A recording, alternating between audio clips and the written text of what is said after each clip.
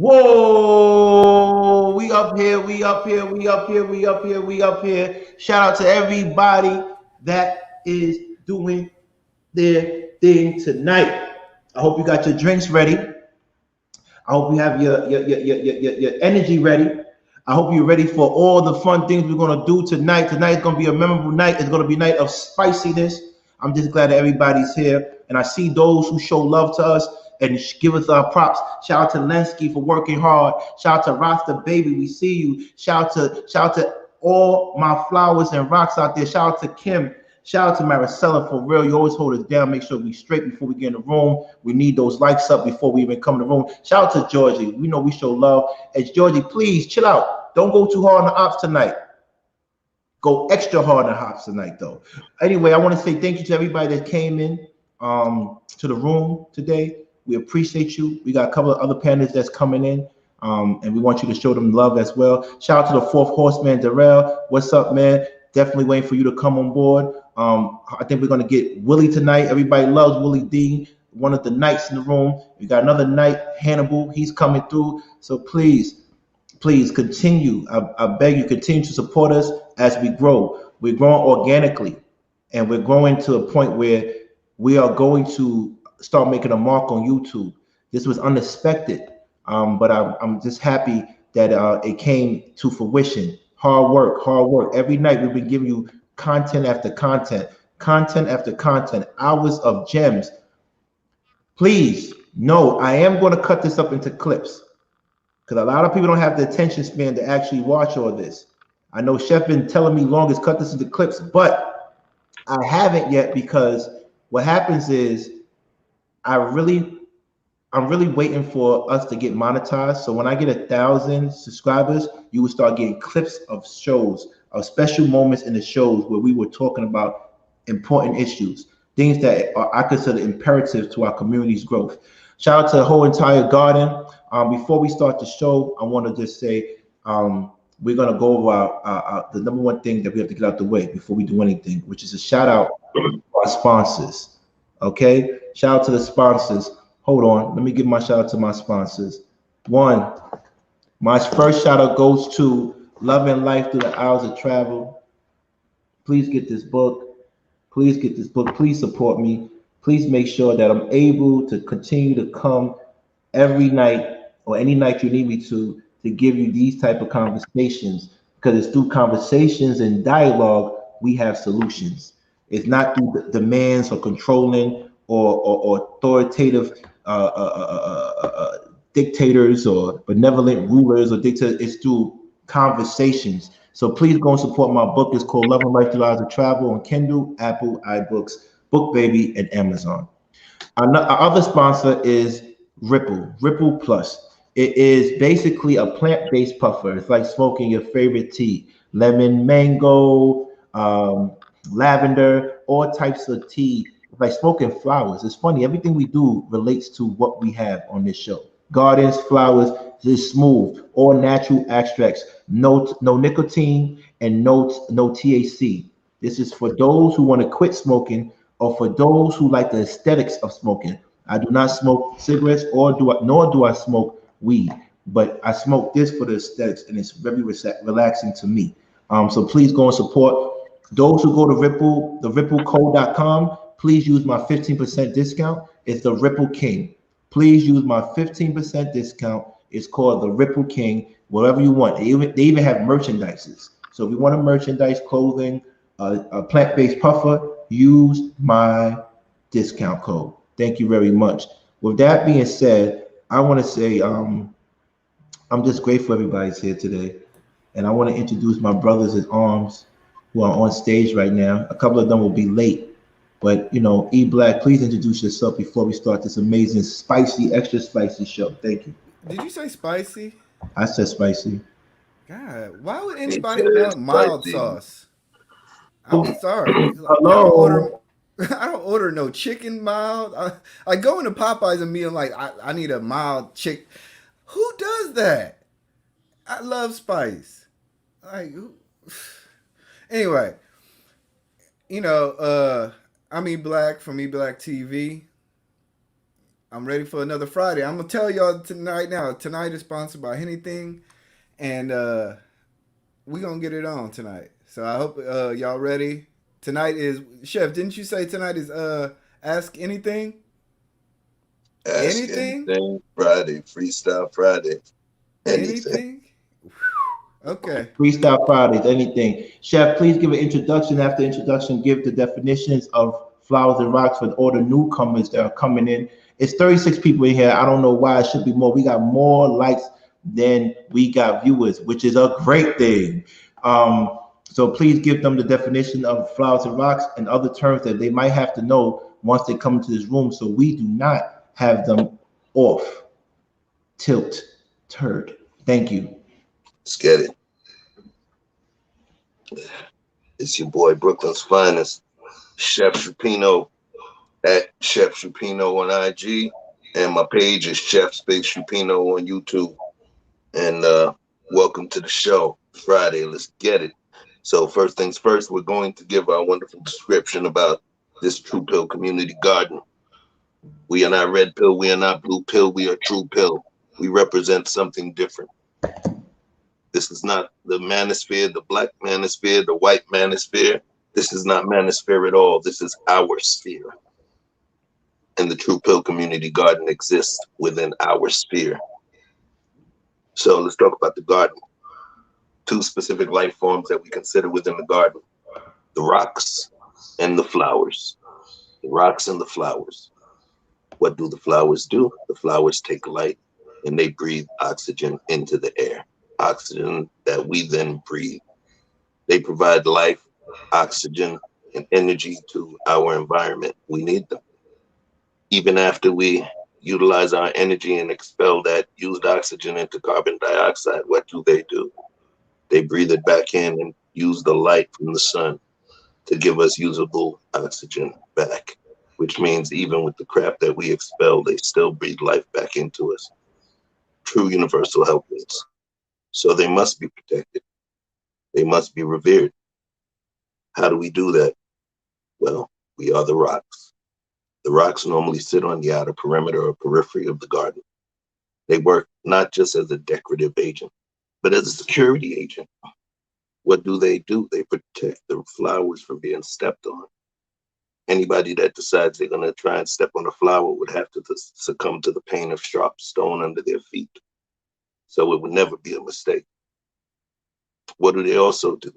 Rocks are normally placed in the areas where you do not wish weeds to grow, because weeds can choke the life out of our flowers. So within this garden, we stand to protect the flowers within that garden and keep this as a safe environment for communication with a low tolerance for disrespect of our flowers. So welcome to the garden. Take your spot in the garden. It's yours here. But understand that any disrespect or harm brought to our flowers will be dealt with in swift justice. Listen, I am so grateful we're here today. Today's going to be a good show. We have a couple of goals on the show today.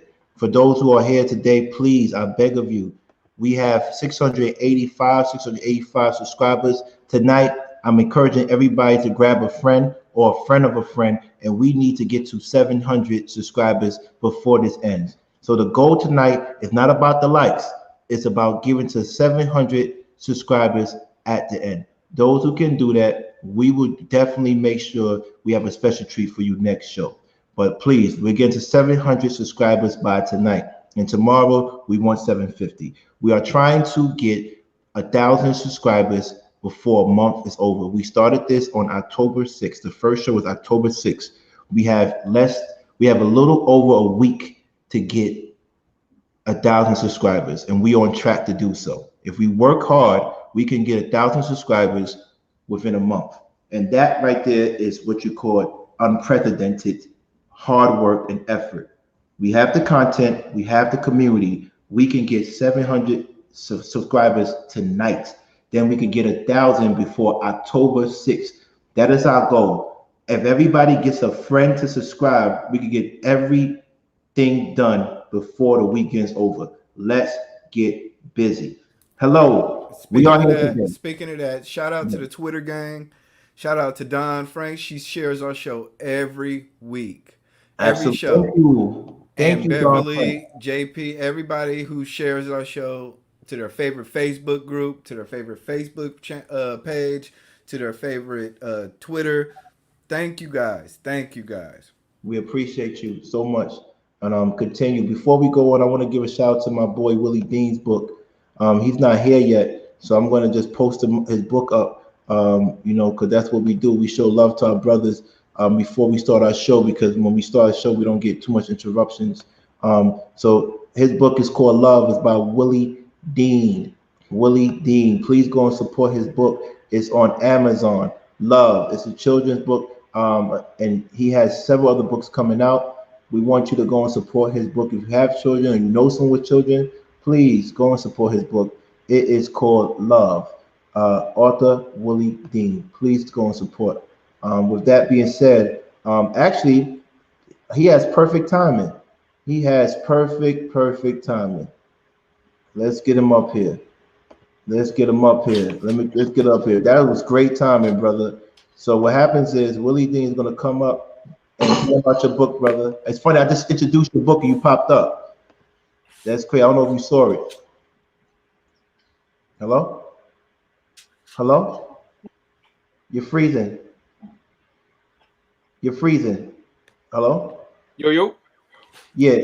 I don't know if you're freezing. Your phone's getting your computer's going in and Yeah, out. can you hear me? Yeah, I can hear you now. Yeah, I hear. We good? Okay. Yeah, it's a delay on your computer. Okay.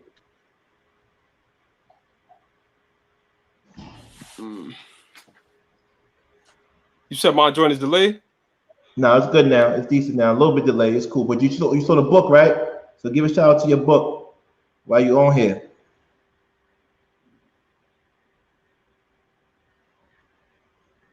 Yeah, it's a delay. So we're gonna fix that so we can get you. Damn. It's a delay. Let me so press take off the camera so we can just do that. Yo, Fix that I right. appreciate the shout out.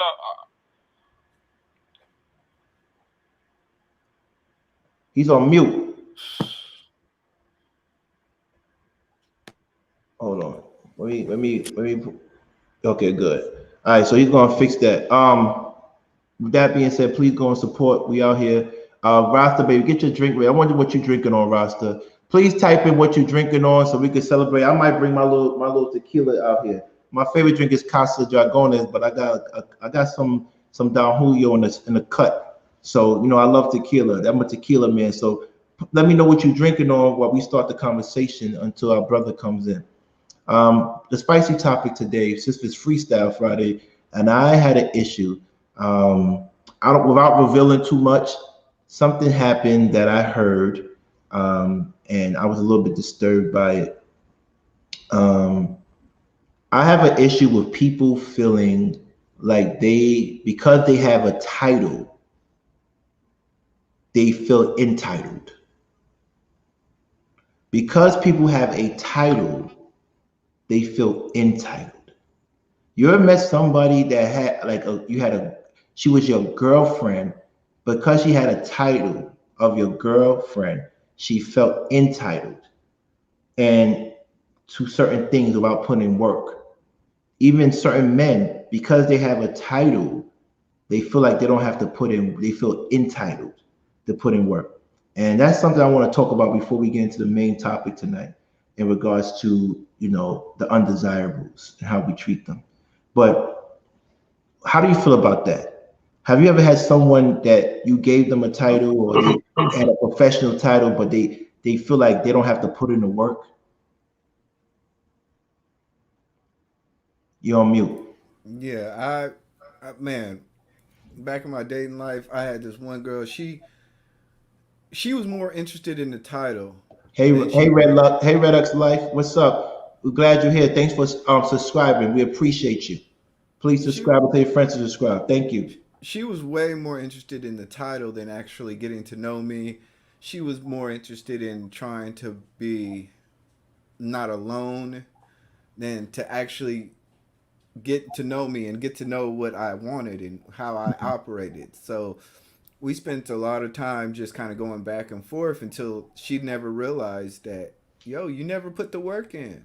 You never tried to Mm, get to know me. You never tried to figure out what I wanted. I wait for you to call me in the morning. You don't call. right. You know, it's like I'm doing all the work.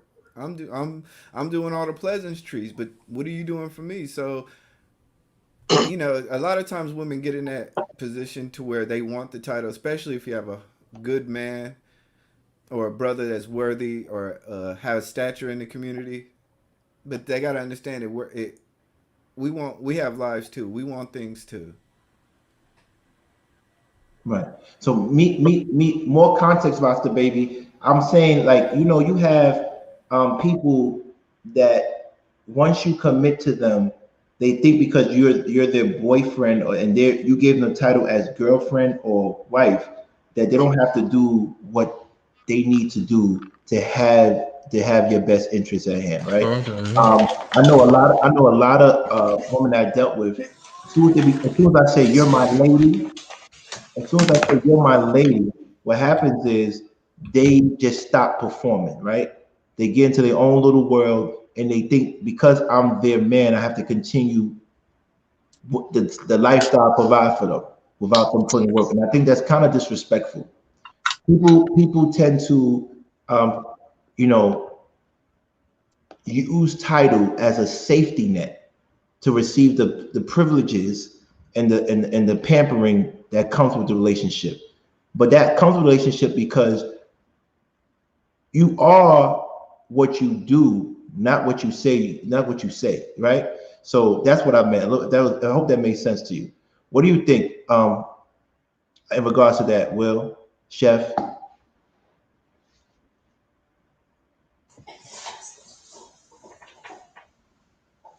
Can you hear me?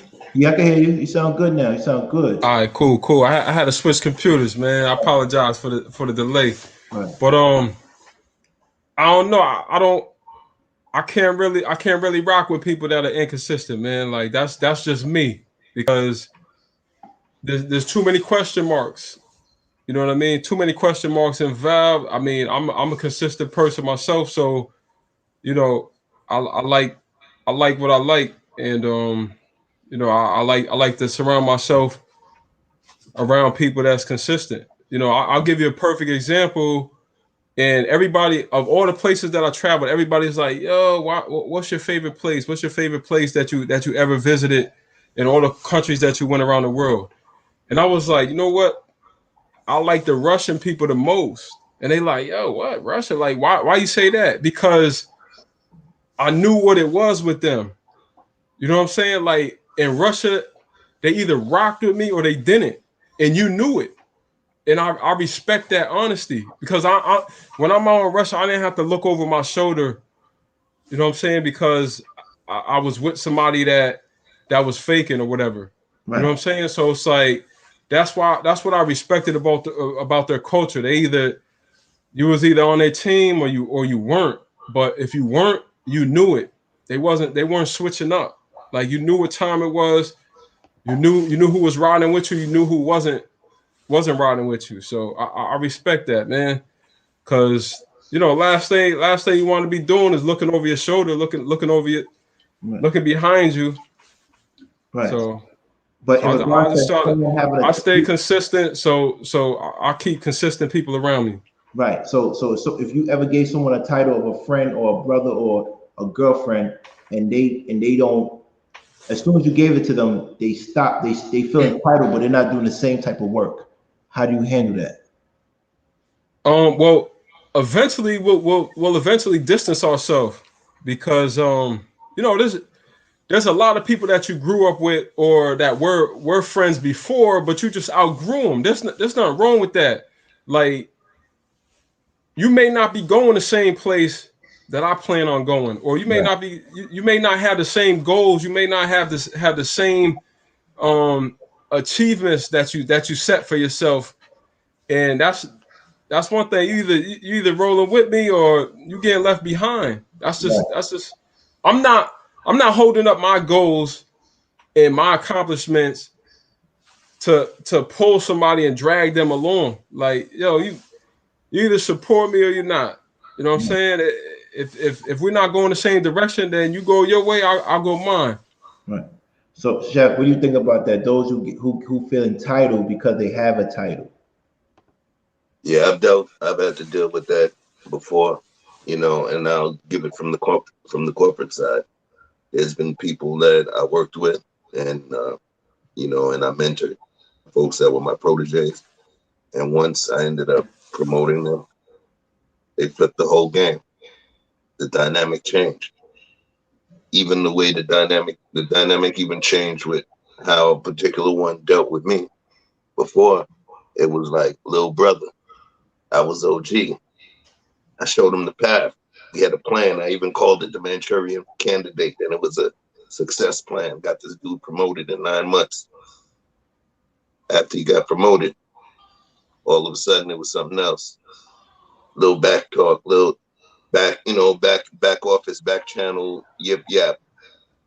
He stopped being as responsible as he used to be. He started letting things go because now he got the office. So people tend to do that. People tend to do that even when they get a job. They were the most humble person in the beginning. I really need this job. I really need this job. They get the job. Once they start getting used to that paycheck, normally within the first 90 days, then you start hearing sour grapes. That's human nature. That's human nature. The only people that don't switch are the ones that understand that there's a next level, a next progressive level to it.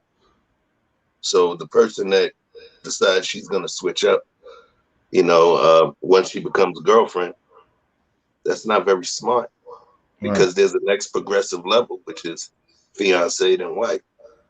So it's human nature, but it's one of those primal aspects of human nature that we need to, that we always have to try and work on. But that's definitely human nature.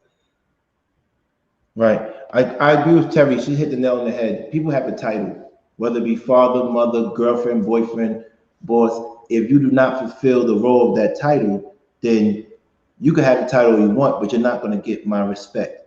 But I'm not going to complain about it. I'm just going to reevaluate everybody in the circle and move on. What about the people that have, listen, the questions I'm asking you is going to be so in sync. You're going to be like, yo, King is ill. What about the people that have a title in your life and they don't fulfill the roles of that title? How do you disassociate with them healthy in a healthy way? Like your mother or your father or your sister or your brother, or do you don't, or you still give them that title with love? What do you You do? got For me, I'll try to work on it. I'll try to address it. But at some point, if they don't make that change, then for me, what I need to do is accept it. Not accept it as in appreciate it, but accept that it's going to happen or it's going to be like that. So that either one, I don't have to disassociate myself or just set clear guidelines that, yo, I'm not about this. I'm not about this. I don't rock with this. Hmm. So if this is what's going to be going on, then I'm not going to be here. Or respect me if this is what you're going to be doing and don't bring it around me. Whatever it is, if it's a behavior, if it's a particular thing, you get what I'm saying? So disassociate, I can verbally do it. It's not hard. If it's something that I'm against, then, you let it be known immediately and then give them an opportunity not to bring that shit around you. Right. E Black, how do you feel about that? Titles we give family members, and they don't fulfill those roles of being at that title as a cousin or brother, sister, mother, father, uncle, aunt, even your friends, the title of a friend. What do you do to separate yourself from that unhealthy relationship? Yesterday we had Terry on, and she really opened my eyes Turn the with lights up. the We way got that Mr. Hall, Mr. Hall, Mr. Best in the world in here. she said that sometimes these people are fulfilling a purpose. They're showing you what they mean. They're in your life for a purpose. They're in your life to disappoint you. So, you know, ever since then, I've been really thinking about that. So, in terms of family members and roles, You know, sometimes, yeah, a mother may disappoint you, a father may disappoint you, but they're always going to be in that title. You just so happen to have weak people in those positions. In terms of how you operate, I've always said just live in your purpose. Just live in your purpose and everything will be cool. So for me personally, you know, like I said, I've just steady rocking, keep the boat moving, and then depending on who's in their position, I deal with them accordingly. So sometimes you have no choice but to be disappointed in the people with the titles, but that doesn't mean you have to dwell in it. Just deal with it. Okay. So Will, he's out there off the mic right now. Mil, can you hear me? Cause your thing is freezing up. Yeah, can you hear me? Yeah, I can hear you, but you froze up. Your camera's froze up. But like titles, how do you deal with that within family members who don't fulfill the role as titles?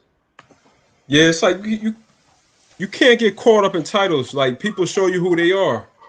You know, once you realize who they are, or you see who they are, or they show you who they are, then you just got to move accordingly. Okay. What do you meant by the near future, E Black? What do you meant by that? Because Terry's asking that question. She's like, "What do you mean by that?" What I mean is, you know, like I said, as long as you're walking in your purpose, things will come to light. You know, so just deal with them accordingly, step by step. It may take you a month to get away from a person. It may take you years to get away from certain people. Right. It may be tomorrow, but no matter what, just be honest with yourself and walk in your purpose. Right. So, you know, that's really it. Well, I think we need to really get the spiciness going real quick, and just ask real questions now. And the real question for y'all, for the men on the panel, and before we let Mr. Bestman well, we need these likes. I don't want to hold him hostage again. He has valuable information. Get the Um, lights up. Get the lights up. Everybody's been giving me like kind of like mundane answers, right? Like, okay, this is cool, titles, but no one's been telling me when they made a mistake and gave someone the title that they didn't deserve. When did you give someone a title they didn't deserve? When did you prematurely give someone a title that they didn't deserve it at all?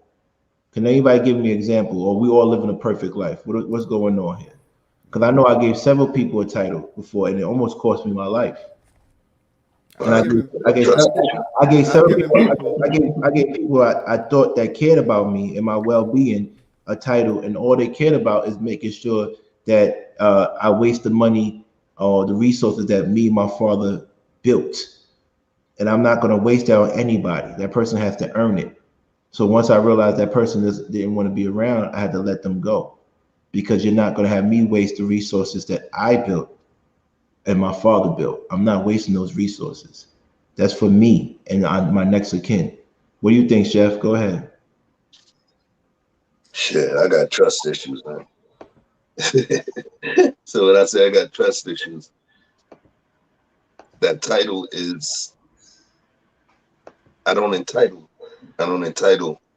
I don't entitle the ladies the flowers. For me, I just No, start like, communicating. I never really been that dude who will walk out and go and holler at a woman. You know what I mean? I may strike up conversation and create conversation, but that's never been my bag. Yo, ma, what's going on? Hey, how you doing? Nah. You know, I'm the one that will make jokes. I might clown or whatever, you know, clown them, get them to laugh or something like that. But I'm the guy that meets ladies sometimes in circles for my female friends and stuff. So I spend a lot of time, man. I spend a lot of time where you get to figure me out. I need to know your deal breakers. I want you to understand my deal breakers. I want you to be around me long enough to know what type of shit that I do that will annoy the hell out of you, and vice versa. So it's in terms of the title, the way it worked for me. Sometimes it's like, damn, shit. I guess we go together, man. Because I move in terms. I don't move with a purpose. You know what I mean? I'll be on some friendship vibe first, so that I can become endeared to to that person, man. You know, have I become endeared too early? Yeah, that's gonna happen. You know, I believe here's the spice part. What I believe is when you give somebody the title too early, you're doing it out of personal need or some sort of lack thereof. It comes from a place of scarcity and lack where you need to have you a woman. You need to have a girlfriend. Some people are addicted to that. So at the end of the day, you're just trying to fill a position. You're, you know, like a motivated seller, like a, you know, a motivated hirer. You're just trying to staff that position. And then trying to staff that position too quickly, that's where you're going to find yourself. Mr. Bestonwell, what you think about that? I'm right with him. I have major trust issues, man. I can't hear You know you. what I'm saying? Can you hear me? No, you sound muffled. Okay, can you hear me now? Yeah, I can hear you. Yep. Perfect. Yeah, I got major trust issues, man, most definitely. You know what I'm saying? You know, my father, he threw me to the wolves because he knew I would survive. You know what I mean? He threw me out there, he left me, but he knew I would survive. You know what I'm saying? I don't know how he knew that, but he knew. You know what I'm saying? And I did. You know what I mean? I got a lot of scars, you know, based on that. One of them is trust. I don't trust easy, man. You got to prove your character with me through your behavior. You know what I'm saying? Not even what you say. I kind of go based on what you say, but I go based on your behavior and your body language, man. I'm always watching your behavior and body language, and I'm always adding up and connecting the dots to what you say based on your actions. You know what I'm saying? And if they don't line up, then I just don't line up with you. We can't rock with each other. We could, you know, the only thing we could do is business, really. And even You ever that, gave somebody a title that they didn't deserve? did I ever give somebody a title? Oh, of course, yeah. Because when you're growing up and you don't have really no direction like that, you're gonna definitely make mistakes. Definitely. You know what I'm saying? And you know, did it almost cost me my life? Yeah, at times, yes, it did.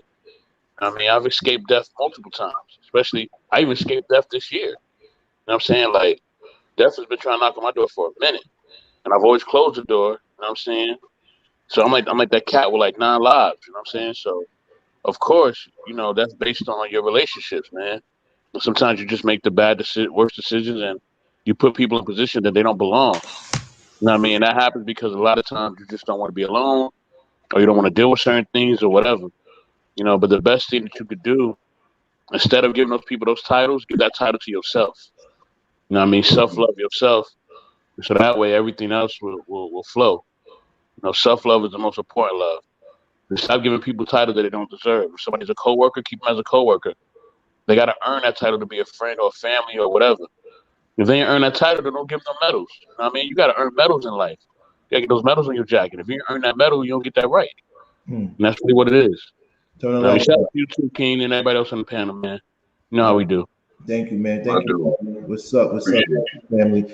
I like that answer. He said you got to earn it like medals in the army. Medals in the army. So my thing is this. I believe people are more interested in obtaining a title than actually being with the person that gave it to them. Have you ever met someone that wanted to be your significant other more than wanting to be with you? Aren't women chasing the title of wife? Aren't they chasing the title of girlfriend?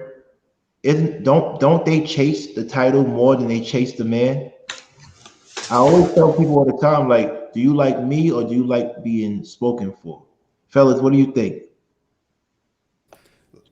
Gucci bag, Gucci bag, Gucci bag, Gucci bag. Like I said, I've been in that situation before, and I think definitely women like to be filled the security of having the title more than they actually do the man. And I mean, sometimes it's just the value of the man that attracts them. And sometimes it's the security of just being in a relationship. Because these days, it's rough. So as long as you align in certain aspects with somebody, sometimes women will say, hey, that's my boyfriend. And that way, it'll give other men it'll shelter them from other men. I have a man now. But when you don't have a man, now you're available. Now you're vulnerable. So I think sometimes women get a little too in love with the title of being in a relationship and having a man or being a girlfriend before they're actually built for the relationship itself, and they end up in situations to where they're just lost in the sauce. Well, anytime I'm around somebody, I always make a point to listen more than I speak, because you know, the more you hear, the more you're able to see if their actions add up to what they're speaking. So everybody makes mistakes in life. You know, there's a lot of people that try to just hang around me because of my celebrity or whatever. But um, it doesn't take long for me to see. Well, not even see, but for me to Natalie, get up hear. here. Natalie, get up here. Roster baby, get up here. I want to talk to y'all. Go ahead. Yeah, now all I was saying was like it doesn't take me long to see if what I'm listening to and their actions add up. You know, I just feel like I could tell somebody's intentions. I could tell somebody's ulterior motives, fairly quicker than most people, because I listen more than I speak. Yeah, one of the things I do believe in is that the lady said that men want titles as well, and I think Maricela said men hold a title away from you because you're more willing to do more work, right? We use a title from a woman like as a carrot. Remember that in cartoons, the carrot in front Dangle the carrot in front of them. of the mule, right? And what happens is we are basically say, okay, we'll give you this title if you act like this. And then when they act like that, we still don't give them the title because we're saying that you're only doing this because you want the title. You don't really want us. So how do you feel about that, fellas? What's up, the boy DB? What's up, baby? What's up, baby? The title thing. When I think about the title, you use the term, and they culturally use the term "spoken for." That she is spoken for, and it's literally a titling thing, almost like that last name is a VIN number. You know, when we refer to the title, we refer it back to our family. I'm the man of the house. I'm the head of the family. She's my wife. We do it also to make that family, to show that we're claiming them. With a woman, it's crazy. I don't even want to say it. It's almost like a titling thing to make sure folks understand that she's spoken for. Somebody has her. She's under the protection and provision of someone else. And earlier when he asked, and I was like, Gucci bag, Gucci bag, Gucci bag, Gucci bag. Sometimes women want that title like they want that Gucci bag. They want that title like they want that Gucci bag. They want to be married, but they may not want to be a wife. They want that degree. It's a level of accomplishment, especially if they have some tradition set within their values. It's a level of accomplishment, so I'm referring specifically to the people that just want that title and then they go with it. That title is being spoken for. It's saying that I'm in the league and I got signed by a pro team. I'm not a free agent. I'm locked in. I ain't doing this shit for free. Everything is namesake. We do everything for namesake. Some people go to certain schools not because they go to that school to learn. They go to that school for that title. Some people deal with certain clothing brands and certain shoe brands because it might be uncomfortable, but they love the title. People do things for titles because titles are associated with history, but also associated with the main thing that we are going to talk about today, which is privileges. I'm going to a community college. It's different from me going to Columbia. But guess what? You can learn the same things. There's probably just as much CUNY Nobel Peace Prize winners as there are Columbia Nobel Peace Prize winners. However, people want this title. Women want this title of girlfriend and wife because it says, just like Chef says, I'm spoken for. Someone thinks I'm worth it. It comes with privileges. Not having a title and doing deeds makes a woman feel like she's stupid. Mm. Not having a title and doing deeds makes a man seem like he's a simp. So you can buy a girl this, that, but if you're not her man, you are a what? A simp. Well, That's yo, what the world says. what good is a title you don't live up to, though? Right. But that's the whole point. Some people are saying, I'd rather the title because whether I do the work or not, the world can't look at me like I don't make any sense. This title is a serious thing because we are focusing on a title instead of the relationships, instead of the meaning behind it. We are focused on the privileges associated with that title. This is why we have a high divorce rate in America, because people are married to be husband and wife, but they forget the work that it takes to be a husband and wife. See, if more people move like Willie and said, I'm not giving this title until I see and observe your actions. Like Mr. Best in the World says, I have to observe your actions before I give you this medal of honor. So what are we going to talk about today? I just dropped that little spicy thing for you because I wanted you to know and realize that today we're going to talk about privileges. Privileges. Things that are desired. The topic today is the challenges of being undesirable. The person that has the less amount of privileges is considered undesirable. And those are people we try to stay away from. Those are institutions we try to stay away from. We have to start realizing that everybody is born with a certain amount of privileges. And everybody starts to earn different privileges as they get older in life. And those privileges make you desirable. And if you are not desirable, you are treated differently. First and foremost, let's discuss what the privileges means. Like, what is the definition of privilege? Let's get into that. Let's get into that. I don't know if Hannibal is going to be with us today. You know, he's working hard, but hopefully he pops in. I'm just glad Will is here. Let's talk about the privileges. The different types of privileges. Who wants to read this for me, please? Who wants to read the privilege part? I'll read it. Privilege. Prerogative. Refer to a special advantage or right possessed by an individual or group. A privilege is a right or advantage gained by birth, social position, effort, or concession. What are some privileges we know about? White privilege, religious privilege, gender privilege, heterosexual privilege, socioeconomic privilege, and body privilege. This is serious things right now. And if you don't have certain things, you become undesirable. Body privilege. How many guys on this panel right now treat girls different when they got a body that you desire? Most definitely. No, Will and Chef didn't do that. So what? You don't treat girls different? Explain.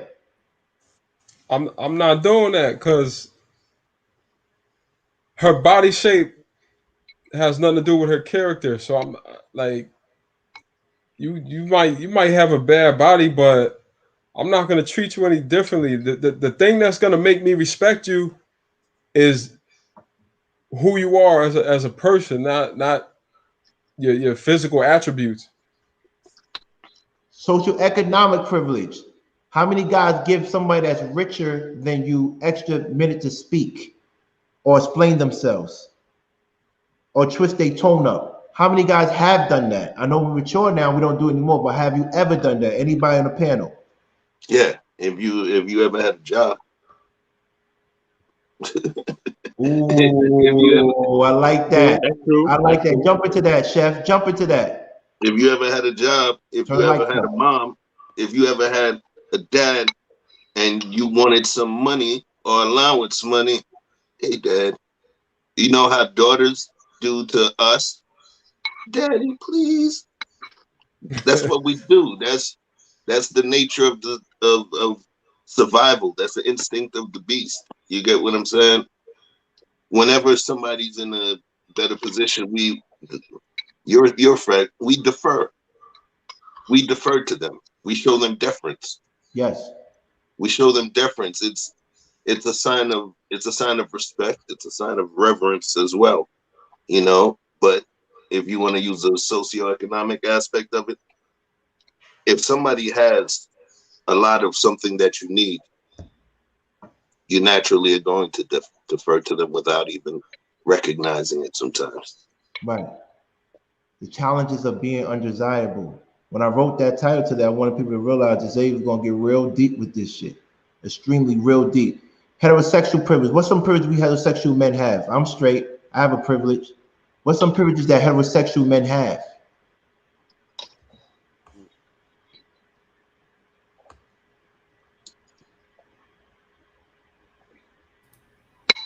Okay, guys. Okay, guys. What's some privilege that we have? Now y'all don't want to talk. We have the privilege of choice, man. I was gonna save it for the end. Why do you feel like that? Why do I feel like that? Yeah. All right, I'm about to get out. She gave y'all one. You see, that's the thing about privileges. People that have those privileges don't even not know they have that privilege. Oh, we got it. That's the deadly thing about privilege. We have the privilege so long we don't even know it's a privilege. Like some pretty girls don't know it's a privilege. Like, but is it? I want to answer that question though. I'm sorry, Will. I want to get. No, you good. When you said, "What privilege do straight heterosexual men have?" Right. And the JP asked, he said, "What do I mean?" I said, "We have choice. We have choice. If we look from the Kevin Samuels, you know, one of his statements is, women hold, you know, they hold the choice to sleep with you. Men hold the choice of marriage. Decision making. Terry hit the nail on the head. Right, that's exactly what it is. It's a choice. It's the decision making. At this point, we have the option to progress that relationship deeper to the next step. So with that choice alone, it puts us at a point of privilege, because that's one of those carrots that can be held over somebody's head as well. I'll say this. You know, in a political party, whenever you see the candidate, they're always asking for traditional married people. You know, you have to be married to be president. You have to be married to be the mayor. You know, that's probably a heterosexual privilege that I can see.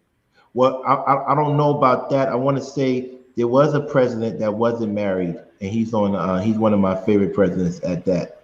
I bet you can't guess who it was. James Buchanan. He was not married. Okay. That was the only one out of all those. There was one that wasn't married, I believe. It wasn't someone else too. I think it was someone else, but James Buchanan definitely. Yeah, they drink it tonight. Y'all gonna have a good time tonight. Another privilege, gender privilege. We're gonna talk about that all night tonight. But women, y'all know y'all get a lot of privileges. Yo, King. Huh? See, the word privilege is a little bit confusing, right? Because usually it's the people that in power have to put you in a position to feel privileged. I get what you're saying, but you know the definition. That's why I chose the right definition. It says privilege, prerogative, refer to a special advantage or right possessed by an individual or group. A privilege is a right or advantage gained by birth, social position, effort, or concession. So what you're talking about is social position and concession. Where somebody puts you in but people are born with privileges. What about the little girl that's born exceptionally cute? Right, but somebody has to give her that power to say that she's cute, because she's cute to some people and not others. So you're saying that But then that's the case. Like You can apply that to anything. You can apply that to anything because right. All I'm saying is that like your privilege is not always determined by you. It's determined but it's accepted by you. Yeah, I mean we accept it, but it has to be like given by somebody else. Like that. It's given, but it's like kind of like if I give you a gun and you shoot it, you going to jail. I think like, and I'm right. We determine, okay, those group of girls are pretty, but you never say those girls say no. I don't want that free dinner. I don't want that dinner date because I'm pretty and I don't look like this. I don't look like the girl you don't like or desire. I don't want that. They never turn down privileges. Men, we don't turn down privileges. We never turn down the decision-making privilege that we have with marriage, like Chef says. Because if I told you, would you want a girl to propose to you? You would say what? Nope. No way. You're not taking away that privilege. Or maybe, I don't know. So what if you ready to get married and then she just asks like a day before you or whatever? You gonna say no? Yeah, I'm gonna say no. I'm the man. I'm the one that make the decision. Of course, I'm gonna say no. Yeah, it's funny thinking about it. It's funny to really like. But that's a good question that Will brought up. Yeah, it's weird.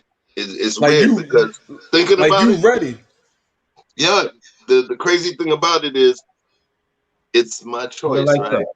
So I'm crunching it right now. I'm walking myself through it right now. It's supposed to be my choice.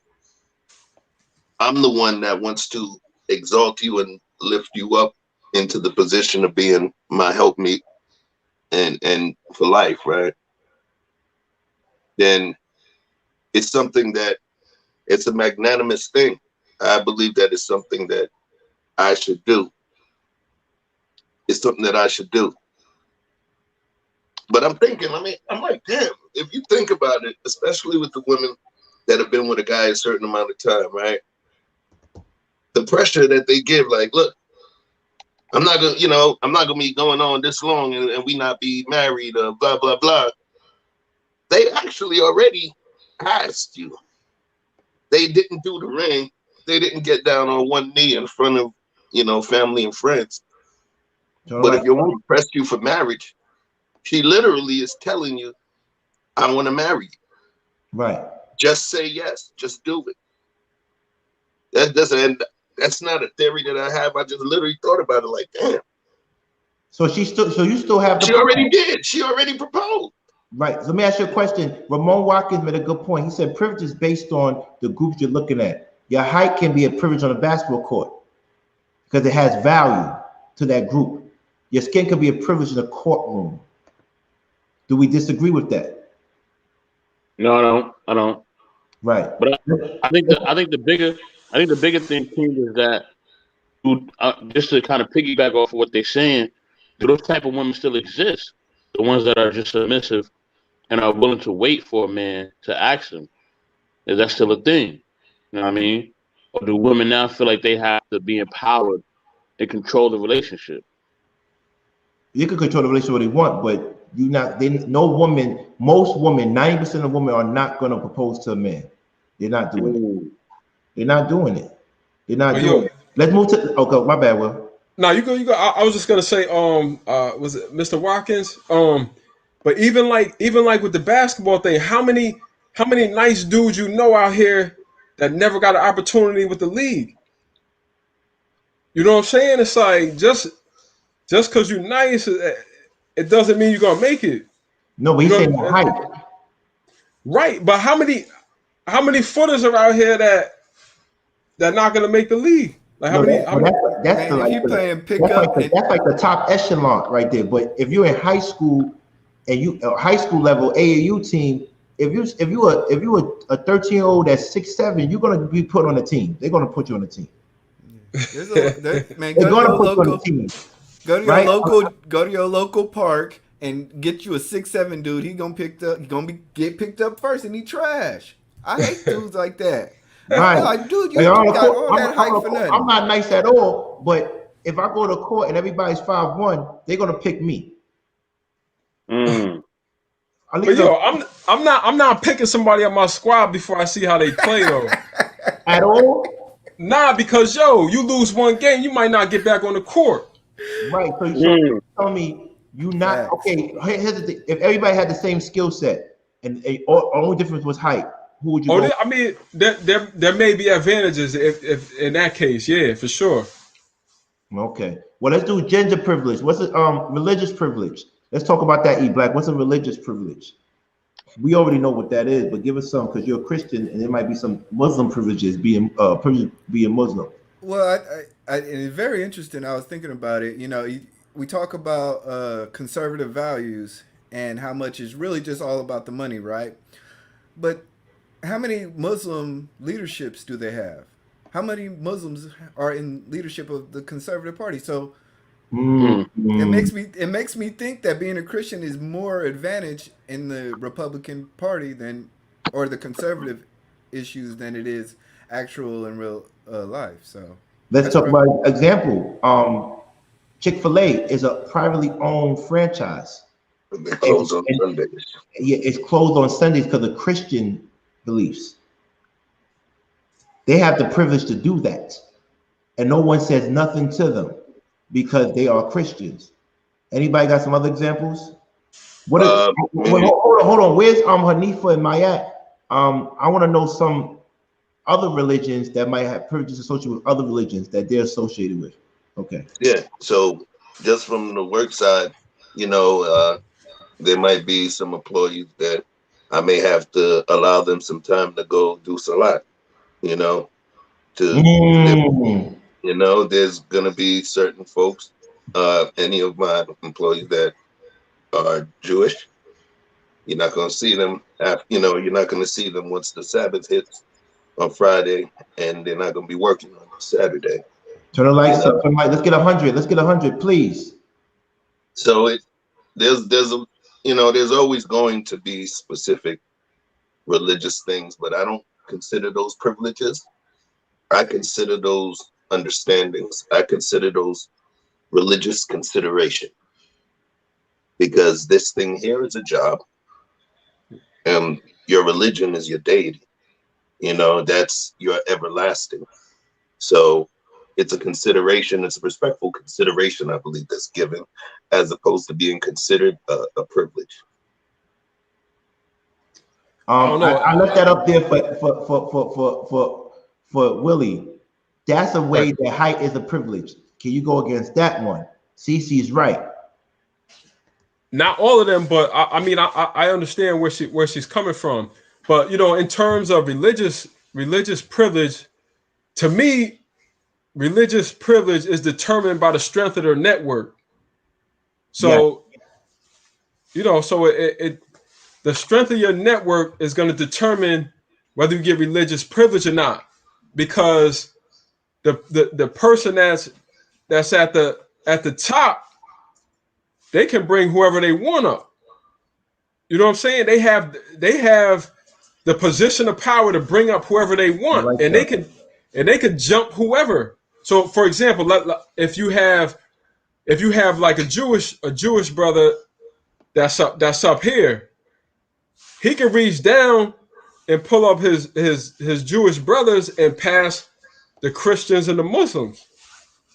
So his network and his religious relationship with that dude that's in the position of power gives him the opportunity to jump other people that were in line. I don't know. I know. In New York, we know that if you are a Jew, you have privileges. Even the educational system, they have holidays. It's shut down. Like we're celebrating Jewish holidays, no matter what you want, what you're talking about, right? Well, they were given reparations based off the Holocaust, right? You know what I'm saying? So, like, is that a right? Correct me, because I could be wrong. Is that a right or a privilege? Well, all I'm saying is we deserve those same rights or privileges. However you want however you want to look at it, the way people were crucified is the way they were crucified. You know, I'm not saying one was more, you know, inhumane than the other, but at the end of the day, it's like, yo, the Jews were slaughtered, and that was wrong. Just like our people were slaughtered in a different way, and that was wrong. So I feel like we're entitled, and this is like a lot of people are debating right now, like, are African Americans entitled to reparations? Why not? If you're giving it to, you know, this group of people, like, So I why are think they it's more only. privileged? I'm sorry. Why are they more privileged, or because they consider black people undesirable? Would you agree with that? Well, look, I think the reason why a lot of these different groups are getting these bills passed and all of these things to support them is because they're more together than we are. We everybody knows this. Like, there's so much division within the black race. Like, it's crazy. Like, I Right, don't mess with him, he's African. I don't right, mess with him, he's this. right, He's biracial. Like, he's this, he's that. Like, at the end of the day, they're gonna view all of us in the same. right. So it's like, you know, why not work together? Mm-hmm. Well, let's get back to the thing. All I agree. Queen Ebony says, I agree. All women prefer tall men. There's no refuting that. Tall men have a privilege. There's no refuting that. There's no way you're gonna tell me. No one can tell me that if a short man has a better chance at a woman than a tall man. Please They have tell a me. they Please. have a greater demand. No. They're desired more. But a privilege?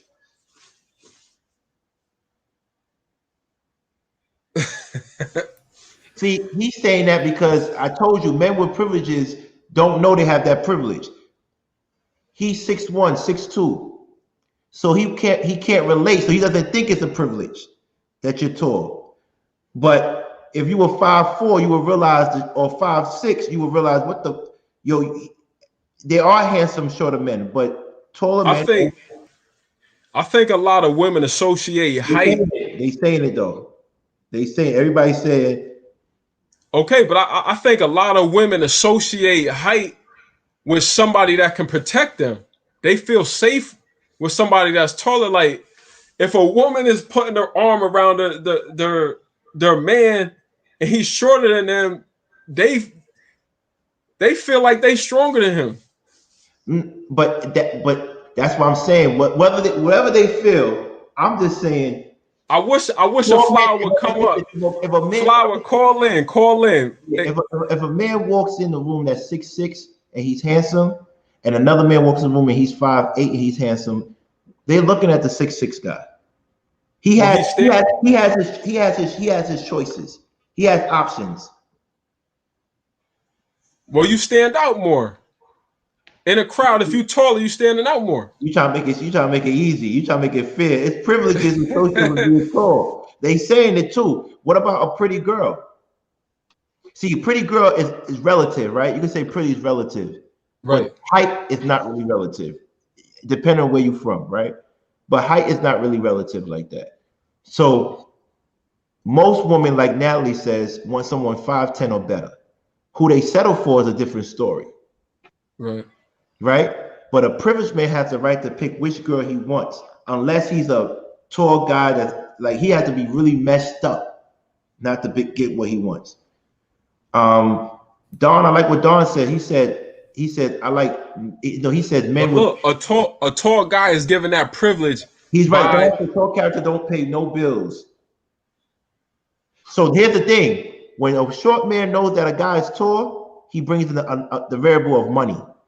Why does he bring in that variable if he knows he's not fighting against the privilege? Because Don could be a better man for you, but you're gonna choose a tall guy because he's tall, and he could be a broke guy. That's what he's saying.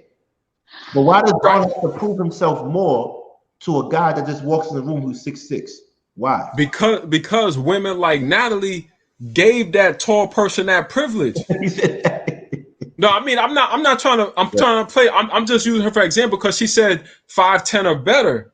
So she determined that privilege right there. She like, yo, hold up. I'm not, if you under 5'10", like I'm not even paying attention to you. Wow. Right? Right.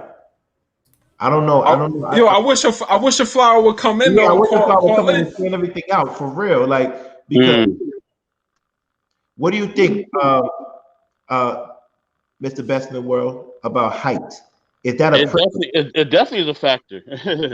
You know what I mean? I've been in households where I wasn't the breadwinner, but because I was the more taller, more dominant, more stronger man, I got respect off top. And my character also, because I'm more assertive in my character. But I also like to have fun and joke too. So I'm kind of like I'm assertive, but I like to have fun. So it's a cool mix. But due to that, the respect was already there. Whether it was through whether they feared me for no reason, or it's just my character. Like I just assert myself. So when it's a shorter man, they're gonna act different. They're gonna treat you different. They're not gonna really want to look you in the eye. They're just gonna act different. And the women are gonna naturally be drawn to you. It's just the laws of nature. I mean, it happens with the animals. The animals already have it figured out. If you are the more dominant male, you have the pride. You take over. If you're the less dominant male, then guess what? You get the scraps, or you may lose your life. You know what I'm saying? And that's just the laws of nature.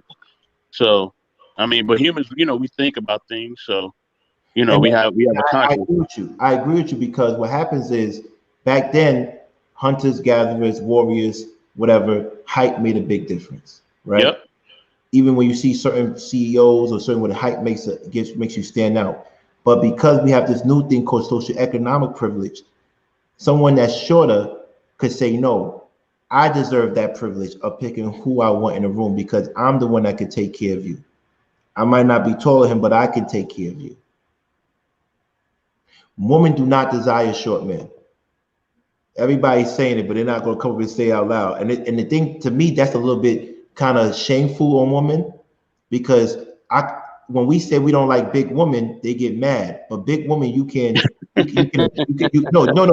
they get mad. But you can adjust your weight. But when it comes to height, you can't adjust your height. That's not fair. We have to have some fairness here. You can't adjust your height. When you're born with your height, that's your height. You can't get surgery to make you taller or shorter. You can't. So why is that a privilege? Why is that a privilege? Can Chef E Black talk about it? Yeah, I can talk about it. The thing is, I don't believe that all the women are actually within their frontal lobe consciously saying, I like tall men. I like tall men. If it's something that they're attracted to, right? Something within their nature and nurture made them attracted to that. If they were from the pygmy tribe, right? They would want a shorter man. Something about their nature and nurture, something within them is giving them the impression that taller, larger means more protection. It's not just something you wake up and say, this is what I want. It's something that you've been led to by virtue of your life. So that whole protection thing, especially with the tall man, I think it's simple and it's primal, simple. Some animals, the deer, the more immense, the horns. Damn, I'm the wordsmith and I forgot the words. Okay, antlers. Yes, their antlers. How big their antlers are. They rub them up against trees. It shows a certain level of dominance. You get what I'm saying? It's an instinctual thing, I believe. I sincerely believe it's more instinctual than it is frontal lobe. It's instinctual. But let's talk about the fact that some shorter guys are narcissistic and, the Napoleon effect. They got feminine ways and in their actions and they talk in a certain manner that may turn off women. They overcompensate. See, you lost me in the beginning, but the last word saved you. Overcompensate, because what you was describing is something that could be personal, right, to one particular person or another particular person. But overcompensate, people that don't have a privilege have to overcompensate. Let's take it for example, pretty girl privilege. A girl that's not as desirable is going to work harder, or going to dress better, or going to be more fashionable to make up for the fact that she doesn't have the pretty girl privilege within her circle. Do we agree or don't, or we don't? Completely agree. Yeah, she gonna do more to highlight herself. You know what I'm saying? Because she know that she don't look a certain way, and if she knows she don't look a certain way, she's gonna do things to highlight herself. You know, that's what the term what they call fake it till you make it. You know what I mean? You gotta do what you gotta do to get ahead. You know what I'm saying? And it's the same. It's the same for men. You know what I mean? A man, you know, he'll get a haircut every week, or he'll do whatever he got to do to enhance himself. So yeah, it goes for both. So yeah, she definitely gonna do that if she know that she not the one in a friend circle.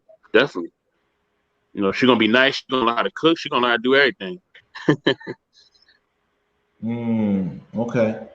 Okay. What do you think? What do you think, Will? You mute. Is there pretty privilege? Is that what you're asking? No, I said privilege. What do women do to overcompensate for them not being desirable within their own social circle because they don't have the pretty privilege? Because he just said shorter men overcompensate because the fact that they don't have the tall privilege within their network. I mean, everybody's seen that crew where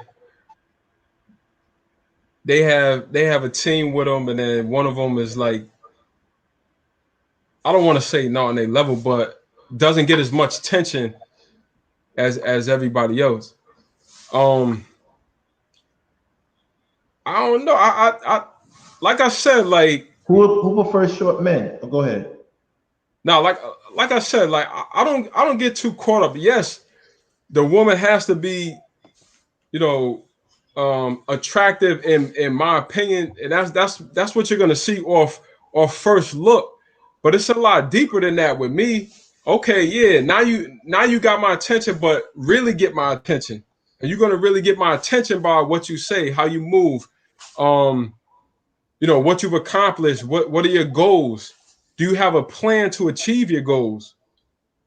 You know, if you don't have any of this, like it's gonna stop after you being pretty. And then that's gonna be it. Like for me.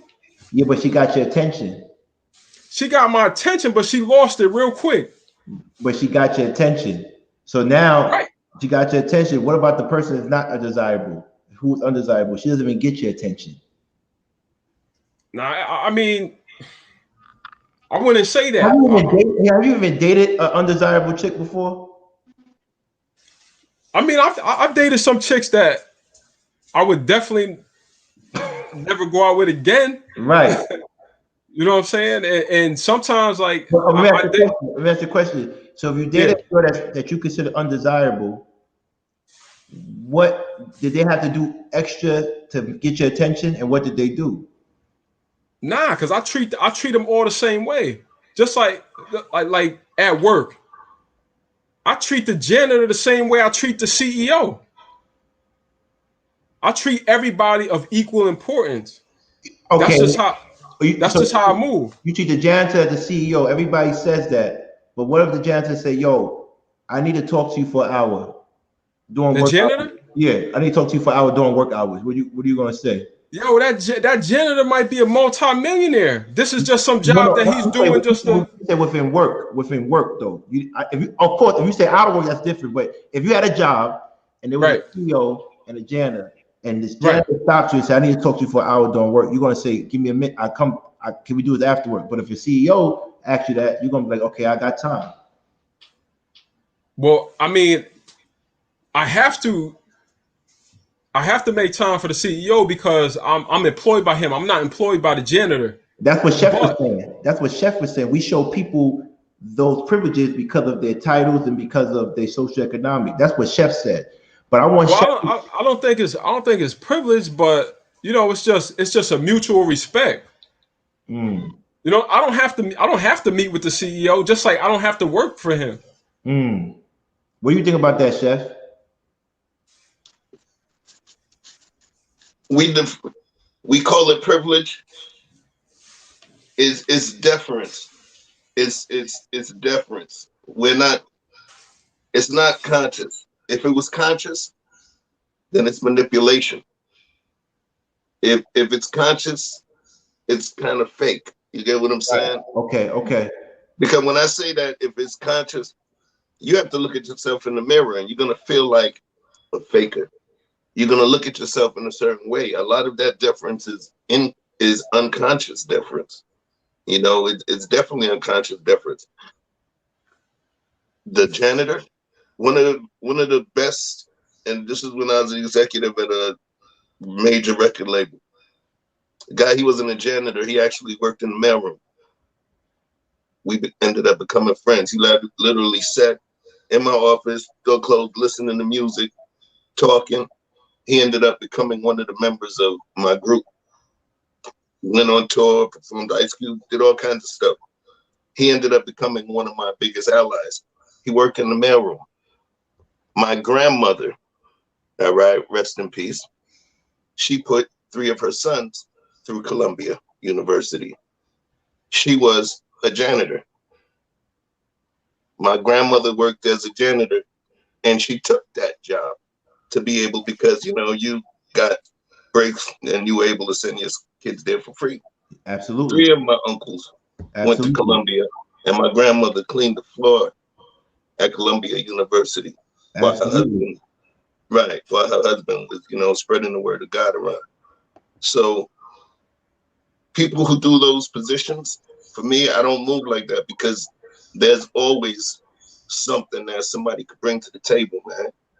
We all have come from some sort of humble beginning at some point, you know, except for the socioeconomically privileged folks. So I do kind of feel like Will in terms of that. I will talk to the mailroom guy. I will talk to the janitor guy. The guy who, the janitorial crew, the janitorial crew in my office building. I see them, I respect them. Right. They got to clean our shit, man. They keep my office smelling nice. They vacuum my carpet. It dusts the desk, all of that stuff. Right. But by the same time, those are still people. Right. I get what y'all saying, but I don't agree. Like even in my building, when someone walks in and they are a white, you know, a Eurocentric background, they don't, the concierge, unless the concierge knows me. There's the ones that work here permanently, they know me. But the new ones that come there just to give the ones breaks, they look at me in shock. But they don't look at the Asians and white people in shock, because they have that privilege. So we gotta be honest about it. Maybe y'all two don't do it, but people do it. It's a mindset where basically we base what you were born with or what you were given as an advantage in life. And you can't tell me pretty woman, desirable woman, and I want Chef to define the undesirable, and that's in my book. But desirable women do have privilege. Men with money do have privilege. You could be an asshole, but you have money, you have privilege. Men in general have privileges over women. Can you please define undesirable, Chef? Hey, Chef, before you get into that, I think we also forgot to mention the firstborn male. That's a privilege. That's a privilege. They get the I name. have that privilege. They get the name, and they get the inheritance. So, go ahead. I'm sorry. I just wanted, because I didn't want us to go down the line too far.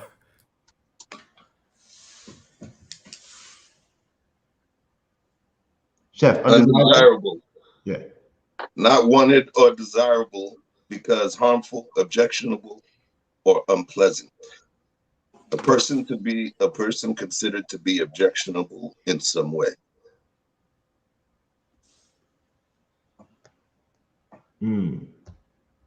If that makes sense to you, because undesirable, what I meant was undesirable is a relative term. This is why I said desirable within your circle of network. We don't want to play the games of semantics.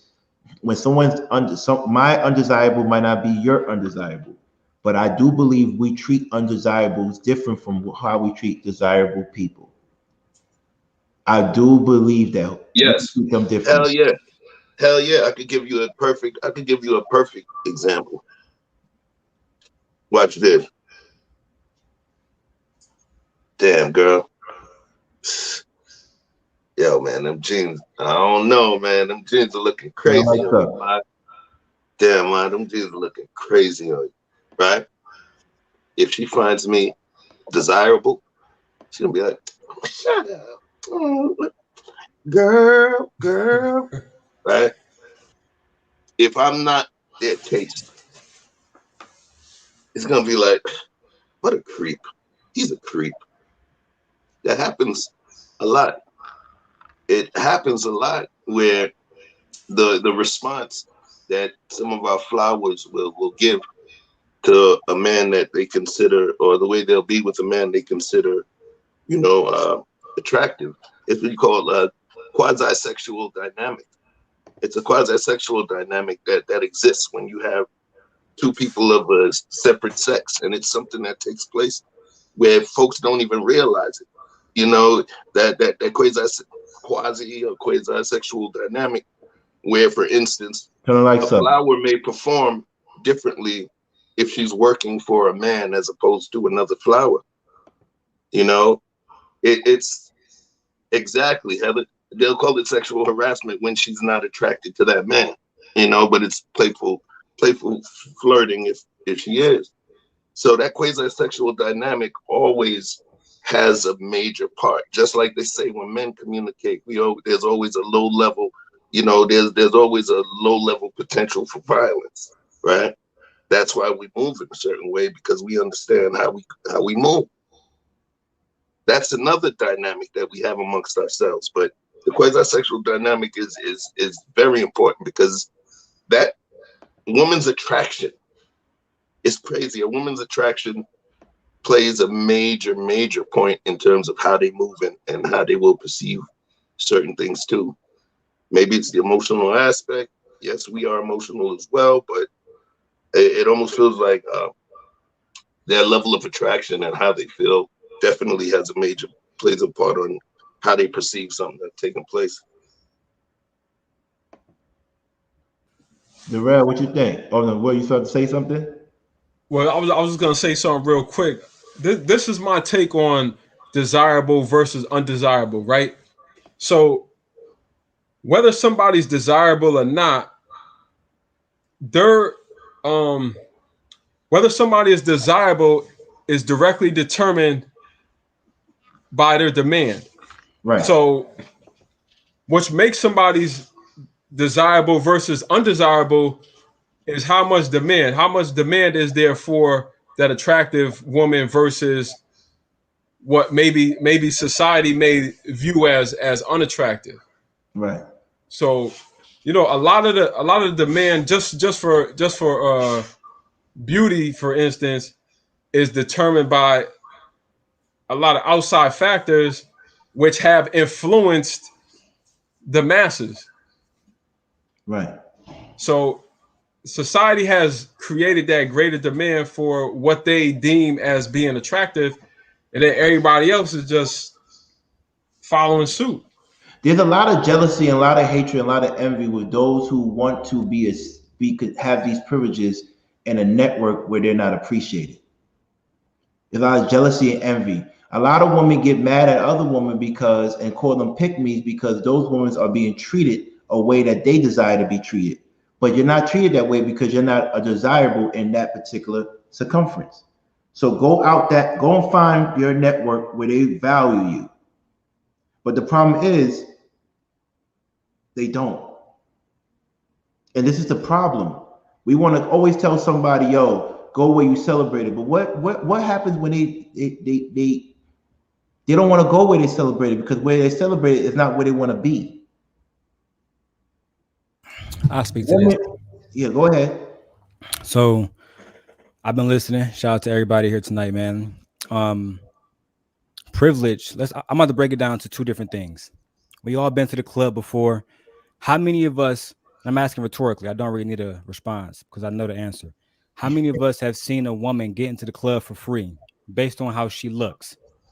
Right? Now, we saw this happen. Now, this question is not rhetorical. How many of y'all saw that woman turn around and say, "Oh, I saw you charge that other woman $40 to get into the club.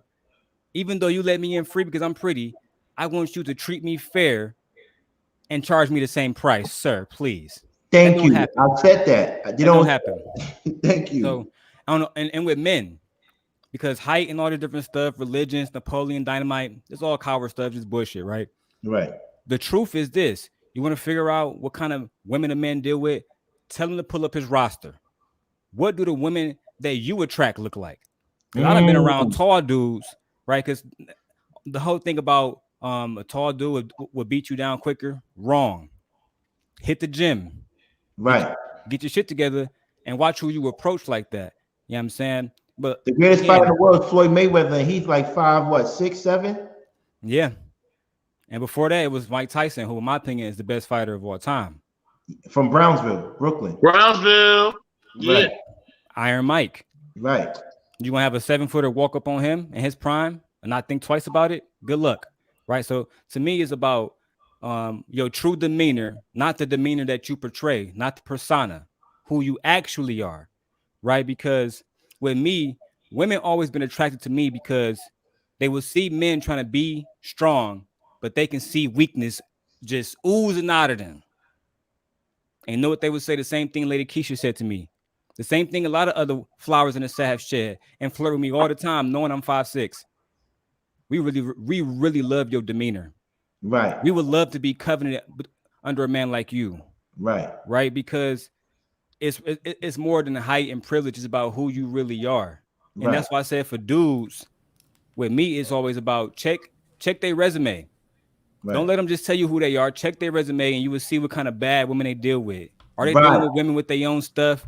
Are they dealing with women who got this and that, Gucci bags and purses? Or are they the men who going to say, I'm too broke for that and you expecting too much, but it's a whole market of people out here spending money like that and they're not worried about it. So that's why I said a few days ago, there's certain women, they have better options, better looking men, less excuses. Right. So I want to. I want to. Hold on. Nah, I ain't mean to cut you off, bro. This your platform. Go ahead. All I was just saying was like for D, like those women were able to earn that respect from you or whatever based on them seeing you on this platform and then you conversating them with the chat. But if they never had that and then they went into the club, they wouldn't have gave you that chance. I mean, I don't know how tall you are, but Natalie, she made it specific, like, yo, 5'10" and up. So if you weren't in that category, somebody like that wouldn't even like have Natalie given you. Just said, confidence is key. For me, I ooze confidence. There's not a single woman in here that's gonna say otherwise. I ooze confidence. When you see me in person, I'm gonna be oozing it too. You can have a tall boyfriend and he can try to run up. Good luck. It's gonna end one way or another, right? Because for me, I'm not. It's not about tall or short for me. But what I want to say, I'm sorry, like I want to say, not if it in the way I wanted to. Yeah, but what I want to say is, I kind of agree with Darrell because there's women that will hang with a pretty girl because they could get in the club for free. Mm-hmm. They live off her privilege. There's people that associate with people because they want to live off their privileges. How many times have we saw the dude who hang with the other guys so he don't get beat up? How many times have we saw that guy? Privilege. Yeah. Privilege. So with that being said, we can't deny that it's a privilege. And if to my thing is, if it was given, why hasn't it been taken away? Why can't it be taken away if it was given? Well, if it was given, because if society gives them, we can't take that away. Once you deem someone a pretty girl, she's a pretty girl in that circle, and they can't take that away from her. They can say she's an asshole, she's mean, she's petty, but she's pretty. Just like a guy, they can say, he's short, he's stupid, but he's tough. You're not going to take away certain things from people. Right. El Chapo was 5'6". Who? Come on. El Chapo. El Chapo. Yeah, he is 5'6". I'm saying. I'm like, so I mean, You can spend it any way you're trying to. Anybody want to spend it, but at the end of the day, like the conversation we had yesterday, Meech and Terry are not tall dudes. Terry is, but Meech is certainly not. The reason why taller men and religious men or whatever never came at them because you're not powerful enough. You're not strong enough. Or like I think Jay-Z said, we don't believe you. You need more people. Yo, I love this. Yo, Darrell, one thing about you, you dug no smoke. You come with it, dude, and you don't forget nothing. I fuck with you, son. Yo, Yeah, thank you, you for the son. Brooklyn shout outs too. You referencing a lot of Brooklyn stuff too. Thank you, bro. We appreciate that. Yeah. But Shout out that's to crazy. Griselda Records, man. No, that was good. That was good. But listen, at the end of the day, when it comes down to it, we gotta really stay focused on the subject at hand. It's about privilege. We go back and forth. On, cool, that was cool. I like that. But we gotta stay focused. So yo, y'all kill me, man. Y'all understand we have like the secret thing going on here. That's why I can't stop joking around with it. But I love y'all, man. I love y'all. This is the type of energy I like because now it's gonna get really fun for everybody that's watching. So bottom line, privileges. Let me put up another chart for y'all so we could just focus on the topic at hand and privileges. I'm going to give you a checklist of male and female privileges. We discussed it within ourselves, but we're going to discuss it what the the studies say. So the first one is male checklist of privileges. Who would like to read it, or I'll read it? It doesn't matter. It's coming on now. Who would like to read that? Because it's really, really. Can y'all see that? Well, so I can knock it out for you. All right, please. All right, I'm gonna read the first one. My odds of being hired for a job when competing against female applicants are probably skewed in my favor. The most prestigious the job, the larger the odds are skewed. However, men who appear to come from poverty or the working class are much more likely to be turned away from a prestigious job than a middle class or wealthier appearing man. That's a fact. Privilege for men. These are the top five privileges, top five out of 100 male privileges checklist. Number 2. I can be confident that my coworkers won't think I got my job because of my sex, even though that might be true. This is far more true for white men than for many men of color. Right. Okay, 3. Let me just knock it out, man. Thank if you. I'm never promoted, Yo, I can't even see that. Yeah. All right. If I'm never promoted, it's not because of my sex, but may well be due to my race or ethnicity if I'm not white. All right, 4 and 5, knock it out. If I fail in my job or career, I can feel sure this won't be seen as a black mark against my entire sexist capabilities. Right. Black mark is a part of racist speech. Black Monday, Black Mark, Black sheep of the family all generate negative associations with blackness and blackness. See Dreaming the Dark by Starhawk for more on this. The odds of my encountering sexual harassment on the job are so low as to be negligible. This is much more likely to be the case for men perceived to be heterosexual. All right. I'm just drinking my water. Let me get to the other one. Woman, female checklist. Top 5 out of 100. Who would like to read that real quick? This is an easier one. And tell me if y'all agree with it or not. Can you see that, Will? Yeah, I can see this one. All right. Women receive chivalry and therefore free dinners, open doors, and more. Privilege. Whether you desirable or not desirable, I open the door for everybody. Go ahead. Number 2, women are under no pressure to provide for the family, unlike men. Privilege. You're not going to tell me that's not a privilege unless you're dealing with somebody that's not a. I don't want to say that. 3.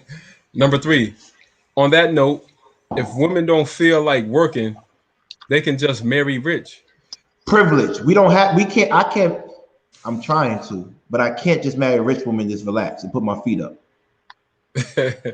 Number 4. Nah, you know, Oprah she be jumping in my. He's still a doctor though. He's still a real doctor. He's a whole doctor, son. Number 4, women are accepted as emotional beings. And number 5, women have a higher chance of getting accepted into college. Wow, that's not true. They outnumber us. So now, how do y'all feel about that? I think most of that, some of it is not really right, because I don't know, man. I never been on a date where a woman paying for the first date and free shit. And to me, I don't want to do that either. I'm not interested. You can keep those kind of relationships to yourself. For me, I think that in order for us to be a man, we got to take the role of a man fully. That's why a lot of people have problems with people like Kevin Samuel's message, because it's not just him. It's the people that take the message and try to act like they are what he's describing. But really they're beta. Right. And there's a place for people out there like that. But as far as the free dates, no, I don't think that's really a privilege. I think that's just come with the social structure of dating. The college thing, that has to be backed up by data. Everything else, though, with the emotions, like that emotions part, that is a female privilege. I don't believe that men are allowed the same graces when it comes to express their emotions, whether it's rage or whatever, right? The one emotion that we can express as Black men is cowardice, right? Let me back down, and that and me backing down is showing everybody that I'm a better man, right? And that's usually what we find ourselves in. That's why people dogged Malcolm X, right? People dogged certain people that was Black leaders in the last 20 years, specifically people that was Black Panthers. Right. But they uplifted Dr. King. Dr. King said, turn the other cheek. But then we forgot that when Dr. King, towards the end, he said, I have led my people into a burning house. Mm-hmm. Right? Because he realized that the tongue-in-cheek shit wasn't working for us. It was just really a form of cowardice. Right. And so yeah, that's how I feel. Well, you know, it's funny. We have a privilege on the stage compared to other networks. I just looked at the guys on the stage. We are all respectfully handsome guys, whether you want to admit it or not. So I don't know why y'all go to that other fucking network. This shit is kill me. You got E40 over there. You got fucking the dirty past over there. You got Computer Love. Who's that guy that hits the keyboard? Computer Love. What's his name again? The one that hits the sound effects. Computer Love. Roger Troutman. No, the guy over there that at that network. His name is Computer Love because he's always touching the keyboard. What's his name? Roger Troutman. No, the one in that network that hits the button that says "ow." Junior. Ooh la la. Oh wow. Ow. Cool. That's Computer Love. His name is Computer Love from now. It's Computer Love, E40, and Dirty Pastor. His name is Computer Love. Tell him I said his new name is Computer Love. You're always touching the motherfucking keyboard, and you got nothing to say of substance. You always touch the fucking keyboard. Tell him I said that. And I'm not. Put the smokes on, man. I'm smoking them right now, baby. 30. I'm smoking shit today. Put your 30s up. Put your 30s up. 30? Yeah, the 30. Hold on. Let me get this off. Computer Love. 187. You got a smooth voice. You a great dresser, but you don't say shit. Ooh. You don't add value to that whole network, and it's your network. It's the Anton's network. Let me make sure I say it's Anton's network. Don't try to say I'm quiet, I'm not going to say nothing, and I'm going to be the bigger person, but you playing passive aggressive, gang, gang, gang. I hear every little shit you say. When you say gang, gang, gang, O-Block, you stay over there. Computer Love, I'm talking about you, Computer Love. The one that's always hearing the sound effects, Computer Love. The one that got nothing really good to say, Computer Love. I'm talking about you. I'm aiming at y'all every show I get. Because y'all phony and y'all liars. And I thought you was the cool one, but I found out something about you just a few minutes ago. That's why I picked up my phone. Computer Love, I'm bringing the smoke to you.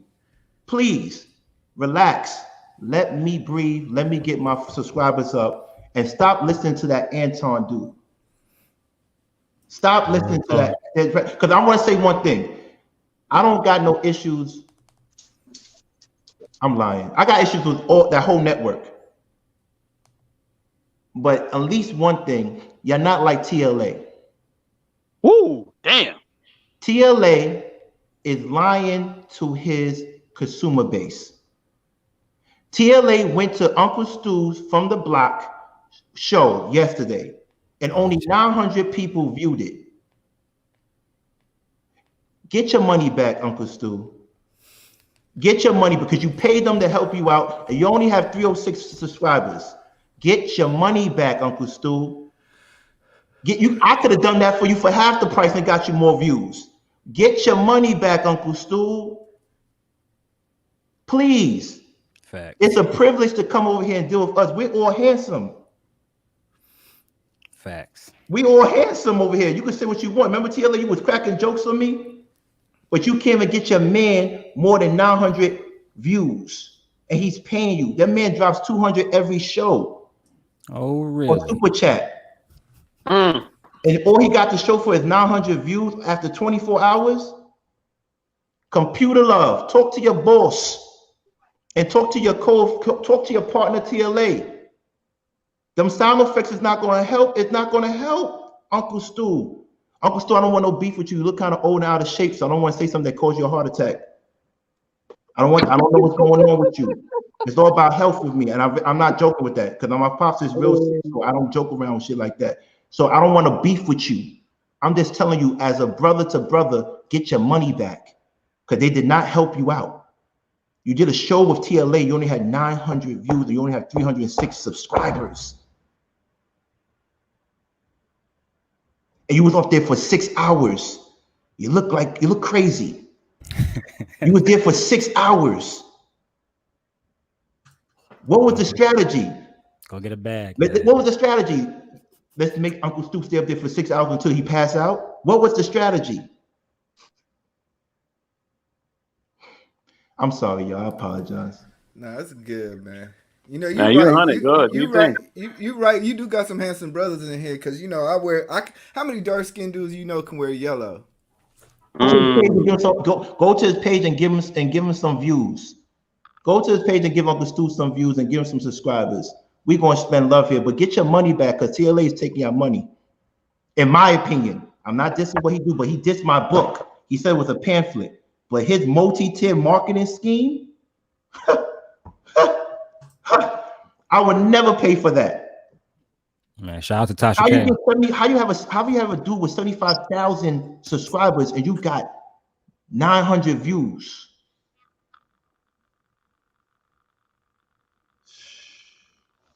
I'm done, man. Let's get back to privileges. One of the privilege I want to talk about too is the privilege of truth. A lot of motherfuckers be moving in lying energy, man. And I think it's when you telling the truth to your people and the people around you, you give them the ability to know if they really want to fuck with you. You know what I'm saying? Everything is organic. Everything is real. You know what I mean? No matter what you really stand for, I think you should just stand for it and just be honest about shit, man, because a lot of shit don't be adding up. You know what I'm saying? From grown men. And it just don't be adding up. So for me, I think it's a lot of different privileges that we do have as men and women, black people. But at the same time, I forgot which one of y'all said it. I think it was a comment maybe, but there's different privileges in different institutions as well. In the court, we don't have no privileges. But for me, and King, you should know this too, you being a Kappa, once you become a Kappa, you got privileges with women. That's a fact. You know what I'm saying? Some of them gonna fuck with you just because of, that nigga can, I'm sorry, my bad. That guy can really twirl the cane. He going crazy. You know what I'm saying? He twirling the cane, he's shimmying. So, and they all got swag and stuff like that. So to me, I don't know, man. It's just privilege. Sometimes I hate the word too, because you work to become a Kappa. You feel me? You didn't wake up like that. You muted. You know, I don't even hate. I put the things that people say about me on this. I'm real. I don't censor anything. Christian the Scope said, I don't know if that's his name or not. Men talking about other men's pocket. What the hell is going on? A wealthy firefighter. There's only so much TLA can do. You can have TLA support, but you also have to be interested and entertaining. So you just basically say he's not entertaining and interesting. That's one. And two, you also admitted that he was living off of the privilege of TLA and it didn't work out. That's what women go to when they try to live off the privilege of a pretty friend and they don't get the same type of men and they wonder why. That's what men live off when they try to live off another man's privilege and they don't get the same results and they be mad at the person. No, be mad at yourself. Be mad at yourself. You can't cheat the game, wealthy firefighter. And he tried to cheat the game. No burner account. He was never litty. He stopped being litty when he tried to talk about my book. He stopped being litty when he started to talk about me. He didn't even know me. So now I'm the wrong guy because I can't stop talking about this guy that's taking people's money. Huh? Get the likes up. Get the likes up. Get the likes up. Yeah, man. TLA. Thank man. you, Christian Lacombe. I want to say I appreciate you. Thank you so much. And thank you for your view. And even if you put dislike, it still goes into my algorithms. Thank you, Christian. You're taking up our time, and I appreciate you for being here with us. You know what's crazy, man? Is when I see statements like that from Christian, it just made me think, I hope he holding everybody else accountable in the same way. He doesn't. They won't even acknowledge him. TLA won't even talk to you unless you make a donation. He won't even post your shit up. I'm posting your shit up for free. This is what I'm talking about. CL, clowns. CLOWN, clown. Christian Lacombe is a clown. I posted your stuff up. He won't even post your positive stuff up. Yeah, I had a this something that more because it was really addressed to E Black when they was on there talking about it. But the whole thing with TLA coming up talking about you know, women being basically privileged because some men will give all they shit to a woman. Right. Man, shout out to Linsky, man. Shout out to But I Linsky. remember him speaking on that when, you know what I'm saying, where niggas wasn't really around to defend themselves. But you know, TLA, Man, I've invited him to this stream multiple times. Before they chase you out the garden, man, because you sound crazy. But Tanya, you're right. I'm going to learn how not to be bothered. But I you know, Tanya, we respect you, Flower. Because at the end of the day, he didn't have my opinion on the book because he didn't read it. You feel me? He didn't read it. You can only have an opinion if you read it, Flower. He was acting like a female. He talked about it because of its density was small. It was small in density, and its density. That's what he said. So that's why I'm saying we gotta be knowledgeable, informed before we make comments, Tanya. No disrespect to you, Flower. Thank you. No more using that word. I got you, Hanifa. Yeah, that doesn't make it right. It's a time they used to call black men slaves all the time, and that wasn't right until someone stood up. And I'm standing up for my book. I put work into it, Tanya. If you really want to be honest, lead attorney would never say any of that if your conversation with Lauren didn't take place. Fact. He didn't get offended and felt intimidated. And he got a phone call from the dirty pastor to do what he do. He could always come up and talk about it, and Uncle Stu could come up and talk about it. I could ask Uncle Stu 3 questions. How much did you pay him? What was the results? And do you feel happy about it? That's the only 3 questions I'm going to ask Uncle Stu. And because we brought her up, I want to shout out her channel, Lunch with Lauren. You know what I'm saying? Shout out to her and Lucky. Lauren, yes, Alyssa, they got a dope show. They got a dope show. Thank you. Mm-hmm. I didn't say it. The Guardian said it. Let's get back to the topic at hand. That's it. Let's get back to the topic at hand. Let's get back to the topic at hand. I apologize. I have this little rant stuff and stuff like that. I just don't like people getting taken advantage of, like Uncle Stu. That's crazy. The man paid $200 every show, $300 sometimes. Mute, Chef. All right, Chef, can you put some balance in the room? Put some balance in the room. I said you got emotional Tourette's. No, it's not emotional, it's a fact. You know what it is. You know what it is. Yeah. Man, let's take everybody put their cups up, take a toast to the night. Yeah, let me get my cup. Let me get my cup. It's Friday night. You got people off the West Coast who are just getting off work. You got people on the East Coast getting their dinner. You got people in the South getting ready to do what they do, and they're here with us. So, thank y'all. Thank you guys. Thank you. Remember Kanye's joint, Runaway? Here's a toast to the douchebags. Here's a Yo, toast. shout out to Computer Love. It's all jokes. It's competition. I don't have issues, no real issues with none of y'all over there in that network. But I'm gonna clown y'all every time I get a chance to. It's because it's competition for me. That's it. It's competition. It's nothing personal. I don't wish death on nobody. I don't talk about nobody, anything. I just want y'all to leave me alone and stop playing this passive aggressive thing. Please, please, because I see everything and I hear everything. If you talk about one of mine, I'm coming after all of yours. So leave everybody that's on my show alone. Period. Period. Period. Because no one really ever directed anything to me. But if I hear anything about anybody on my show or my panel, I'm on you. Period. I don't care. Thank you. King, may I say one thing, brother? Go ahead, brother. Non-gen relationships, we in the building, baby. They know what time it is, man. We here. That's what I'm trying to tell him. That's what I'm saying. That's what I'm trying to tell him, Burner. Get him up. Because he can't say nothing about me because he stepped on the wrong person. Y'all let him fool you and believe that he's who he say he is. You go ahead and watch when he stand next to someone that's really who he say he is. I don't care about nothing about that 20 years of JD, a law degree or profession. Trust me, there's some flaws, there's some chinks in his armor, and he don't want that exposed. Believe that. Believe that. Stop selling people wolf tickets. You taking their money, you're not making them YouTube stars.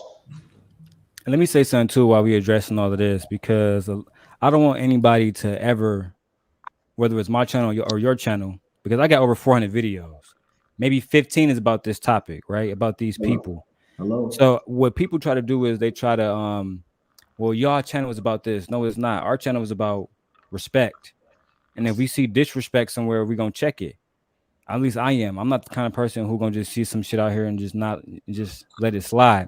So with that being said, because I already had this conversation with Chicago Rilla earlier. Chicago Rilla, we signed a treaty, right? Everything I'm saying now, I said to him already. And for full disclosure, Chef was on the phone as well. So my whole point is, at the end of the day, when you have these men continue to talk about us behind our back, right? You saying stuff, the machine man hitting the shots button, right? JR hitting the shots button, Anton throwing on the hoodies. Computer love, not JR, computer love. Exactly. So for me, it's real passive aggressive. It's real passive aggressive. After we just came, like I wasn't trying to end shit with y'all. The elders told me to end it with y'all, so I did. But then y'all keep going, and between that and what the lead attorney did with that show with Lauren, just seemed like a lot of passive aggressive to me. When people use the word Napoleon Dynamite, whatever the fuck that bullshit is, that's what I think about. The Napoleon complex. It'd be people like that, like the same thing that Myron did with Abba and Fresh. I'm better than you. I'm doing this and that. But when it's time to go chest to chest, niggas didn't want to square up. And you can't go views to views with a person like me unless, come on, dog. Y'all been on YouTube since 2009. What are we talking about? What are we talking about here? That's what I'm saying. So for me, I've been on for 3 weeks. They're not messing with us. For me, man, it's like I don't want anybody to confuse our message. All of us, especially me, King. I know me, King. I know Willie, Mr. Best, Chef. We all talked about educational different shit that's gonna benefit the Black community, right? I'm doing a video about reparations right now about Asheville, North Carolina, because I know Willie talked about that. In Asheville, North Carolina, they committed $2.1 million to reparations already. You know what I'm saying? And this is something that's been made visible to me. So with that side, we're talking about with that side, we beat them already. We in my opinion, I beat y'all to death, especially with how y'all feeling today, calling me and shit, copping all these pleas. If you want us to leave y'all alone, respect our Black community. If y'all want me to go on my bag, because once I go on my bag, y'all know how I play it. Respect my community, respect my people. And don't send no people over here. Never mind. At the end of the day, respect my people. Listen, we're going to get back to normal. Hannibal is coming in 5 minutes. When he comes in, he's going to talk. We're going to get back to the topic. Can we just have our fun for a little bit, man? Can we just have our little fun for a little bit? This is what we doing. We having fun. Y'all can say what y'all want, but y'all didn't leave us yet. Actually, we increased in numbers because we were talking shit. Every time we talk some positive stuff, it'd be 60, 70. As soon as we start talking shit, 80, 90, 100. So y'all be saying y'all don't want this shit, but y'all be showing us love. And the computer love is a fly name. When y'all see him next time, put the computer signs when y'all go to the peep show next time. Put the computer signs up, man. Computer love is a fly ass name. I like that name. CL. When y'all see Lapis say CL. Computer love ass motherfucker. Shout out to everybody, man. Darrell, I don't know what you did, but today I'm not playing with them today. Especially TLA. I'm not jacking nothing he's saying. But anyway, no, Hanifa said stop. We're gonna chill. We're gonna chill. We're gonna chill. And it's sad though, because I do this and everybody knows, if you look at all my videos, all 22, 23 videos, it's about positive stuff. I don't even put them on my title. I don't put them on my thumbnails. I talk about positive stuff and I still can't get people to come in and support. But it's cool. When I start getting busy and talking about the enemy, then it's all right. So for those who don't want me to talk about them, bring some more subscribers that want to hear the positive. Because it seems like those subscribers don't want to come over there. They want that computer love instead of that African love. And it's cool. It is definitely cool. You can have the computer love, man. You can have the computer love. They never had competition. Yo, we don't got as much followers. Why are they scared of us? Don't tell me they not. Don't tell me they not. Their analytics look crazy as soon as I stepped in the scene. Crazy. People love equating shit to drama too, right? That's when they trying to just, what really is happening is I'm exposing your character. And let's take it outside of that. I'm tired of people saying there's enough money for everybody. And what that means? Yours too. I still want yours. I still want yours. My purpose is not getting views. My purpose is making sure I get the people that want the information. And my purpose is to make sure I cater and have the conversations with the people that support me. And Clay, the people that support me don't mind me talking the way I talk. Period. It's all about market share. Market share. It's nothing about no egos, competition, it's market share. Now, if I start bringing my white groups or Asians or Latinos to come and support me, then I wouldn't worry about that market share. But we share the same market share. Unfortunately, and my market share is good because I have a solid, y'all watch my growth. I have a solid growing audience. Facts. Look at the analytics. After 24 hours, we get 1,000, 2,000 views. And we only have 600. That means there's replay value. There's people watching my stuff that don't subscribe to me. What does that say? And I didn't even do the clips yet. I didn't even cut up the clips yet. That's going to come real soon after we get 1,000. Come on. Show me some love. Don't be mad at me because I don't want nobody punking me and pushing me around. But without further ado, please put out your elephants. We're going to get back to the topic at hand. Put out your elephants, please. You know who's on the board. You know who's on board. Put out your elephants. We're getting back to topic. No more distance. No more doing whatever unless he tells me to go ahead.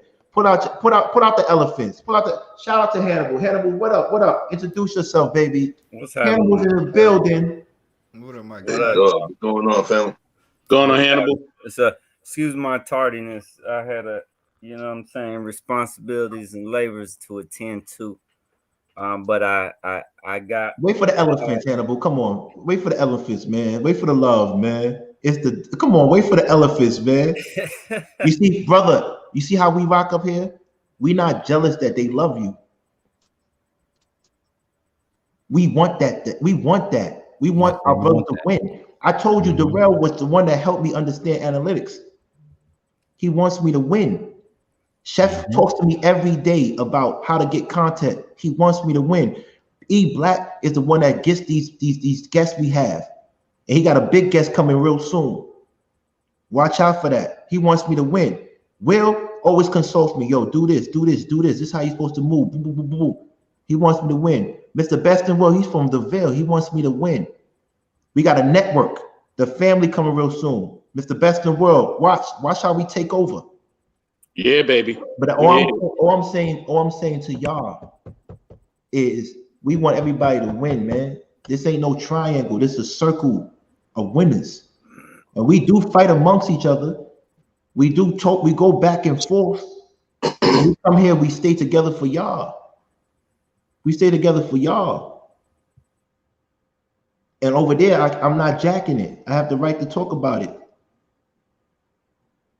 That's it. But Hannibal, how you feel about Computer Love? So I didn't catch that. No, Computer Love is the guy's network, the L guy. Oh. Because he always pressing the soundboard. He don't want to say nothing, so I call him Computer Love. They whack as shit, to be honest. If I was just gonna be completely honest about it. I don't even peek over there no more. I don't peek over there no more. Cause I you know, like I had forgot about all that shit real quick, cause it's non-substantial, you know. Like there's way more important matters to be concerning one's mind with. But if they want to, you know, if they want some smoke, there's a little extra, so, you know. Got a little let's get back to the topic. We're talking about privileges. We're talking about the privileges that people deny that they have, and we talk about the privileges that from a lower level of interpersonal relationships, the privileges people have in government, society, and within our community. Yeah, I'm sorry. Go ahead, brother. No, I thought I saw lightning or some shit. So what happens is I was right. So let's really be real about this whole thing. Like, let's discuss privileges. A lot of people are in denial of privileges. The garden, right? Because at the end of the day, they might think that, okay, I'm born this way, so why should I deny having privileges? You know, there's male privilege, there's female privilege, there's light skin privilege, there's white privilege, there's pretty privilege, there's it's a lot, and a lot of people don't even think about it because we got acceptable double standards that we walk around with. That's another thing a lot of people don't think about or acknowledge. Acceptable double standards. Here's an example of what I mean by that. I'm not the biggest. Wait, hold on. I like to address every issue. It's Friday. Hannibal embarrassed himself on that show, though. Truth be told, Logic, I always post up your stuff. You know what? You know what? He's right. He's right. I want to come up and say it, though. I want to come up and say it so we have a conversation because we respect everybody's opinion. So, Logic, would you mind coming up because you do say a lot of stuff, and I posted up because I respect you and your opinions. Would you mind coming up and say it because we don't want to just throw rocks and run away. We are rocks. So if you throw a rock at a rock, it doesn't really hurt us. So we want you to come and be a rock and stand firm with what you said. Would you mind coming up, please, brother? If you don't come up, then I understand, and I can't post your stuff up like this. I just let you stay in the garden. Thank you. In the meantime, I was thinking about how I lost my shit. Because I did lose my shit, and no, they don't agree with him. They don't agree with him though. Everybody's agreeing with what you said. Everybody got they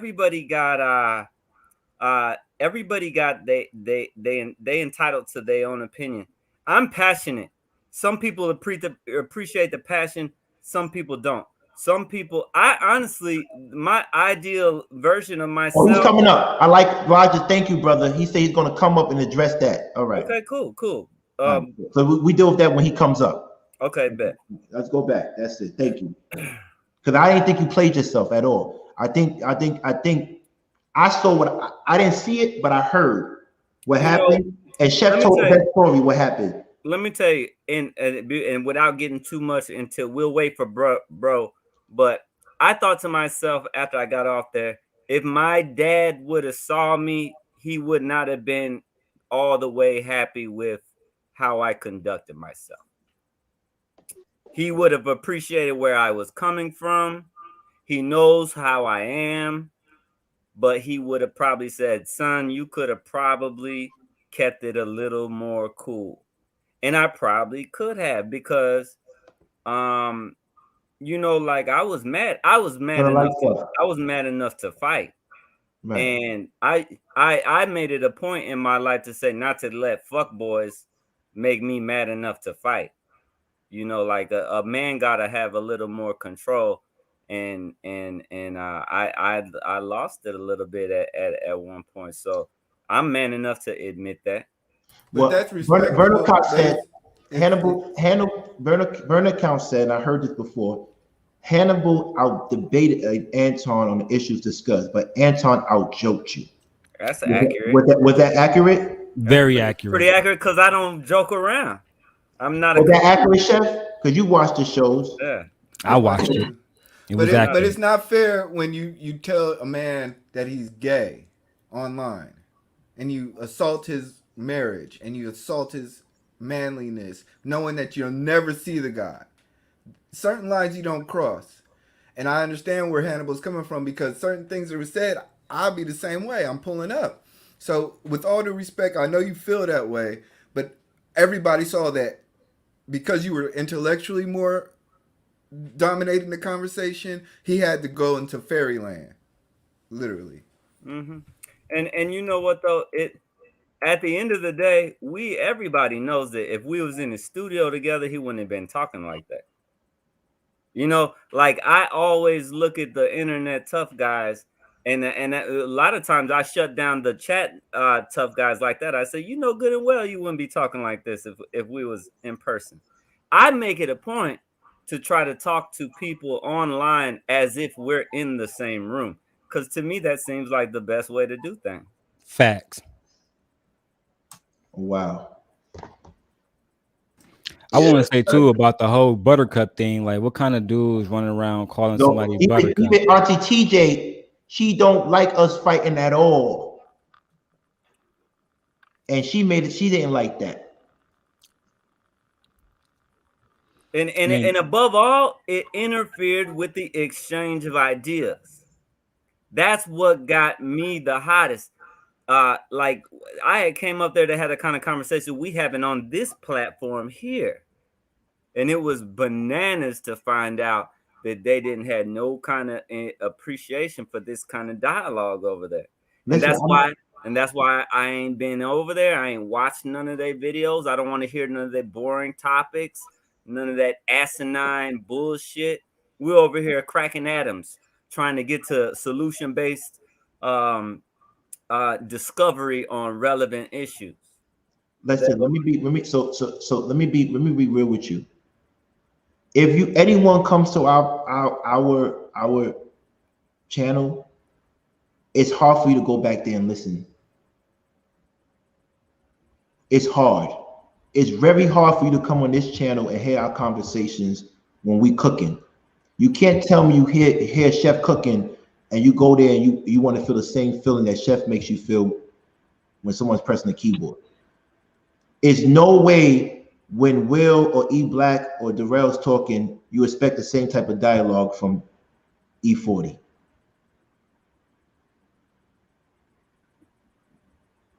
The problem that I have with them, I don't think I get how funny that joke E40 is, man. Y'all not giving me E40 might be the funniest shit, because he really looks like E40, especially when he puts on the cap and he gets mad. He looks like I'm just joking. I'm not joking, but I'm joking.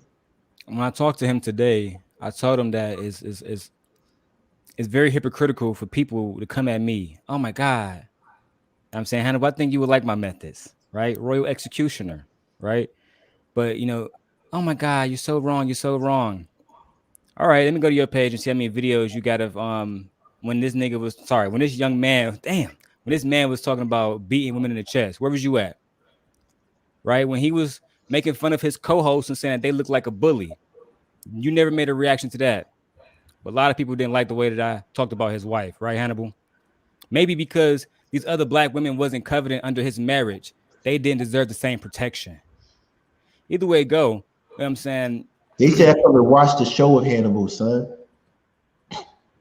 They come and watch it because they know, son. I just met Hannibal. It was a joke. I met Hannibal online, and the last 3 shows, 3 shows he did. How you don't appreciate the value he brings? I'm confused. I was just fucked up.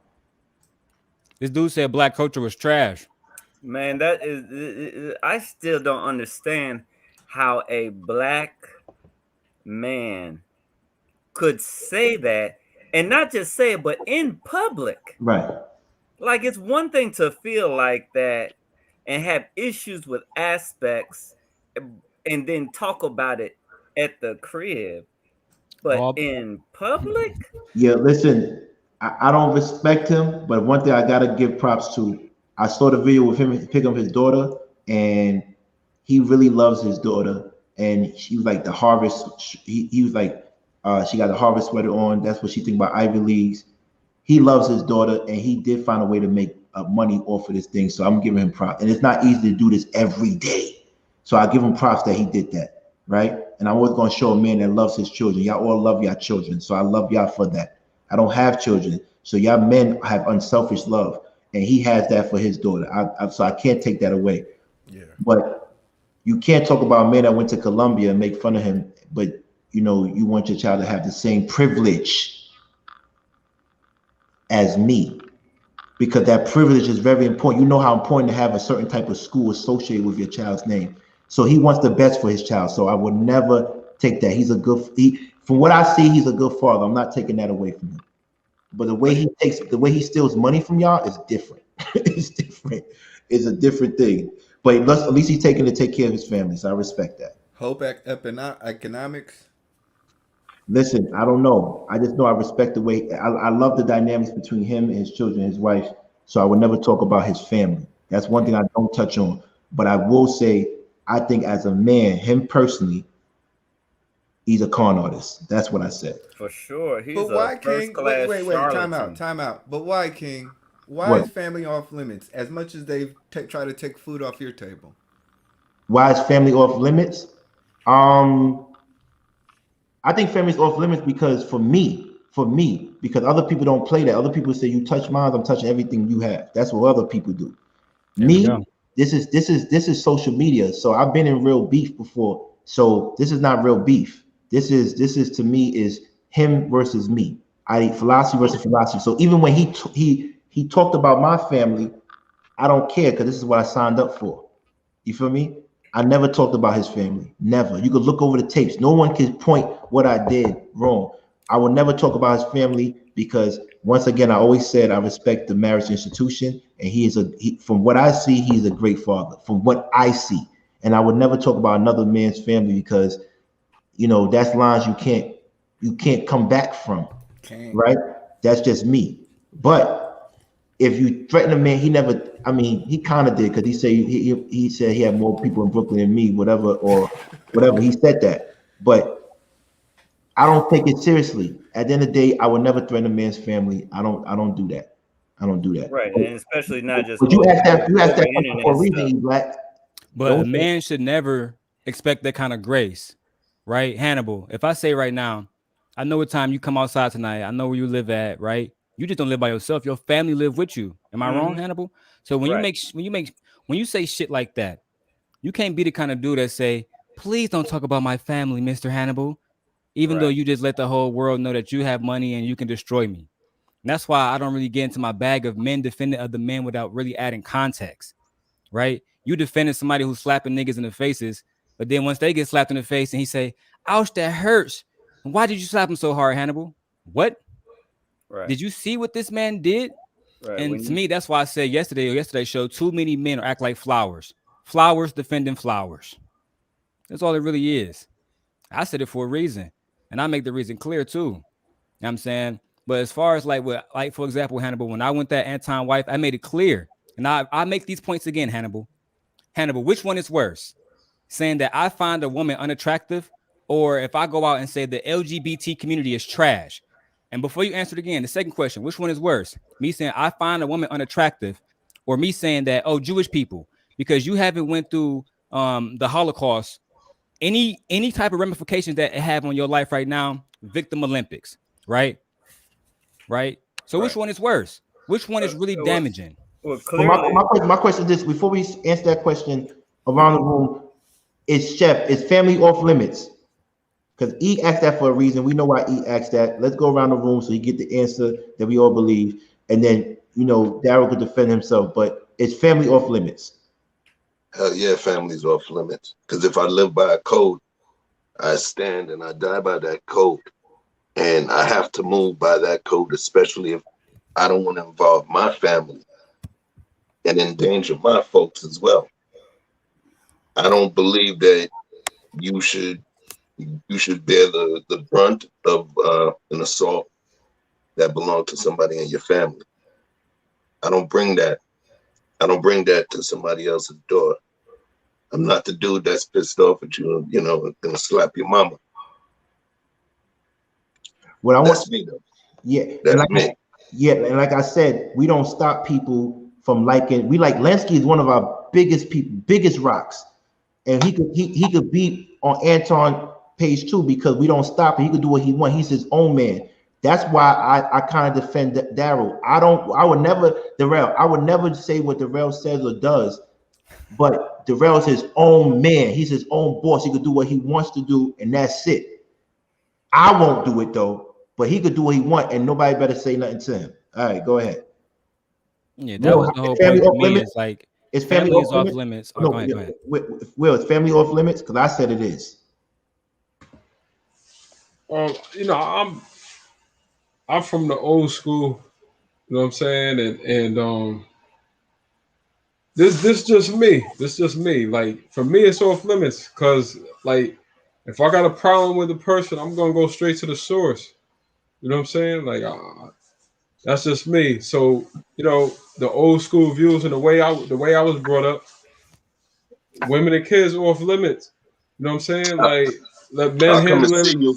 I'll come and see you and buy your ice cream. let men handle it like men. You know what I'm saying? Like that's just my opinion on it. What about you, Hannibal and Mr. Hall of Fame, Mr. Best in the World? Sorry. We talking like war, or are we talking about internet beef? Right. Both. Either one.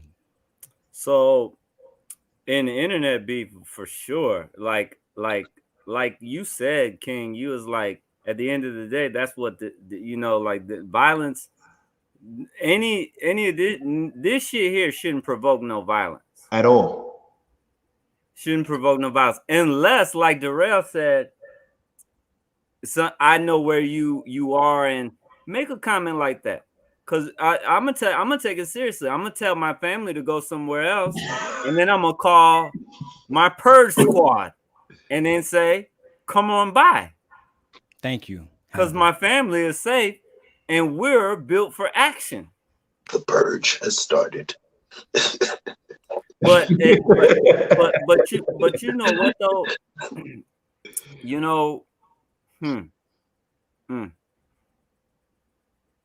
I'm in my heart, like I like the spice. I like the turn the lights up. In war, like Sunnis and Shiites, Kurds and I don't know, man. I don't know. It's hard for me to say. I'm talking about like real war, like what's going on in Sudan right now, in Syria. I'll say this: I'm big on equivalence, and I'm vindictive. If you take my son in war, I'm taking your son in war. In the worst instances of war. And it may not be acceptable or right. I'm not asking anybody to agree. And if you want to think I'm a piece of shit because I said that, you're welcome to it. My dad wouldn't approve because my dad is, you know, in my family, my grandfather went to the army. My uncle was a corpsman. I was in the Marine Corps. I don't support the war machine, the military industrial complex, but my first adult job was a Marine, and a lot of that stuck with me, and in situations, you know, black Americans are the only people who have been in a one-way war. They've been at war with us, and we haven't been at war with them. Okay, believe it or not, listen to Angela Davis giving her interview from prison, talking about violence, talking about Bull Connor coming on the radio saying niggas moved into a white neighborhood, there's going to be violence, and then there was violence. The 4 little girls getting blown up, that was war, and that was 50 years ago, and we didn't attack back because we're too busy trying to set a good example and all that shit. I respect my elders and my ancestors' service, but I'm not like that. If you blow my house up, I'm blowing your house up. And again, I don't expect a lot of people to be on par with that or on board with that. And I forgive y'all, or not. I forgive y'all, but I'm sorry if that's upsetting people, because I don't want to upset people. I want us to all be in harmony and move forward to empowerment and betterment. But I am a part of my community's warrior class. That's just that. This is body armor. This is not a goddamn apron. This is body armor by my bed. In case hold on. I gotta blow my voice by Lensky. You even try to kick it to Angela Davis. You kick it to everybody in the chat room, sir.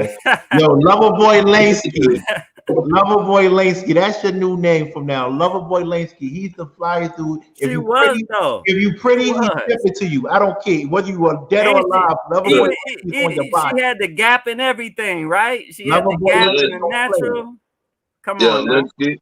You know how they call the girl the tenderoni Linsky? This dude is like testosterone, yo. Yo, he don't stop, man. Loverboy Linsky kicked it to Angela Davis.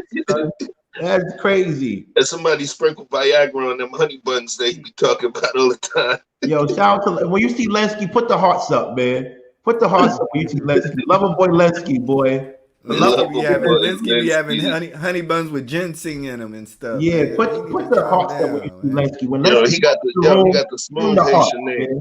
Linsky Louis. You know what's pronounced Linsky?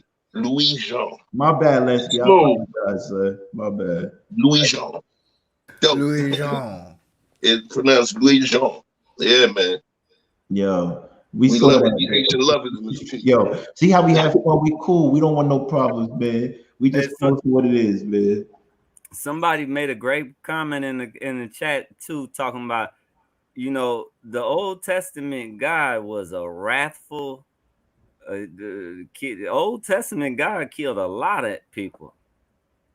A lot of people. Everybody. Thanks. Actually, at one point, that flood wiped nearly everybody out. So I don't know why the Christians want peace, but most of the wars are caused by religion. Mm-hmm. The crusade was a Christian thing, Catholic Christians thing. Going crazy. I didn't say that, but you said it. Raping and pillaging. I didn't say that.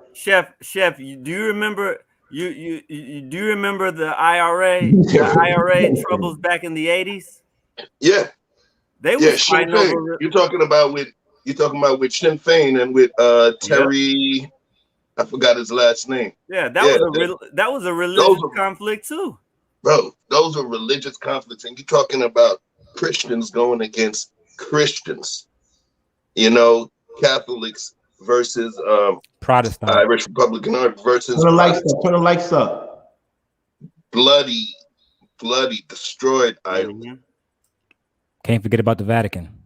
Mm-hmm. But that was a privilege that they earned, that they took, and they Kicking dope logic. because of that privilege, they took it, and that's why people nowadays they have privileges of one being Christians in this modern Babylon.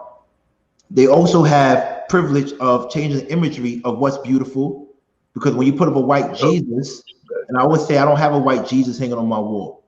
Why? Because you associate the higher divine being with being somebody that doesn't look like you. Mm-hmm. It was until recently we finally had a black president. I tell you this story all the time. At Boston College, I know you remember him. I don't want to say his name, but he was my roommate. And he was my sophomore year roommate at Glaycliff. He was telling me the reason why, Mo, I'm African American. And yes, I come from an affluent family. You know, the type of family that went to Martha's Vineyard in the summer, those type of black families. But however, we never had leadership that looked like us. Caribbean islands, and African nations, whether they poor or rich, they had leadership that looked like them. Mm-hmm. We were able to identify. Huh? I didn't mean to interrupt you, but Logic is looking for the link. Oh yeah, send the link. Send the link. Yeah. Thank you for keeping your word, Logic. I appreciate you. Thank you. We were able to identify with this imagery that gave people superiority. This is what I'm trying to tell you. I'm not trying to make this the RBG page, revolutionary but gangster, red, black, and green page. I'm not. I want this page for everybody to come like minds. I want the talented 10th like the Cornell West. I want the Garvey Knights to come in. I want the Ja Rastafarians to come in. I want the black Christians to come in. I want the Muslims to come in. I want the whites, the Asians to come in. Let's have these conversations. Conversations leads to solutions. Don't mind me when I get ignorant. I talk about that other show. I'm just trying to let you know we are not that show. We are solution based. We're not trying to give you what you want. They told us when we first came on the show, don't talk about politics, don't talk about this, don't talk about that, or you're going to get flagged.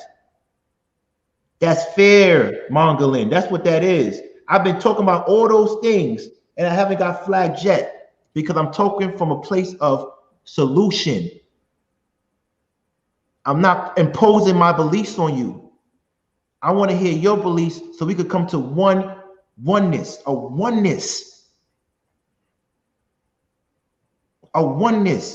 If we don't come to this oneness, we're never going to be. I can't be whole if I don't have Hannibal on my side. I can't be whole if I don't have Darrell on my side. I can't be whole if I don't have Will on my side, E Black or Chef on my side. We're trying to come to a oneness. And when you come to that oneness, you're going to say things that might seem crazy, might seem ignorant, but we're coming to the truth. And everybody, truth deals with growing pains. When you grow, when you evolve, you feel a certain type of pain. And with that being said, there we go. There we go. What's up? Talk to us, baby.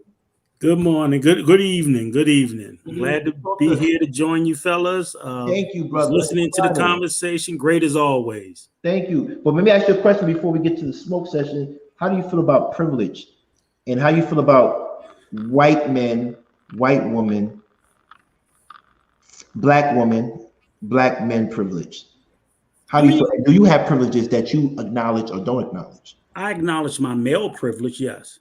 You know, and I don't think it's I think their privilege is layered. You know, let's face it, factually, privilege exists. Like you guys have, well discussed. There's privilege in religion. There's privilege, especially in America. Clearly, there's a racial hierarchy. We are patriarchal society. And whether you want to, what privilege is the pushback that people have on privilege is they like to say, same as white people, if you're a poor white, you'd be like, well, I don't have privilege. Yes, you do. You're just fucking poor. So the same as I can't push back and say I don't have male privilege. Yes, I do, because I'm not a female. There are things that are inherently more possible for me not being a female as opposed to being a male. And I just have to accept that. Whether I take advantage of those privileges or not, that's where people don't feel like they have a privilege because they just don't take advantage of it. And I think that's a good thing if we don't, or if we're conscious of our privilege. And, we try to accept that, hey, I got the job. Maybe I shouldn't. I'm not going to tell you not to take the job or not to take the benefit, but just recognize that you have that added extra benefit. I don't know how we fix it because society just was built since way back in the beginning of time. It started even before the racial construct was created. It was still a male-dominated construct. So the patriarchy existed long before the racial hierarchy. Then some nut back in the 1500s created this racial. Before that, I think they didn't even recognize the races. So then the racial hierarchy came in. Hold on, let me Rico. No, hold on. Wait, Hannibal had to say something. Go ahead. Rico, you said you don't know how we fix it, and I don't know how we can fix it per se, but you know what? I do know what. In the meantime, what we can do with it is we can use our privilege to help those without. And the second level is use your privilege to attack the system. Right. And I'm gonna give you an example. Good. This may be loaded. I hope I don't piss nobody off, but there is such a thing as light skin privilege. Mm-hmm. And the thing is, I know that there have been situations where that's worked in my favor. I also know I've had plenty of situations where it hasn't. But what I say is, if they're gonna give me the mic because I'm light, well then let me say something that's gonna help somebody who ain't gonna get the mic. That's real. I'm gonna use this access that you stupidly gave me. Go ahead and let me in the door because you think I'm not as fucking threatening as a darker brother. I'll come in here and make you regret letting me in this motherfucker. Right. You know what I'm saying? But I think it starts with us first recognizing that we have that privilege. And that's the thing. It's like so many people, again, like I said, even white guys now who feel attacked. I don't know how the hell you're a white man in America and feel attacked. Yeah, just imagine how everybody else has felt, such as women, people of color, and so on and so forth. But, I look for allies who can at least, and I try to recognize the male privilege. Right. We do have, and I would say that to every guy here on this panel, right. Don't go with women, other places do all this woman bashing shit. I tell you for a fact, no matter how bad we got it as men today, we still got it a lot better than women. And we always had, and cry me a river with all your male sorrow. And I hear guys talk about men have it tough. I'm like, I got sons and daughters. And I tell my sons, you will never have it as bad as your sister had it or has it because she's a woman. So I don't want to hear it. I just don't. We just, the playing field's not level, and it's a recognition has to be the first step. And that's the only step I've gotten figured out so far. Right. So before E Black introduces what he's going to do, right? I want everybody to know at the end of the day, thank you for your patience, Kicking Dope Logic. Please, we're going to follow his page. Please, if you have a page. Also, I want to say one thing. I named this thing I named this thing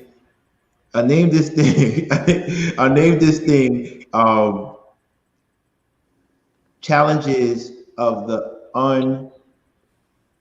challenges that the undesirable face, right? That challenges of being undesirable. I use the word undesirable because if you are familiar with the caste system in India, that was the lowest. Yeah, touch Please touch on that, Chef. And that's why I used it. Nowadays the white man's the new undesirable. Yeah, so in India, with the caste system is pretty crazy because you can't socioeconomically grow. Yo, did I miss something? No, The he white just man dipped. being undesirable. He just dipped. He hit that He's bomb like, and then he dipped. You're like, He's like, yo, I'm gonna leave it with Chevy. He gonna be on 2 minutes, right? Mhm. Yo, in India, the caste system is literally like a cast. What a cast does on your arm, it locks you in place, and you're not coming out of it. And there's a specific class of people that they would have called the untouchables. The untouchables were the ones that were relegated to doing specific type of work, janitory work, work involving, and things that were toxic. It was pretty much the lower class, and you can't get up out of that. You're stuck within that caste. And they were what were their complexions? You see, I'm dark and I have a maroon undertone. They were dark and blue. Even if you go to India, when I went to India, you could still see they have certain untouchables and they're dark and blue. So what happens is they were considered the worst of the worst. Gandhi was not allowed to be Gandhi because he was in the caste system of teachers. So he was able to maneuver the way he maneuvered, even though he was a racist. But we talk about that in another show. All right, go ahead. well, I wanted to do a science experiment with Rico. Rico, you have how many kids did you say you had that you claim? I claim a total of 5, 6, 7. Okay. They're not all biological, but yes, 7 that I've. How tall are you? Huh? How tall are you? 5'7". Dang. Okay. Yeah, So I'm I a guess little short dude. guys get it, man. No, you look a lot taller on Me TV. I got that Daryl energy. See there, man. 5'7" and a quarter, because we hang on to that little quarter too. Right. Yeah, All right, 5'7". that's all. Swear to God. But without further ado, please turn the likes up. I got 99 likes. Give me 100 because we're gonna have a real good debate session between Kicking Dope Logic and our favorite Hannibal. We want us to be fair. It's gonna be the Coliseum where they're gonna exchange ideas and respectfully. It could get heated, but at the end of the day, it's respectful, and that's what we do. We only call people out because we want them to be able to voice their opinions. We don't censor anybody, whether we agree with them or not. Because from what the comments I read from Kicking Dope Logic, he says points I don't agree with, but it's logical. Hence the name, right? Hence the name. So we want you to listen to him. If you like what he's saying, go to his page. They're also going to talk about their issue, and we're going to throw some questions at them and see how they handle it. All right. So the first issue, Kicking Dope Logic, explain to me why you felt he embarrassed himself. Absolutely. Well, first and foremost, Thank you, brother. Salute you, King, to your new platform. Thank you. To Black, salute. Chef, salute. Hannibal, salute. Daryl, Willie, Rico, to the men of the panel. I just want to give that respect first. But yeah, what I meant by that, and let me clear up something really real quick. I don't have a page as of yet. I'm going to start one this year. But get one, please. Please. Yeah, I'm definitely going to do that. That's in the works. But Hannibal, the reason why I said that you embarrassed yourself on the other show is because when you came on, this was right in the middle of that being on code situation that Courtney brought up, right? And I very much so agreed with Courtney in her stance. And I was not even a little, I was very appalled that the men were pushing back so hard, or even, they didn't even have the guts to say that it was a black show. I thought that was disrespectful as well to your base audience. It's very disrespectful. I just felt as though when I saw the RBG, being a conscious brother and being awoke, being aware, as I like to say, because woke is overused these days, I thought you were going to stand in your square, once Anton start antagonizing you. And to be transparent, I was on their show, the show with Amira, when they was asking was she racist. So you want to run that back? I was on that show, and Anton popped in. He didn't pop in on anybody else's call. He popped in on my call. But I understand people like Anton. They don't like when they're in a corner in a debate, they're going to bait and switch you to another topic, something that may provoke you to be emotional. And when I saw you take the emotional bait, I was like, damn, brother, you had it. You was right there. You got to just stick to your point. Like they like to tell men, strengthen your argument. Don't get upset. Strengthen your argument. You had him in the corner where you could have made him strengthen his argument. But if you buy into the emotional, factor of what he was saying, now it becomes entertainment for their shows for clicks and views. I view this thing as, chess. This is chess, not checkers. And I felt as though, you had the opportunity to really put them, down with what you were saying, but you let the emotions get the most of you. And most importantly, you left the show abruptly. You know what I mean? You don't want to do that. After that, he had a field day. And that's where the Buttercup name came into play. Had people hashtagging it. I was like, damn, they got my man. But that's what I'm saying, brother. You embarrass yourself by not standing on your points because you had good points, but you took the bait. Well, how you feel about that, Hannibal? So I'm gonna get a little nerdy in my response. Okay. Is my audio decent? Okay. Yeah, we can hear it. So there's a philosophical concept called axiology, and that is essentially the comparison of different value systems. If you value the controlled delivery of logical rationale and debate and discourse and communication above other things, then by all means, I dropped the ball at some point in that conversation. And if you think that staying the course, if you value that, staying on the Can somebody press mute because we can hear it right? if you value the staying on the call highly, then me dropping out of the call again is another strike.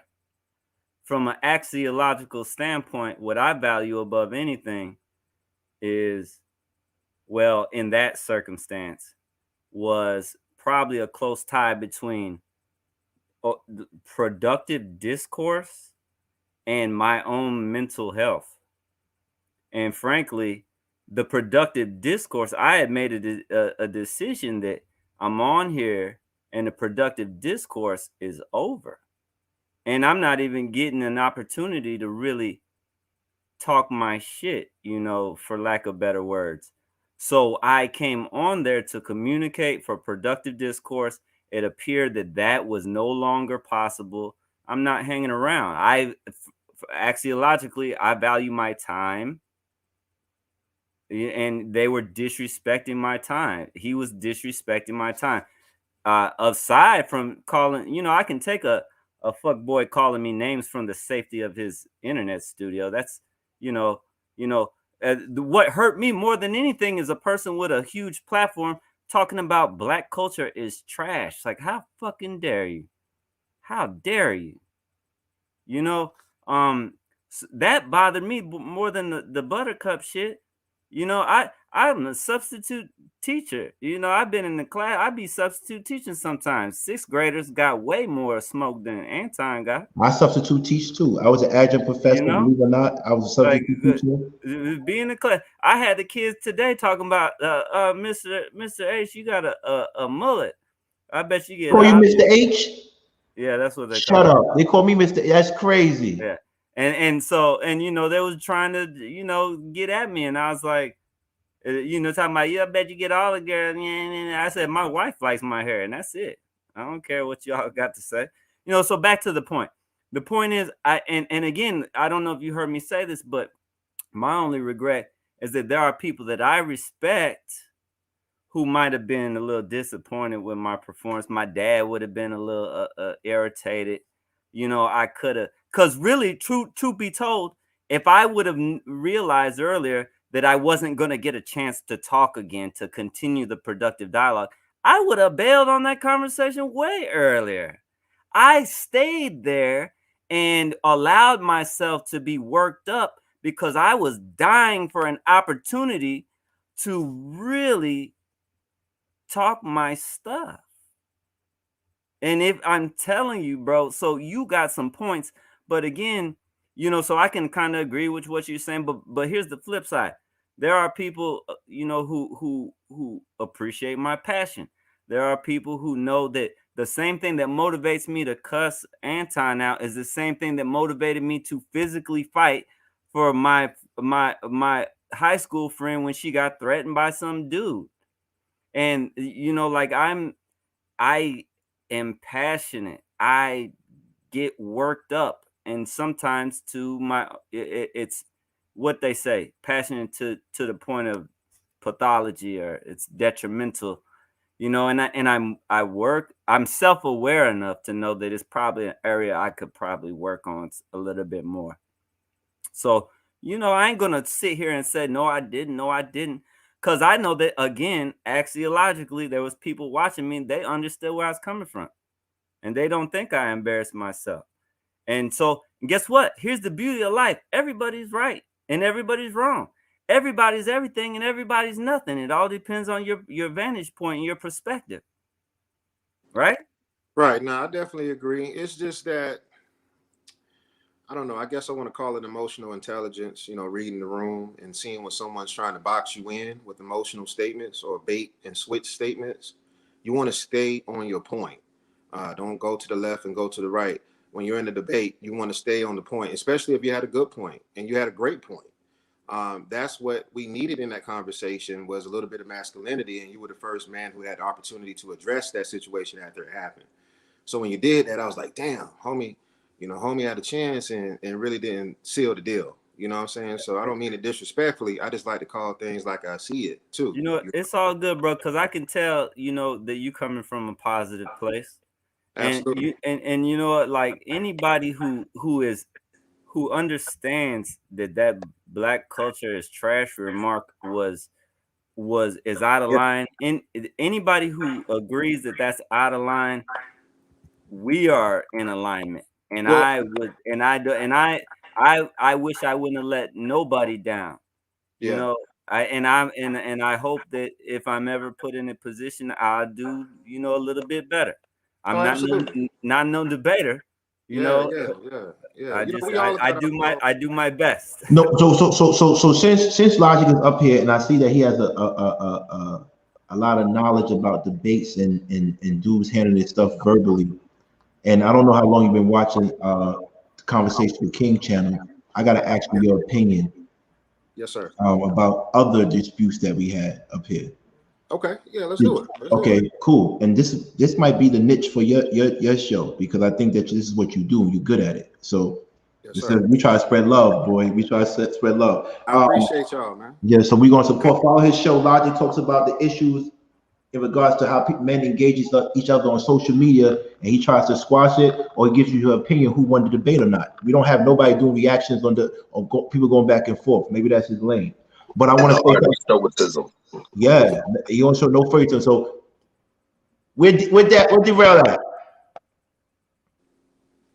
Darrell, I gotta tell you something. Everybody knows Floyd Mayweather had a perfect fight.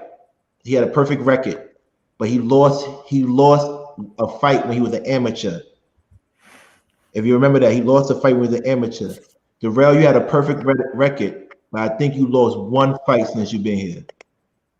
Do you know what fight I'm talking about? Nope. I think you didn't lose, but you didn't win like I thought you was going to win, which was the last time you faced Anton. You mean today? No, not today. I'm talking about the one when you was on the show with brother Clarence, and then you told him you're not going to talk about his wife, but then he hit you with you said you cool with that guy Glenn, some shit. Are you familiar with what I'm talking about, Logic? Nah, I'm trying to understand. Rico, you I familiar know with you're talking about. He tried to make it seem. He tried to make Rico, it seem. he tried to befriend you, and then he hit you with what you friends with. You remember that? What I'm talking about, Rico. Can you explain it, Rico? Yeah, that was the Glenn Cameron. The Glenn Cameron, Glendon Cameron. Glendon Cameron guy. Okay. Right. What he did, right? Yeah, what he that did, Logic. looked bad. It looked bad because you was beating him, then he just came out of nowhere with a windmill. He just baited it like you didn't have as much of an issue with him that he did, and it's basically he called him out first. But I think he just was performative with calling him out, but everybody was already there in that space. But he tried to set it like you didn't have as much to say about him as he did. So he's like, I took him on. I'm like, you argue with him over the internet, so what? And you called him out rightfully to say you didn't go to his fucking house like I would have. This is the thing about that situation. Right. And I'm not even trying to like start shit right now, but No, we're not starting shit. I'm just saying we talk because Logic is here. We Yeah. said how would he handle differently. That's all. What he did in that situation by bringing that up was the same thing E Black did with that apology video. You take something out of context and you try to weaponize it against me, right? Because you're trying to say, well, you left a comment under Glenn and Cameron's video. You didn't say what the comment was. Nothing. What I said was, that's why I cleared it up. Anton, I don't fuck with you or Mr. Clamor. If he watching, fuck you too, fam. Did I not, Rico? Because I'm not about to let you control the narrative. Yes, right. And thank you. Shout out to Queen Ebony. And I saw that in the comments a lot. Anton want to control the narrative. He said the same thing, Mr. Logic. When he came up, I said, bro, no matter what he come up and say, my opinion about you not changing. You know what he tried to say? Well, you're already being disingenuous. You coming into the conversation disingenuous. No, I'm not, my nigga. That's how I'm solid. You got over that. That was the beginning. You got over that one. I saw you get over that one. But I don't think you got over the last one. He said you try to befriend someone that you that's why. And that's why when Rico was watching, correct me if I'm wrong, Rico, I said I never tried to befriend him. I messaged him to say you need to get in touch with me so I can tell you how we about to deal with you the same way we deal with Anton. I wasn't interested in doing what him and the lead attorney doing. They say they don't clout chase, but you don't go deal with a pedophile in person. You do a video with him that's going to reach over 100,000 views, and you keep doing it over and over and over. But you're not clout chasing. Yeah, right? That was what Anton was trying to say. Was I got him on video, and Daryl was saying, "No, I'm gonna deal with his ass chest to chest. Period. Forget this video stuff. I'm gonna deal with it like a man." So I saw what the clear differences was. Daryl was like, I'm going to deal with this guy and this messing with kids directly because that's he how said he be in Atlanta hanging with Kevin Samuels all the time. Right. Glendon Cameron is in Atlanta. Right. But my whole point is when I reached out to Glendon, and I still feel the same way. Holla at me, Glendon. I'm not trying to do videos. I want to see you face to face. I want to have the whole community around so we can all judge you collectively. I'm not trying to get clout off your fucking situation that you came online saying that you just lied about just so you can start your YouTube video. That's not me. And that's what Anton was trying to do. Well, you aligned yourself with him. No, my nigga. This is not Laqueef. You're not about to control the narrative. Right. Right? You want to say I'm being disingenuous. That's why I stopped that immediately. No, you don't understand. You don't know what a solid man look like. Right. That's why you think it's being disingenuous. And as far as the comments, again, that's not a shot at bro, on top of me. But when you try to take something and weaponize it against me, it's never going to work. The people who stand behind me know me. You can never be that. If you want to destroy me, never go that route. It's never gonna work. Right. So here's the thing, Logic. Yeah. What is the way to debate someone like Anton? How would you debate anyone like Anton? Well, actually, I have, and that's what I was saying when I first. Oh, you did? Yeah. Absolutely. Yes, he has. I saw it. Yeah, I was on it. If you want to go back and check it, it's the show where it's the title is Am I a Racist by a mirror show. That is correct. It's about 3 weeks ago, I believe, 3 or 4 weeks ago. But yeah, so he came in on our stream when we and her were having a conversation. He came in and he wanted to berate me with a lot of questions. I kept it respectful, you know what I'm saying? Because, I know how to take certain things from people that are great and discard the bad things. Some people get caught up in the bad things and then they miss the knowledge that person may have. I'm that type of person, right? So I didn't get up there and stream and yell. I just strengthened my argument. And if you look at towards the end of our conversation, when he realized he couldn't box me in, he was like, I rock with you, fam. You know what I'm saying? And things of that nature, which is cool. I rock with him as well. You know what I'm saying? Anybody who's respectful, I rock with. Right. But that's what I wanted Hannibal to do, is that this guy is, he's not undefeatable. Anybody in their argument is. You just have to stand on what you know is the truth. And if you know it to be the truth, don't back down. And be respectful. You can still be assertive and respectful. That is possible. Can I ask him a question, Mr. Logic? Yes, sir. And I'll say this only, I guess, a little bit in defense of Hannibal, because I know when you go on that platform, it's not a straight debate where it's a one-on-one. You're almost like stepping into a territory where it's like a 1-on-4, because the rest of the panelists pretty much have a shared point of view. So you could be talking to Rilla, and at the same time, the other panelists are, critiquing, trying to pick apart your argument. So you could be a party of one. So I'm saying, how do you expect is it a fair fight is to go on that platform and say that, you need to match them mano a mano, but you're not doing a 1-to-1 fight? it's 1 against 4 or 1 against 5. And Right. it's like in a 1-to-1 debate, I can probably more quickly formulate my opinions and my views and my stances to combat it more quickly. But if I'm like, you getting fired from here, fired from there, I think Hannibal held up well under those conditions because maybe other than Kay, at that point in time, it was 4 against 1. Let me ask you a question. I like Kay. I love her. No. I'm going to ask everybody a question on the panel, particularly Hannibal, Kay, Hannibal, Darrell, Rico, and Logic. I like Kay, and Kay is absolutely amazing. And when I was up there, I was on her side protecting her. But do you think we're foolish for protecting? Do you think we're foolish for protecting her because she still goes back on the show? That's a great question. I protect her views, not her as a person. So I don't support Kay the person because I don't know her as the person. Right. But her views, I share those views, so I'm going to stand up for them. Hell, if Anton ever shared those views, which he would, then I would support the views. That's what I support. What do you think, Logic? About Kay?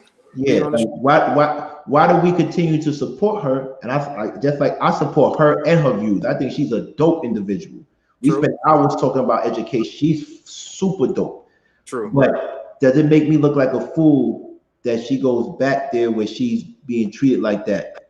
And so when I say something, so how do you feel about that? Well, with Kay, I think Kay's a very logical person. I do. I think sometimes she can get out of hand emotionally with the joking around or cutting people off. Because look, I'm big on respect and letting people talk.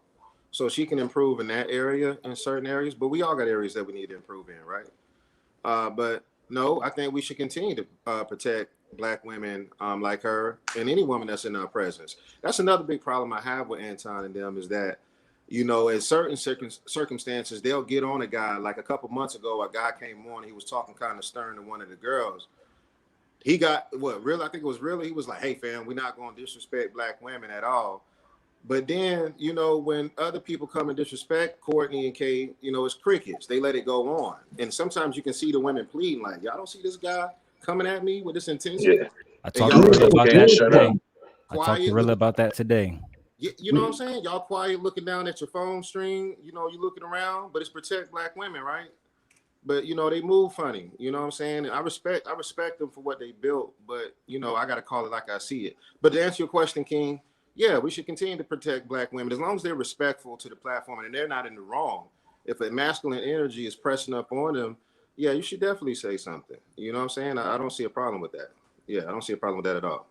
Okay. Hannibal? Kay belongs over here. I've known her for years. I've known her for years. She's the smartest motherfucker on that show. Facts. Facts. And honestly, it's almost like, okay, you're over there contributing your intellect, but it's almost a fucking waste. You know what I'm saying? Like, she needs to be over here. Let me turn my volume down. She needs to be over here. She need to be protected. She need to be respected like all Black women, like women in general, but she need to be over here. Yeah, we got a show coming up called Conversation with Queens dropping next week with some flowers.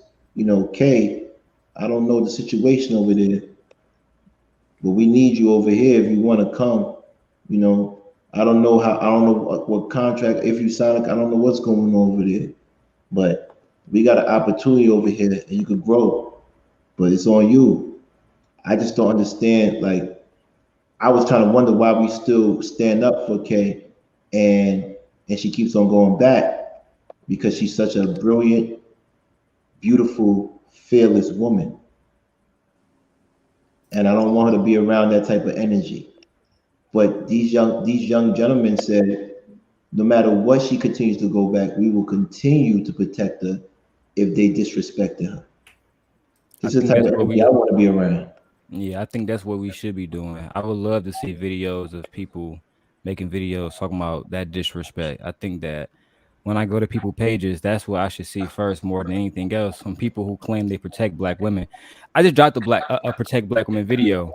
Go check it out. And I'm actually doing a reparations video and talk about how that can protect black women as well by financially empowering black men. Right. And black communities, not just black men, black families, I should say. With Kay, because Willie asked me this question yesterday, I didn't really have a chance to address it, and I want to. I have chosen, and I thought about it all night. Damn, Willie made some good ass points. But if my sister was married to somebody that was abusive, would I keep protecting them? Yes. And me, I don't know if y'all watch Raising Canaan, but I'm gonna play it like Raquel Thomas. I'm not gonna go into it. Go watch the show, right? But I'm not about to let her keep getting abused either. That's what I'm saying. If it's up to me, if it's my sister, I'm going in the house and I'm removing the abusive party. Mm-hmm. JP has a point. She says again, when do you stop enabling the behavior? She will always go back if she knows you will be her floor. Sometimes we have to stand alone to find our truth. Chef, what's your reply to that?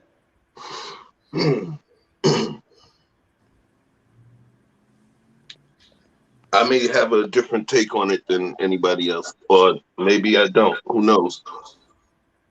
Hannibal, and out of everybody here, Hannibal actually knows her, right? And he confirmed something that I saw, that she's brilliant. She's brilliant. Yeah. You watch the show, she's not going to be painted into a corner. She's going to stand on a square and she's going to speak it. Some people think that it's chaos. A lot of times you'll think that something doesn't sound good because you may be tone deaf. Her voice and her message juxtaposed against our garden may actually sound more like music. But that entertainment variety kind of thing that's going on over there is going to sound like noise. It's going to sound like chaos. Remember, she's somebody to be respected. You talk about, regardless if it's a job that she does, she teaches our children. Mm-hmm. She teaches our children. So she's not dumb. She's not dumb. And I just believe, I don't think she's being held hostage or anything like that. I think that she's being measured. I think that she's being very measured, you know, and that's the way you got to move. Everybody's move is not going to be telegraphed. Everybody's move is not going to be promoted. Sometimes they're going to move how they move. I do believe that she's a strong, that's a strong woman. Pay close attention. That's a strong flower. So she's not stupid. I believe that she's moving at her pace, you know, and at her own terms, Right. and within her own time. E Black.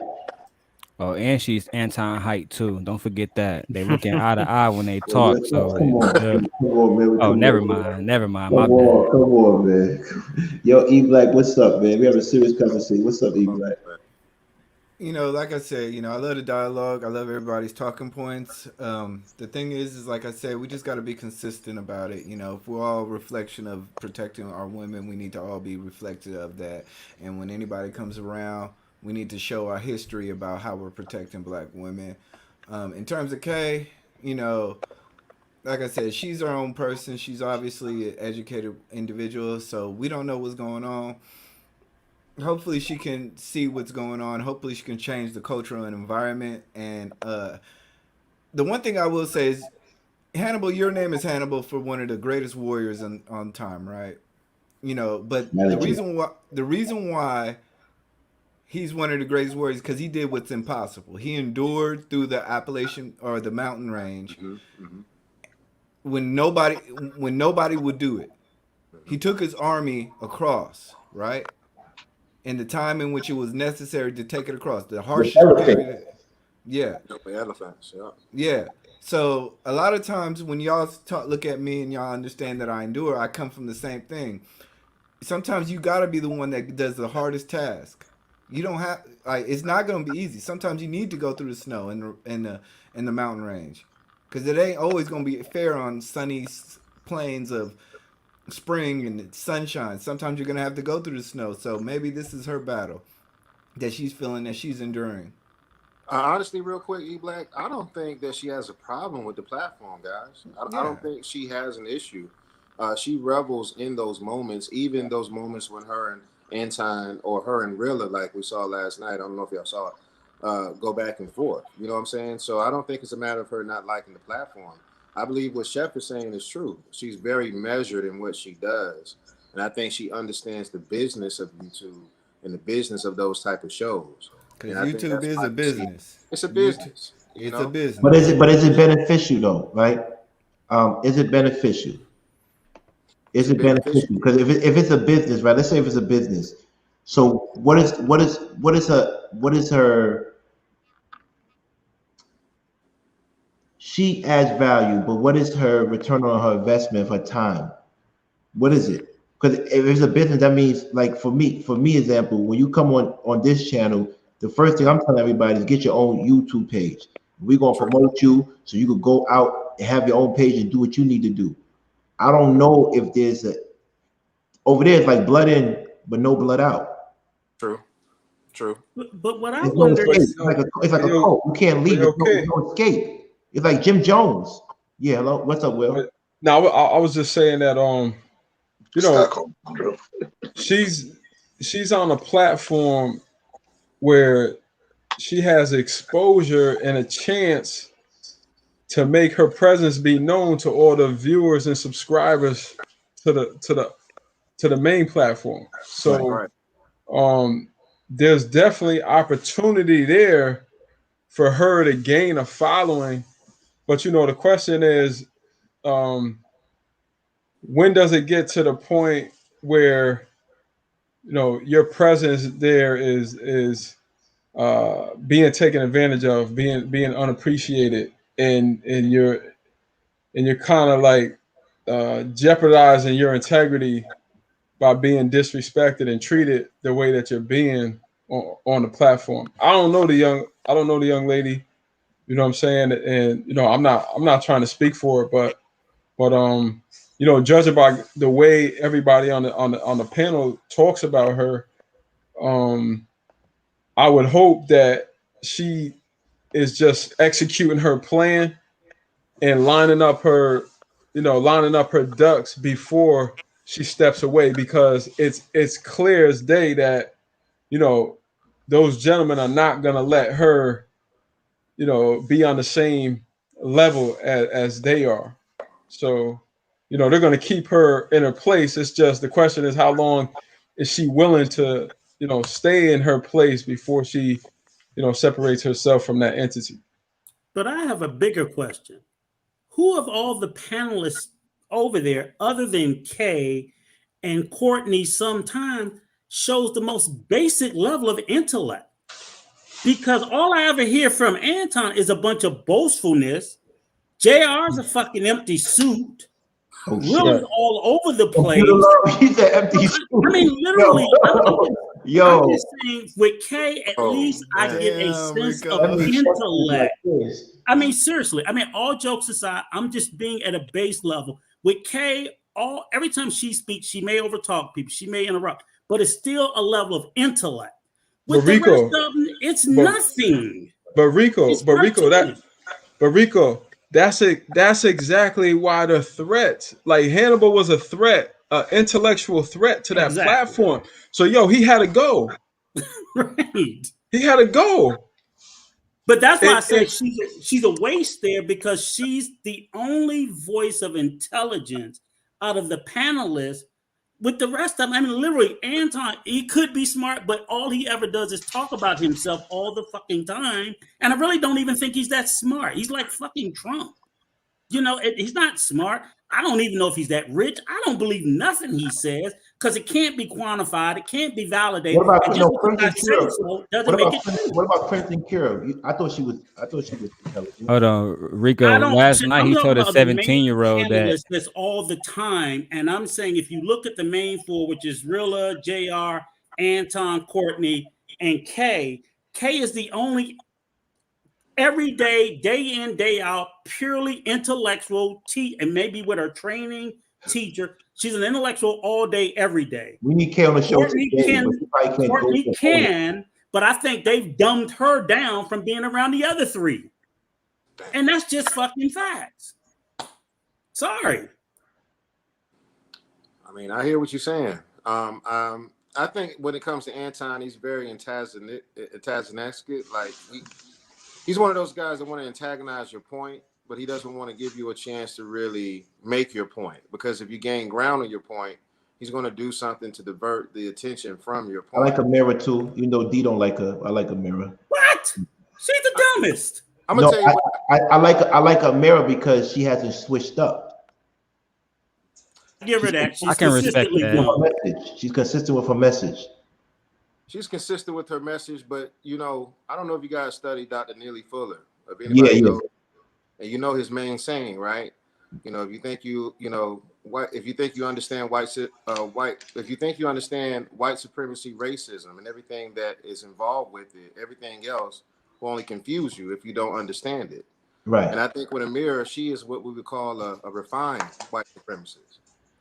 A refined white supremacist is someone who don't use the usual tactics to display their disdain for a certain group. Racism. Okay. Yeah, they're like racism. I get it, but my thing is, sorry to cut you. I get it, brother. But the thing I said is, I respect her consistency with her message.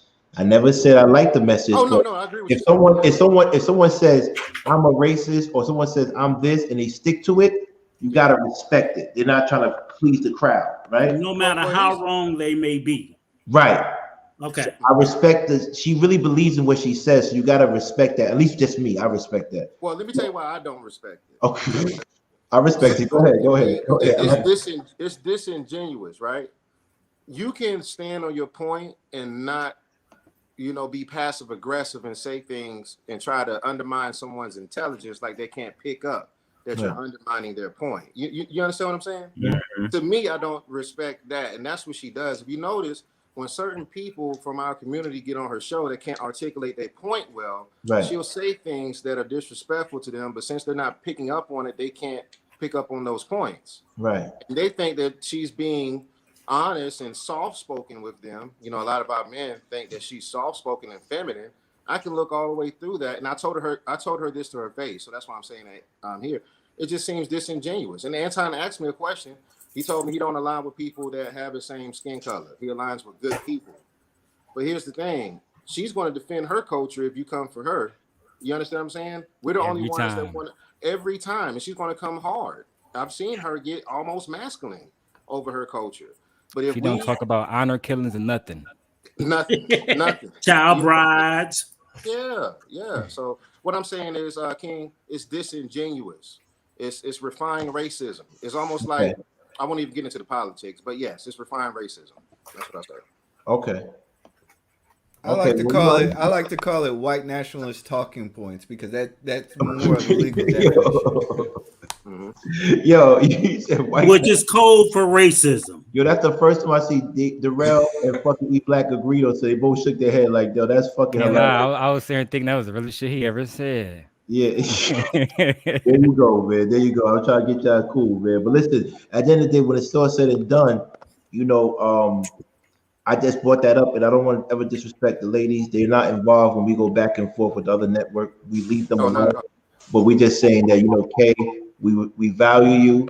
We want you around winners, and we want you to come and, come in this world of patriarchy, but our patriarchal world, because we know we have privileges as men. We're open to listen and make the necessary adjustments. So this is what I'm saying. We have privileges. There's men that know they have privileges, and there's men that don't want to admit to it. But King, even admitting we have privileges, we do agree that we can call out blatant wrongs, whether it's from the other. I'm about protecting the fair sex, but Right. I would go at Candace Owens or anybody else that would speak negative to the black community, not Right. because of their sex, but because of their views. Yeah, but all honesty, I can't stand Anton. But if he says he's Christians, there shouldn't be no color. So he might be right. If he's saying he's Christian, right, and he's Right. saying he's Muslim, there is no black and white. No, So but he's I'm not speaking. wrong. I'm being devil's advocate right Right. now, and the devil is Right. Anton. I'm being Right. Anton advocate right now, and I can't stand him. But if he's saying he's a Christian and he or whatever he is, there is no color. Hannibal, Black, please jump into that. The thing about it, when you talk about Christian and racial features, there's a clear distinction between culture too. Gentiles and Jews. Jews were considered a cultural class. Gentiles were considered a non-Jewish cultural class. So they were amongst each other, but just separated by faith and religion and sometimes culture. It gets weird in a lot of different spaces, how they mix it up in the Bible, but essentially love your neighbor. So I'm gonna leave it at that because I don't want to trip up and say something I don't mean. Yeah, but they said the blacks are the real original Jews, so I'm confused. I'm still confused. I mean, I would definitely say that too. If you talk about the Egyptians and how they kind of crossed the Red Sea, you can arguably say those are the same people that were enslaved, and then they fought against those in the northern Sudan or southern Sudan, if I'm Right. thinking of it right. So, Wow. Well, we got Henry Dante, Henry Dantes. yes, I know him. Hello, Henry Dante. he's in the chat. Oh, Is it Dante Henry or Henry Dante? Henry Dantes. I see a Dante Henry in the chat. Is that the same person? Does he have a picture? I can't see his face. They say Rilla in the chat right now. All right, he can come up. You know what's wild about race and religion? What Come up. what they say is the most segregated hour and day of the week. Sunday, 11 12 a.m. on o'clock. Sundays. Come on now. Tell Rilla to come up. Well, and I'm not a member of the Nation of Islam. I'm just a great admirer. I have many friends and family members in the nation. And you know what? You'll find if you talk to them, black Muslims, black members of the Nation of Islam, when they make Hajj, they don't always have a great experience over there in Saudi Arabia. Yeah, that's true. True. They do not get embraced as Islamic brothers off GP a lot of the time. I want to hop on that real quick. If I love Malcolm X. That's my most admired ancestor that we all collectively share. But with Malcolm X, when he went to make his Hajj, that was one of the core reasons why he chose to continue to separate himself from Elijah Muhammad and the movement that was going on over here, because he saw how Sunni Muslims moved and how it was in a different fashion than the American. Not to say that it wasn't good for us in the time period that we were going through, but he wanted a more traditional Muslim setting, and that infuriated Muslims here a little bit more. So yes, I just want to say your point is very true. That very much so is true. It's different over there. And I like that you brought that up, because that is a fact. A lot of people look at his experience and draw conclusions that, and I'm not saying you did, but I'm saying a lot of people draw conclusions I don't think that they should, because people forget that Malcolm X was internationally known at that time. Yes. So his experience over there was not the experience that Khalid Muhammad had when he went. Now, Malcolm X, when he got sent over, he actually, from my understanding, he got denied, and then because I think the Prince of Saudi Arabia, it was his personal invite. Yes. If you read not his autobiography. It's a book I have to go get from my bookshelf. But in the book, it talked about how when he got over there, he wasn't received at first, but then dignitaries of the government of the different countries that he would visit will make him his personal guest in their homes, from Ghana, from the Congo to Egypt. And there was an attempt to kill Malcolm X when he was abroad. They tried to poison him in Egypt. Somebody tried to poison his lunch, and it didn't work. And then he tried to land into France. He tried to land into France, and they told him if he landed, they would arrest him. And that's when he knew. He said the FOI, this wasn't the FOI, this is the U.S. government. That's when he realized it, when France was in on it as well. So yeah, absolutely. So yeah, listen, before Henry Dantes, I said it right? Yeah, just Dante is fine. I'm sorry. Listen, man. I don't know how you got your contract signed, Chicago. You always welcome to come up here and talk it out. We don't censor anybody. We don't block. You could come up, talk in the chat. Ain't going to get nothing solved. Talking to other people in my circle ain't going to get anything solved. Come up here and talk. But if it's in your contract not to talk, then let us know. Because I know if you censor it, I don't want to stop that. All right, listen. Do me Henry. Do me a favor. Speak your mind, brother. We here for you. Talk to me.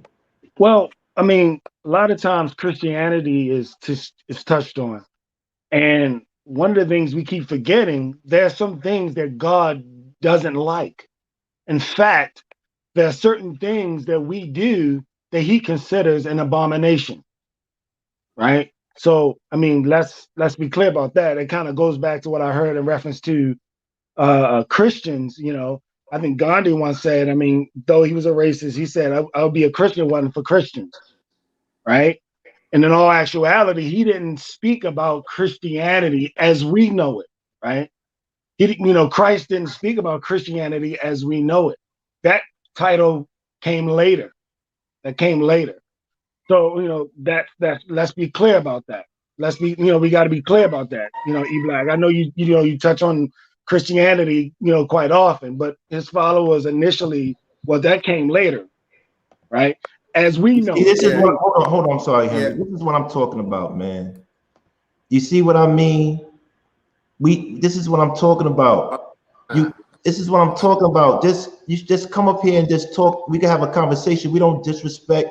I tell jokes about you, E40, but come up here and let's just either we squash the whole situation or whatever. But you saying that is like, this is why I'm going to keep on bombing you. And this is why you have all this smoke, but you never use this time to create your own show. This is what I'm talking about. Come up here and let's just have this conversation. Teach me how to be a man and have a conversation. Please teach me how to be a man. That's Daryl's guy. I want Rilla to come up, man, because really. Yeah, like this is crazy. I'm telling you, show me how to engage. Right. Instead of just saying what you saying on here. That's come on, son. Like that's how. Like, why you talking on this chat? People is counting. Your two brothers is counting. Computer Love and Dirty Pastors counting money. Come here. Let's talk. Let's build. Teach me how to engage with you. Teach me how to engage with me. Show me how I'm treating you wrong. Show me where I messed up at. You supposed to be. You said you who you are, but you talking on this, and while your other dudes is counting money and driving Porsches and having equipment, you have headphones with coat hanger wires. What the fuck you talking about? Anyway, look. Come on, Henry. Come on, man. I'm sorry, brother. I apologize. Well, I was gonna reply to Henry. I mean, we talk about Christianity a lot. Is what I was saying is, and that we, yes, he loved us, but there were some things that he just did not like. There's some things he, just did not. Even though there were things he called, an abomination, and not to get into a hamartology debate, the study of sin, but let's be clear about that. But I want to, put a comment out about, your interactions with the Lapeef Network King and the other gentleman, Logic, I think his name is. And I don't see how y'all did it. Hannibal, brother, I don't see how you did it, but you handled it exactly how I would have. You know what? My mental health, my integrity is important, and you left. I don't see how you stayed as long as you did. Honestly, when the name calling, the immaturity, became resonant. I'm like, just, I you stayed as long as you did. I was like, surprised. But Hey, last know, night the Chicago got and called I a drunk. appreciate that. I really appreciate the hearing name that. calling, I'm like, I what is the really name do. calling? I really Hey, do. And like I said, I don't know if you heard what I said earlier, but I stayed on because I was committed to my mission, and my mission was to try to empower and enlighten and then edify and add to the conversation. What I didn't realize is that is a entertainment show. They not trying to teach nobody nothing. They're not trying to edify nobody. They're trying to entertain and get clicks and make some bread for Anton. And that's it. If I'd have known that from the jump, I wouldn't have went on there at all. You know what I'm saying? Last And I night, saw the special you wait, did with hold I on, saw when you Henry. came Hold up on. with E the Black mirror. talking. E Black talking. Hold on. Oh, my bad. Go ahead. I'm sorry. Last night, Anton went on his usual discredit of any type of intelligence is called Chicago-rilla drunk. No, I saw that. I saw that. He called who what? I saw that. He called Chicago-rilla drunk. He called no, not Chicago Rilla, the one that's defending the network. E40. Oh, E40. Okay. Tell me when to go. But that's another tactic that we do to invalidate intelligence. I've been a victim of it. I don't know why people don't understand. Arguing with Anton is like arguing with a chimp that's throwing shit. He's an obtuse individual. It's pointless. Like I said, he has no intellect. Damn, so son, hold up. Jokes. He calls the N-word. Damn. You owe JP 5 push-ups. Oh, me? I owe her about 100 push-ups. So. Yeah, but I'm just saying though, like you could come up here and talk to us, be the man, stand amongst us. You outnumbered. I will respect that you come up here and you outnumbered and say, "Yo, I don't respect none of this." Blah blah blah blah blue blue blue blue blue blue. But he'll have the conversation if any of us go over there. I don't understand. So they're always willing to bring you in on a playing field that's leveled against you, right. But they will not meet you on a level playing field. But the sad part is they won't. I can't even do that. They block me. Oh wow! But that speaks like, to itself. Like, I don't know if you saw this, but they blocked me. I didn't leave. I saw that. Yeah. I had his boss running around looking for receipts for his Versace robe. This is a fact. He's looking for receipts. Yeah. So this is what I'm trying to say. I don't want no problems. I know I do want problem line. I want problems with them, but I want internet problems. It's about market share. For me to exist, you can't exist. And I would like for us to have a debate right now in front of everybody. I would respect it if we had a debate.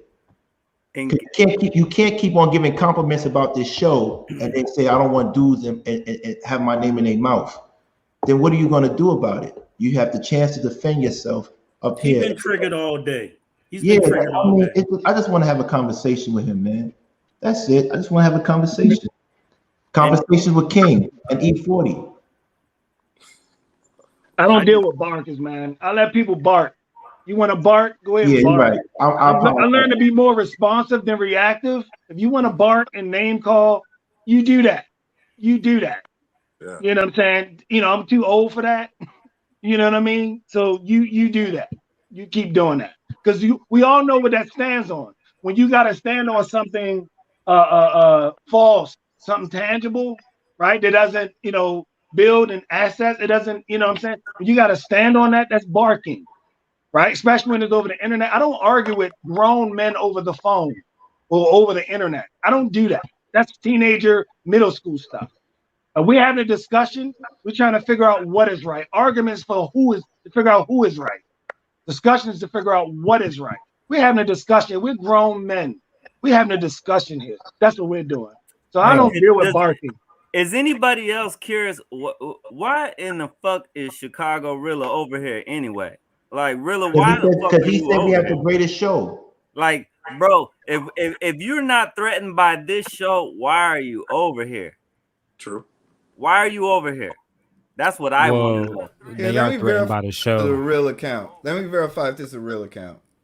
That's a good idea. That's a good idea. Verify is a real account. He 'Cause been we- triggered all day. I wouldn't be surprised if it is. 'Cause I'm telling you, I haven't checked back. Amazing. I haven't checked back into that other channel since I was on that That's not a real account. I don't think it's a real motherfucker. account. No, it's No, I not. think it is. He was triggered over there on the page. No, but his man called him a drunk. That's not like this is what I'm saying. Like they don't have anybody to bother anymore, so he's the last on the totem pole. So they bothering him now. But I watched all day him on the page triggered over post about you and this page. All day. A very expensive post. Yes, he had been going back and forth all day. Yeah, it's cool, man. But So he's triggered. Yeah, he's triggered, but it's cool. But it's one thing he can never say. He still didn't start a show yet. And ain't Like gonna no matter, get one. no matter what he says, he could say whatever he wants. He does not have a show. Do you know what that means? You know what that means? Mirror on and gave her one. Who got? They gave a mirror one quick. Yep. They was gonna give me one. While we talking about women, I just want to shout out to Lucky and Lauren's show that's airing tonight. You know what I'm saying? The Real Flowers, a shout out to them, you know what I'm saying, who've been holding black people down. Courtney was holding black people down. I just want to shout out to them. If not anybody else, me for sure. Right. I don't know, man. Listen, I get it, man. I get it. He said, I'm going to tap in. So is that really him, E-Black? I'm going to just say, yeah. All right. I mean, I hope he taps in because, like, what I'm saying is, like, we could just, it's because it's just crazy to me, man. It's just crazy to me. And maybe we could get him a show. The only reason why I do think it's him is because I'm being dead ass transparent here. At 10:46, I did text him the StreamYard link. I said, if you change your mind, because earlier he did tell me, basically, fuck you, King, and he never gonna cam up and fuck your show. In so many words, his words, not mine. He said it in the group, in the page over there. He did. Yeah, but I'm not. Listen, I'm not actually. But yo, fellas. I mean, if he does come on the show, like, let's just respect King and Rilla's dialogue. Like, Right. It's not, it wouldn't be fair if like we all just chime in. I mean, I don't know dude anyway, so like I'm not gonna say nothing. That's respect. My button is gonna be on mute anyway, but he may be hesitant to come into this, this space just because he thinks that everybody's gonna have smoke for him. Like, we could just everybody go on mute and just let him and Rilla, talk it out. You know what I'm saying? Y'all should really, I accept. Y'all should really have like 13 likes just to have him come up if you do come up. No, I'm not gonna lie. I'm gonna bring up SO Hopeful. Y'all know SO Hopeful? I don't know him, but I'm bringing him up. But I would say it would be a good situation because at the end of the day, he gets to get his voice across. He can say F me all he wants, but it still doesn't answer the question. Where's your show? All right, SO Hopeful. What's up, brother? How are you? What's good? What's up with y'all? How y'all feeling? Man, that's Eric Hope, man. I mean, yeah, thank you. Like at the end of the day, I hit a sore spot with Rilla, and it hit so bad that he's saying F me. I never said, you know what I mean? I don't get it, but it's cool because if you saying F me, there's streams of videos saying, yo, King, the children need you. You are the greatest. So you can't take that back anymore. You already said what you said about me. I never say anything good about you. Hey, King, this is my bad, SO. I apologize. Listen, I understand how it is. Sometimes, you know what I'm saying, you want to entertain, whatever, but when you realize who you're talking about, because you seen Rilla on the show. Sometimes he'll flare up. You know what I'm saying? And it's that emotion that comes from being on the show. them having him on and him being on the panel, like, so he gonna rock for them regardless. Like, Anton can say whatever, he'd be like, yeah, I rock with that. You know what I'm saying? He'll disagree, but at the end of the day, it's all love. Right. On here, we gotta have look, you got Conversations with King, which is an awesome name with the K and all that. Right. But when I first got introduced to you, Sherelle told me, she was like, look, you know, my man King, he got his own little panel. I'm like, oh shit, let me go check this joint out. I see my man Hannibal on here. I fucks with Hannibal. Hannibal is, you know what I'm saying? Yeah. You know, because he was speaking some things that they wasn't trying to even listen to, not trying to even hear. You know what I'm saying? E Black, he always comes with a different of opinion. You know what I'm saying? He always says something, you know, off the wall, outlandish. You know what I'm saying? I remember, you know what I'm saying, a couple of other people I don't think I remember. I haven't seen. But as far as for y'all go, it's certain things that, like, because I've been on the show before, and Right. it's certain things that it's like in the moment you wish you could have said or wish you would have been able to say, and you may get passionate about certain subjects. Right. But Eric, be honest. Who's the most litest call-in person you know, man? Come on, man. Like the Cap. Oh yeah, myself. Yeah, oh my God. Who you think? But this is what my I'm saying, God. like, because that's what I'm saying. Look, all right. It's not just on Lapeef. I also called on Anton's show too. You know what I'm saying? We went back and forth, and he actually went to the point of saying, you know, he feels as though people like me should be castrated. You know what I'm saying? If y'all ever go back, y'all see he had a show like that. And I'm like, whoa, you know what I'm saying? And see, I'm the type, I would not speak ill will of anybody. I don't think you should. I feel like it's certain things that you shouldn't say, that shouldn't be brought out with your breath.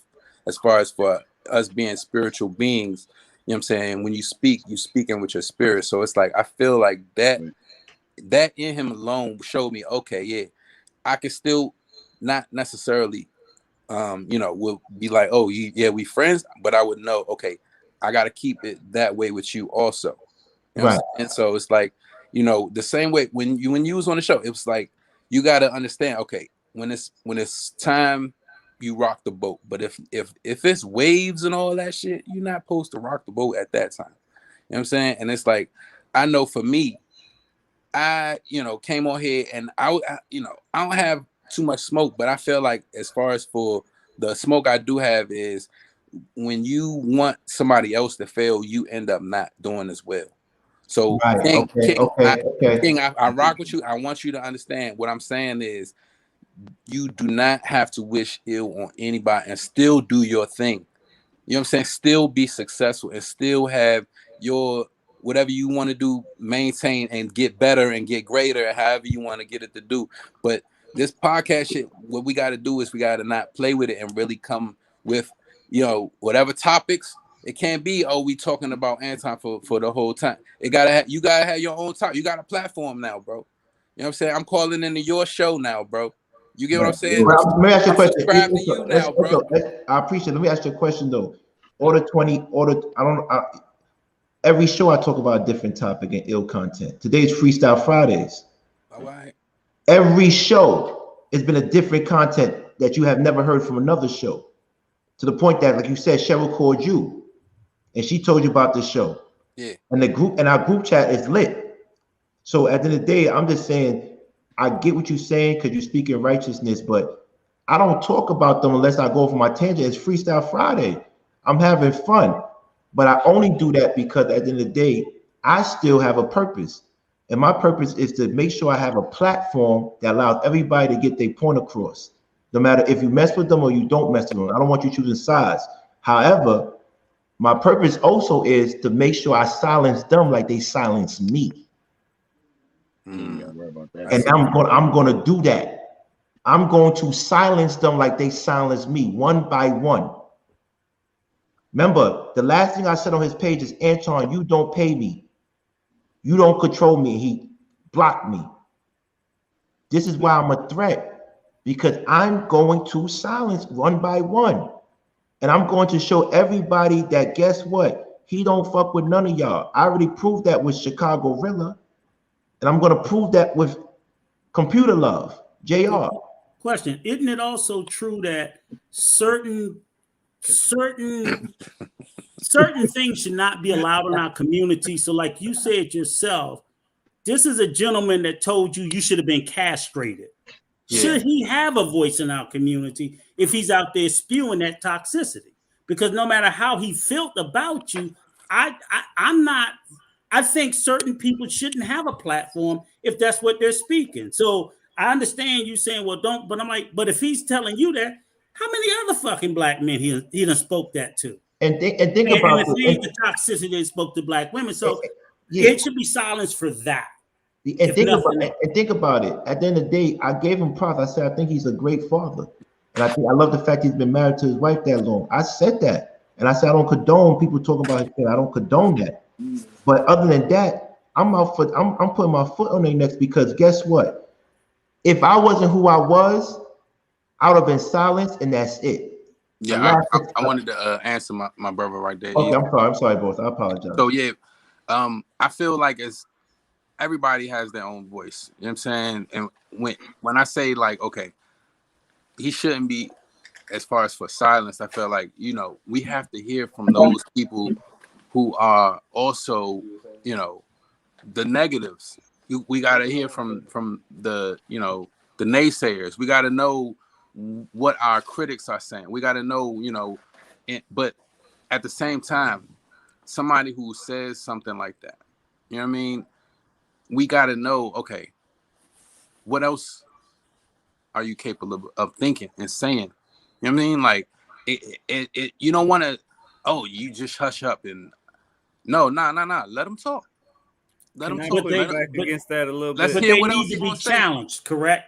If they're spewing that negativity into the community, they must be challenged. We can't just let them do it Thank you, Rico. unchecked and with free reign, correct? This is Mr. Right. Slap women and It de-escalate has to with have men. balance. You're right. Hold on, Hannibal. So, So I want to, respectfully push back against what you said, and I want to, because of the platform size. So it's one thing to shut somebody down in personal conversation or in local debate. It's another because they're saying something that may not jive with your beliefs. That ain't cool. But this dude is on the internet. He's created a piece of video content that may exist for 100 years. And it may get 50, 100, 200,000 views on it. When you got people like Anton saying black culture is trash, which is in line with the Candace Owens of the world, who are inaccurately deriding the black community and black culture. Here's the problem. The internet amplifies those messages. And the wrong people can hear them, internalize them, and take them to work at Capitol Hill and use them to draft legislation or to stymie resource allocation based upon or let's go local. It's probably white supremacists who are listening to Candace Owens and the like and saying, listen, even her black ass it will admit that these black people ain't nothing and this, that, and the third. And then they use that to strengthen their spirits to go do violence and harm to us. So it's almost like the old traditional First Amendment argument.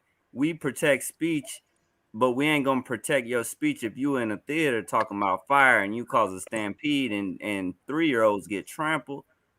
That speech is not protected because it's dangerous and can easily lead to the harm.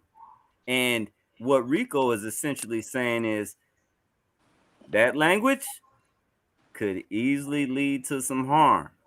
Okay, but what's crazy? Hannibal said something earlier. He says we are a one-way war with the oppressor. Esso just basically says he wants to be a one-way war between me and Lapeef Network. So they could do what they can to me and I can't fire back at all. No, that's not what I'm saying at all. So help me figure out what you're trying to say, because I don't get you. Tell me, just focus on me, be good, and don't do nothing bad. What I'm saying is, all right, I guess what y'all trying to say is all's fair in love and war, right? Which I get. I understand what y'all are saying. Y'all, I'm not thinking it's war though. That's all I'm saying. I didn't know that. Why is that? Why don't you think it's war? Well, because like I said, you know, it's a talk show. It's not necessarily anything that would affect your well-being. You already are, you know, successful as you are. Y'all are already as successful as you will be. If anything, the show would maybe add to that. What I'm saying is I wouldn't fight dirty. I'm not the type that's going to talk down or who's going to talk dirty, you know what I'm saying, and say, oh, you know, you should be castrated or anything of that nature. I never said that. No, I'm saying even if he says that, even if he goes to that point of blocking you, you know what I'm saying? You know what I mean? You could say, you know what, this guy E, you know what I'm saying? Block this guy right now, right? But I'm not the type that would do that.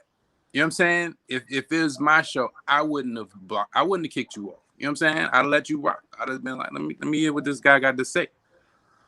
So them silence you, yeah, I get what you're saying. That's to the extreme. That's the type of guy that is. But when you go to the point of, oh, you know what? Let me wish this on that person. You giving that more. You say when I wish something on them.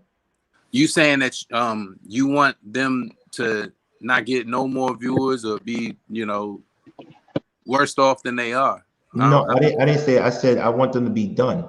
Yeah, done. You know, I think when their content they should be. No, because what I'm saying is at the end of the day. Okay, let me. I wrote this book in prison. I don't know anything about me, but y'all assume I'm living good. What if this was my only way of surviving? TLA, who's them friend that got the word from Anton, said, "This is a pamphlet. Don't buy this book."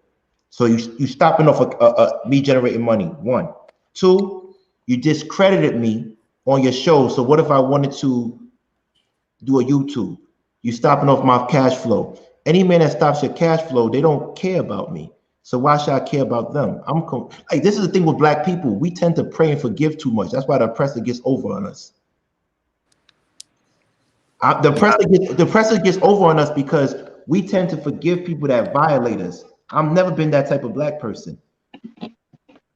If you violate me, I gotta violate you. Because guess what? If I don't violate you, you're gonna do it to someone else that can't defend themselves. Drop the link.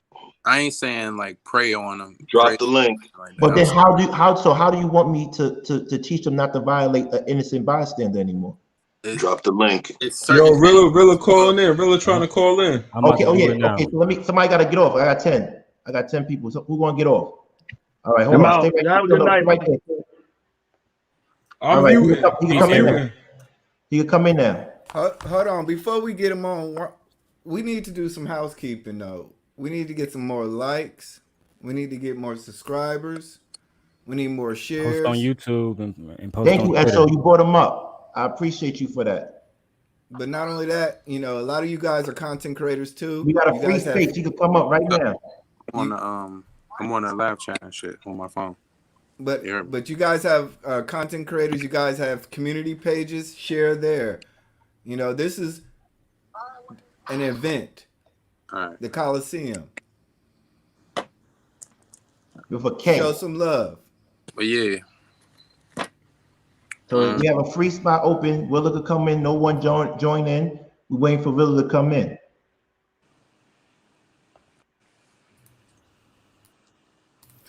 Now he says he wants some. He says he does want some rules of engagement in the chat. Whatever rules of engagement. Hey, look. That's what I'm saying. The rules of engagement a different platform than on your on. Yeah, but the rules of engagement is determined by the combatants, so we can't. Right. Y'all can't say anything. It's just me and him. And I'm saying to him. Competition. And I'm saying to him, you can say whatever you want. You make the rules up. I'll follow your rules. If he wants me to be quiet, I'll be quiet too and do sign language. That's how I know I know what's going on because I live in the truth. So you can't. I do sign language.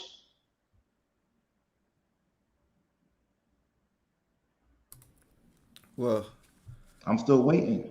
All we saying is this, this is an event. Like we are like 13 subscribers from 700. Come on, guys. Are we 13 from 700? So yeah, this the thing. All right, so as far as for your story goes, how would anybody know it unless you tell it? And like Bingo. Saying, a lot Bingo. of that, Eso. Bingo. a lot of that, You said it. How would Hannibal they know? said was he said what this he can clip it, he can deep fake it, he can alter it, what I'm saying, he can put sound bite it however you want to do, but only thing he can sound bite is what you speak out of your mouth. Only thing he can clip is what you say. You get what I'm saying? So if you don't say it, how is he gonna clip it? How is he gonna soundbite that? You know what I mean? So I can go back. Matter of fact, you're right. I should go back, clip the part him talking about people should be castrated, right? And I can just keep playing that and people and make it a short and put it as a short. Boom. Right? If that's how I really felt, if that's how you really felt, you know what I'm saying? It's easy ways you can use whatever somebody says against them anytime. Like I probably said, you could go back and be like, yo, this nigga said that. You know what I'm saying? He was talking about gay people, LGBTQ. Yo, y'all cancel him. I don't got no problems with them. He said whatever he said, right? I don't got no problems with them. But this is what I'm saying. I went on, I was like, look, are gay people born that way or do they become that? I don't know what you're talking about. I'm waiting for Chicago. Really? Well, brother, respectfully, man. That's the same response I got on the other one. I was gonna say, bro, respectfully, man. I heard you speak about that last night, man, and I understand that the owners of their platforms not wanting to touch that. That's a real touchy subject. And that's I don't talk about that. That's not my thing. Right now that somebody said Chicago's coming up. I'm just trying to get focused on that. I don't know about that situation. But he said Chicago wrote in the trap. He said, I want the 4 horsemen, Hannibal, Brother Clarence, and Rico. I talked to Brother Clarence. I just got off the phone with him. Yeah. He with his daughter. I mean, he with his granddaughter tonight. He said he can't do it till tomorrow night. Okay. Now I'm just telling what he wrote up there. Yep. Oh yeah, he wants stipulations. Look, he said he wants different people. Come on, man. Tell him just call in. Yo, hold on. Tell him to send a rider. You want some yellow Skittles? You want a bowl full of yellow Skittles? What the fuck yo, this is fucking crazy, son. I'm good, man. He don't want to come up, man. Nah, that's real. We do like you. That's why we want to talk to you. You said you was going to come up, man. This is crazy, man. Let's change this. Let's talk about something for real, man. This is crazy. Henry, come back if you want to come back. He don't want to come up. You know what this remind me of? How they network remind me of, man. It's like when Tekashi first dropped that Gumbo video and he had everybody thinking he was a blood and shit. That's how they move over there, man. It's like they the Tekashis of the fucking internet, man. It's complete flugazi, right? Yeah, you sell records. You've been doing this since 2009. Said, please stop talking about our rainbow community. Oh yeah, man. You don't want no problems. Thank you. I got mad love for y'all, the rainbow community on both sides, and shout out to y'all. But Eric, get what I'm saying, man? Because Eric, I get your point too, bro, about taking. No, Eric is cool. Eric is right. Eric is cool. I just thought, Chicago was gonna come up. Nah. That's what I'm saying. There's certain things you already know. It's touchy subjects. It's certain things you don't need to say. Oh, he just talked to Dad. We said that's what we on. All right. But Eric, I just think that I get what you're saying about the not wanting to silence, and I'm all for hearing varied and differing points of views. But I think we have to be careful about what we let into the ether, especially in the community. We have enough negative stuff. We talk about how like the boys on the street, this, that, and whatever. So our community is already flooded. And when I see a lot of the excessive, I'm all for masculinity, but I think some of the masculine toxicity is excessive over there. I just think, and then they're preaching it to young black. I'm an older cat. They're preaching it to younger cats, and I hear them just regurgitate it and don't even know what the fuck they're talking about. And they're talking to our women like this, and this excessive capitalism. So I don't want to silence them. I want to sit there and hold them to account to at least clean up their message and to be responsible for the things they say. They just can't be spewing shit out there and not being responsible for it, you know, and like throw the rock and hide your hand, which is what I think they're doing with what I call verbal twerking. They just spew shit out their mouth and then they don't want to take any accountability for it. That's what needs to be checked. That's a great analogy, the verbal twerking. And whenever I first heard it, I was like, that's money right there, because there's entertainment and there's substance. You know, there's candy and there's okra, you know. Okay, there's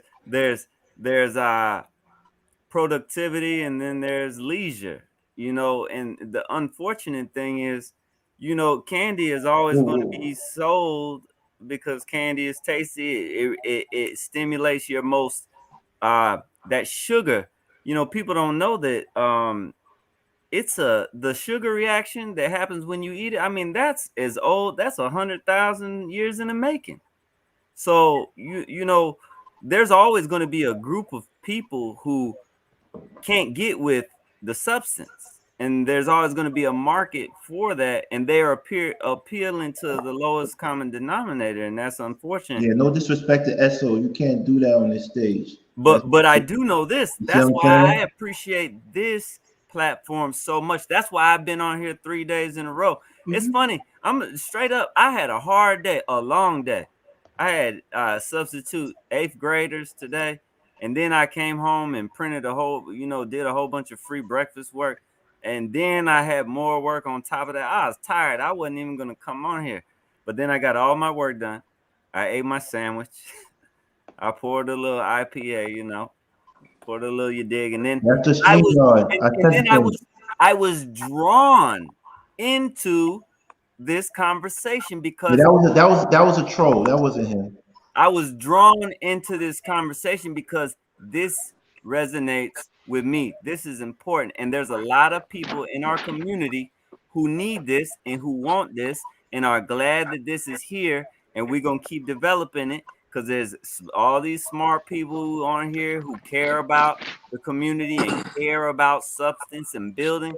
And we hear. Yeah, Eric, I couldn't have you up here again because that we don't do that. Yeah, that was crazy. All y'all. I got a sponsor. I can't do that, son. I can't. Yeah. That was wicked, son. That was wicked. We was talking all this and then you do that. Come on, brother.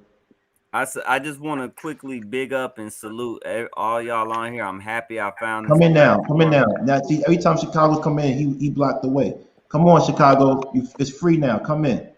And just to piggyback, Hannibal, I only ever cammed up in my life for work on a Zoom call, and King Namnir got me as a regular now because of this this channel. Because he's not going on a thing until everybody's present. You know, because of here you go. Here we go. Let me see the face first, because it's a blank screen. I don't know if that's him. Yeah, Chicago, all capital letters and Rilla. This is special. Is this him? Nah, you know who it is. Who's that? That was him. And I need on the panel who I asked for. You know it's me. Okay, hold on. Get on the panel who you asked for, but we could discuss this between me and you. We don't need anybody. No. Rilla, Bro Clarence said he couldn't make it tonight. Hold on. Let Rilla speak because he listen, all y'all talking, I'm cool. No. Nope. Hey,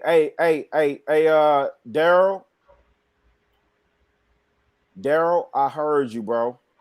Who was that?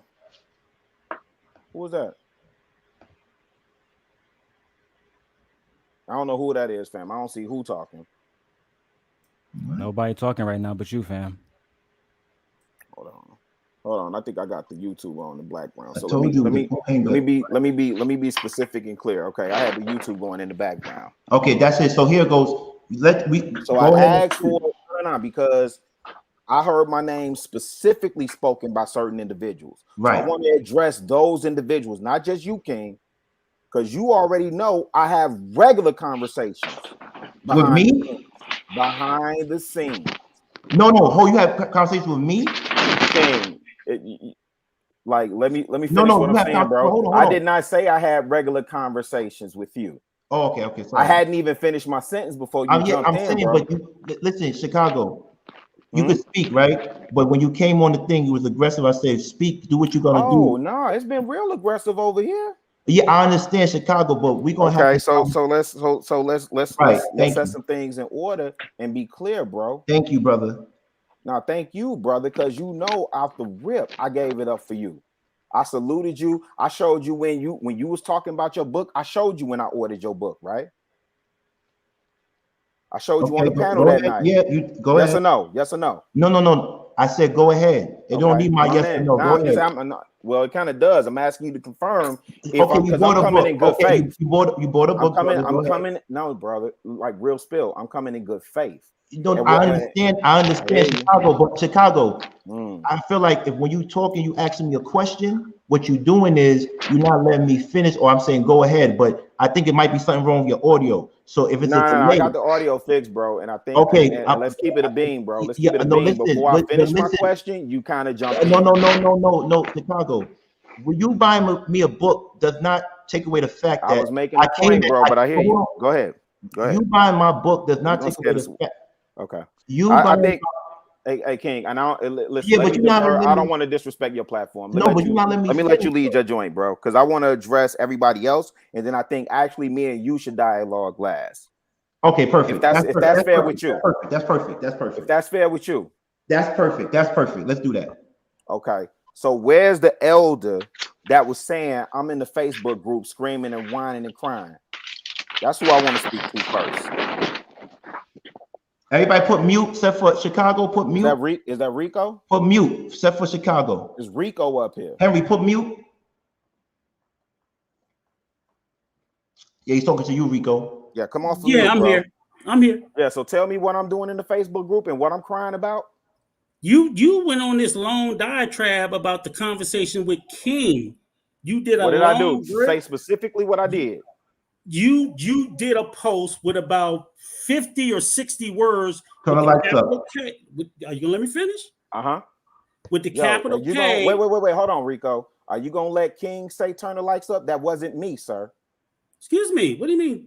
King just said turn the lights up, and you was like, "You gonna let me finish?" Because you thought that was me talking. Oh well, I'm sorry. I apologize. I thought that was you. I apologize. I know it's hot in here. So we gonna get it in order tonight. Oh, that's fine.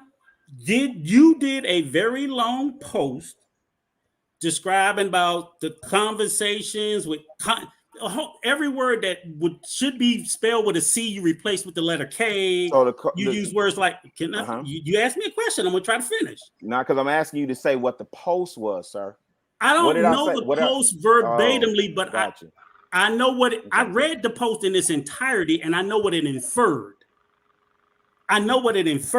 So what did it infer? It's still over there in the group. So if I need to go cut and copy it, if you would like, but you know what you wrote. I definitely know. That's why I'm asking you because you spoke on it. Exactly. So that's what I'm not exactly because you can't even tell me what I wrote, but you was over here speaking on it. I'm speaking on what my perception of what I read was. Okay, but you don't know, and you can't even quote or speak to it enough to even have an informed opinion on it. No, I have a very informed opinion on it. What we talking about? What was the purpose of your post? Clearly. What was the purpose of your post, sir? Since I don't know what was the purpose of your post. Let's be clear. You read the post and you was eager to rush over here, right? You're the author of the post. What was the purpose of let's not do that, Rico. Let's not do that, sir. Please let's not do that, bro. Please let's not do that. Yes. Let's not do that. Let's keep it a beam. You saying you was in a group? No, bro. I listened to y'all on my way home from work, right? I listened to y'all on my way home from work. I listened to you specifically say, "Yeah, Chicago really was in the group, and he did this and this, that, and third." Like I'm a sassy sister with my hands on my hip, let my backbone slip, bro. Don't do that, bro. I say you did? And I've told multiple gentlemen. Hold on, real quick. And I've said to multiple gentlemen on this platform, with the exception of King, I do not play about my name, fam. I don't play about my name. That's what a man has in this world. So when y'all get through with that jaw jacking and slacking and all this other, I don't play about my name, bro. Well, you don't have to scream. We got you. Okay, now and that's fair. Hey, listen, I'm gonna respect your platform, sir, and that's fair. So let me be clear. Wait, hold on, Rico. Let me be clear and direct. What I was addressing, because the brothers have been up on this platform for 3 weeks. I have heard my name indirectly or directly for 3 weeks, maybe 4 now. Yes or no? Now, what's interesting is I didn't hear you, Rico, address the fact that, man, I keep hearing Chicago name over there. Dang, why they talking about dude? Dang, why they throwing subs at him? Dang, why they throwing shots at him? Now, what I heard you do was say, yo, I'm over in the Facebook group, and then I'm going to come over here and be Chatty Patty and Messy Betty too. And what y'all don't understand is this is enough room for everybody to eat. And if you want to go to war, you could go to war, but you warring with self. Can I ask you a question then? Since you're sitting there, let me finish. You're telling me I need to be specific and know verbatimly about your post, but you're coming over here with a bunch of inferred and unspecific nonsense about what you think I said. So you tell me word for word. Inferred. I listen to you, bro. I listen to you. Go ahead. Did you not say I was in a group wilding out and acting out? Did you not say that? Yes or no? Sir, but you come over here with this is what your perception of what I said, but when I tell you what my perception of what you said, okay, all right, I got because you haven't told me what I said. Now you got me in front of you right now. Tell me the exact words that I said. Man, come on, bro. Exactly. So that's what I'm sitting there saying is. All right, I got you. I specifically heard you say Chicago Rilla is in the group, and he's acting this. Your post was sassy, bro. You was a lying. You was a lying. The truth ain't in you. Flat out. You lying. You can't even quote what the post said. You trying to save face, and instead of just saying I didn't like the post, or he threw a bunch of K's in there. I threw a bunch of listen. The fact that you put a bunch of K's in I know that's the right. fact that you replaced all the C's with K's, get them lights up because it's getting real spicy over here. Get them lights up. Okay, that's y'all subscribe to the sponsor. If you sit there and have to sit there and misspell words with a letter that you know don't exist, it's sassy in intent. Use a lie and the truth ain't in you. Use a lie and the truth ain't in you. Pull the post up and put it on the screen. Pull it up and share it on the screen. Because anybody with a lick of sense understood exactly what it was. And instead of you, and this is the crazy thing, instead of you hitting me up like most dudes, no. Instead of you hitting me up like most dudes do, like, hey man, what's up? What's all that about? Now I'm gonna come over here and be Messy Betty and Chatty Patty. I got hold up, Rilla, Rico. The way we do it over here, we have dialogue. We bring two parties from each side, and we have a conversation. Well, listen. That's how we rock over here. I feel you on that. What y'all doing right now is I feel you on that, Blizzy. You can't throw salt on a man's name, and I told y'all this earlier. You can't throw salt on a man's name and then try and hide your hand and try and control how he gonna respond. So I'm gonna respect the platform because it's King's platform. I'm gonna respect each one of you gentlemen that I've talked to behind the scenes, but I do not play when it comes to my name. So I take issue with an individual that's in the group, saw the post, saw the comments, saw exactly what was going on, and then come over here and misrepresent. Did I not speak on the post? You said it yourself. So I spoke on the post. So I didn't have to wait to come over here. I said what I had to say in the group. And I have repeatedly said what I had to say in that group. I ain't see that. So I ain't see that, but let me help you out. I'm gonna go pull it up right now. I'm gonna help you out. I'm finna help you out. Help me. Because I know clearly I do, because you can't even comment what I said. And you got your computer right in front of you. You can go pull it up and see what I said. Okay. And in the same way, when I addressed all the little dudes, so I'm cool on that, Rico. I'm cool on that, bro. I'm cool on that. I do want to holler at Hannibal though. I'm cool on that. Did y'all finish? Hold on. Y'all finished? I'm cool with him. We good. Okay, y'all cool. That's it. At least y'all got out your chest. That's cool. Next up, Hannibal. He going one by one. He lining us up. Let's go. No, I'm not lining nobody up. I'm just having the conversation. So Hannibal, you had a concern about why I was over here, right? I wouldn't call it a concern. I heard you. That don't mean it's a concern. So then what was the question? Why am I over here? Ain't nobody concerned. Okay, so I was trying to make a point. I was trying to make a point. Do you want to know what that point is? I'm very curious about that point, sir. The point is you ought to have something better to do.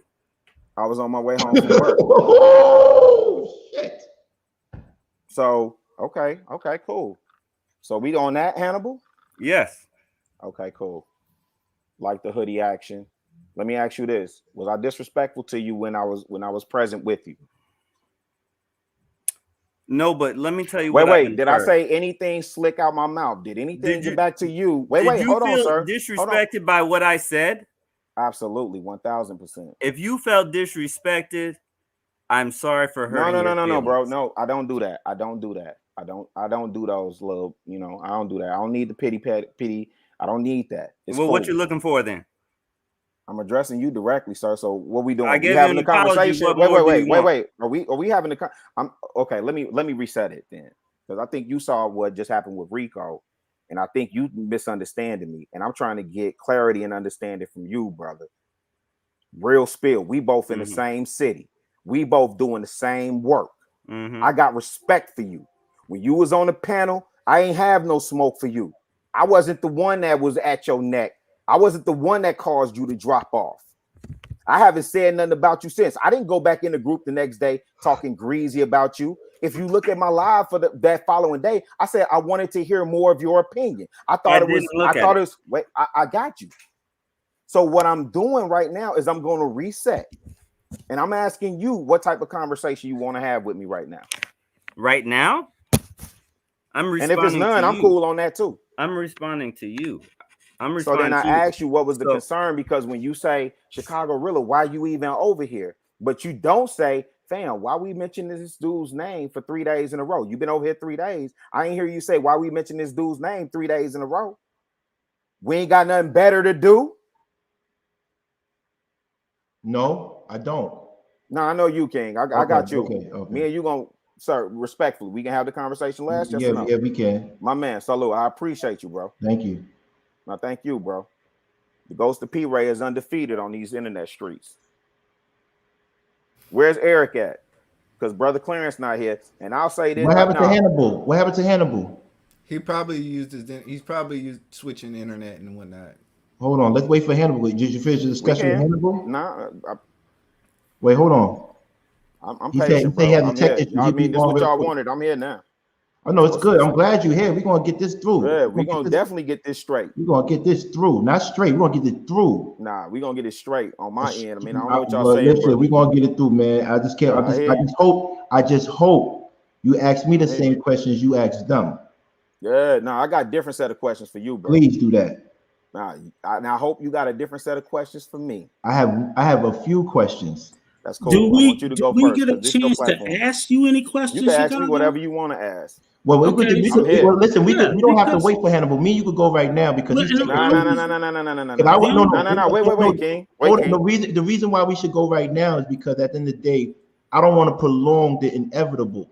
No, King. Nah, because listen, I done seen you work, bro. We gonna get the likes up. No, I don't want the likes. Listen, we good. Listen. I don't need the likes. What I do need the likes up. No, what I do need from you is I'm gonna hit the like button. No, listen, Chicago. What I need from you is for you to understand one thing. When I came at you because you came at somebody and you never portrayed yourself like that ever. Bullshit dog. Let me finish, brother. You came at E Black a certain way, and I felt like, yo, you not like that because why you defending? Why you making a man look like that? Put him down like that. To me, I don't like bullies, and you never came off like a bully. So when you came off like when you came off like a bully, and he's on my channel now, it's only right that I stand up next to a person that's doing right by me. Second of all, when you got up on a TLA show, you said, I don't want to comment on that issue. I'm with the home team. And where I'm from, that's not Chicago. I'm from Brooklyn. Where I'm from, if you stand next to the enemy, you might get hit by stray shots. That's the side. That's your home team. So stand next to them. If I'm coming at your home team, I'm coming at you.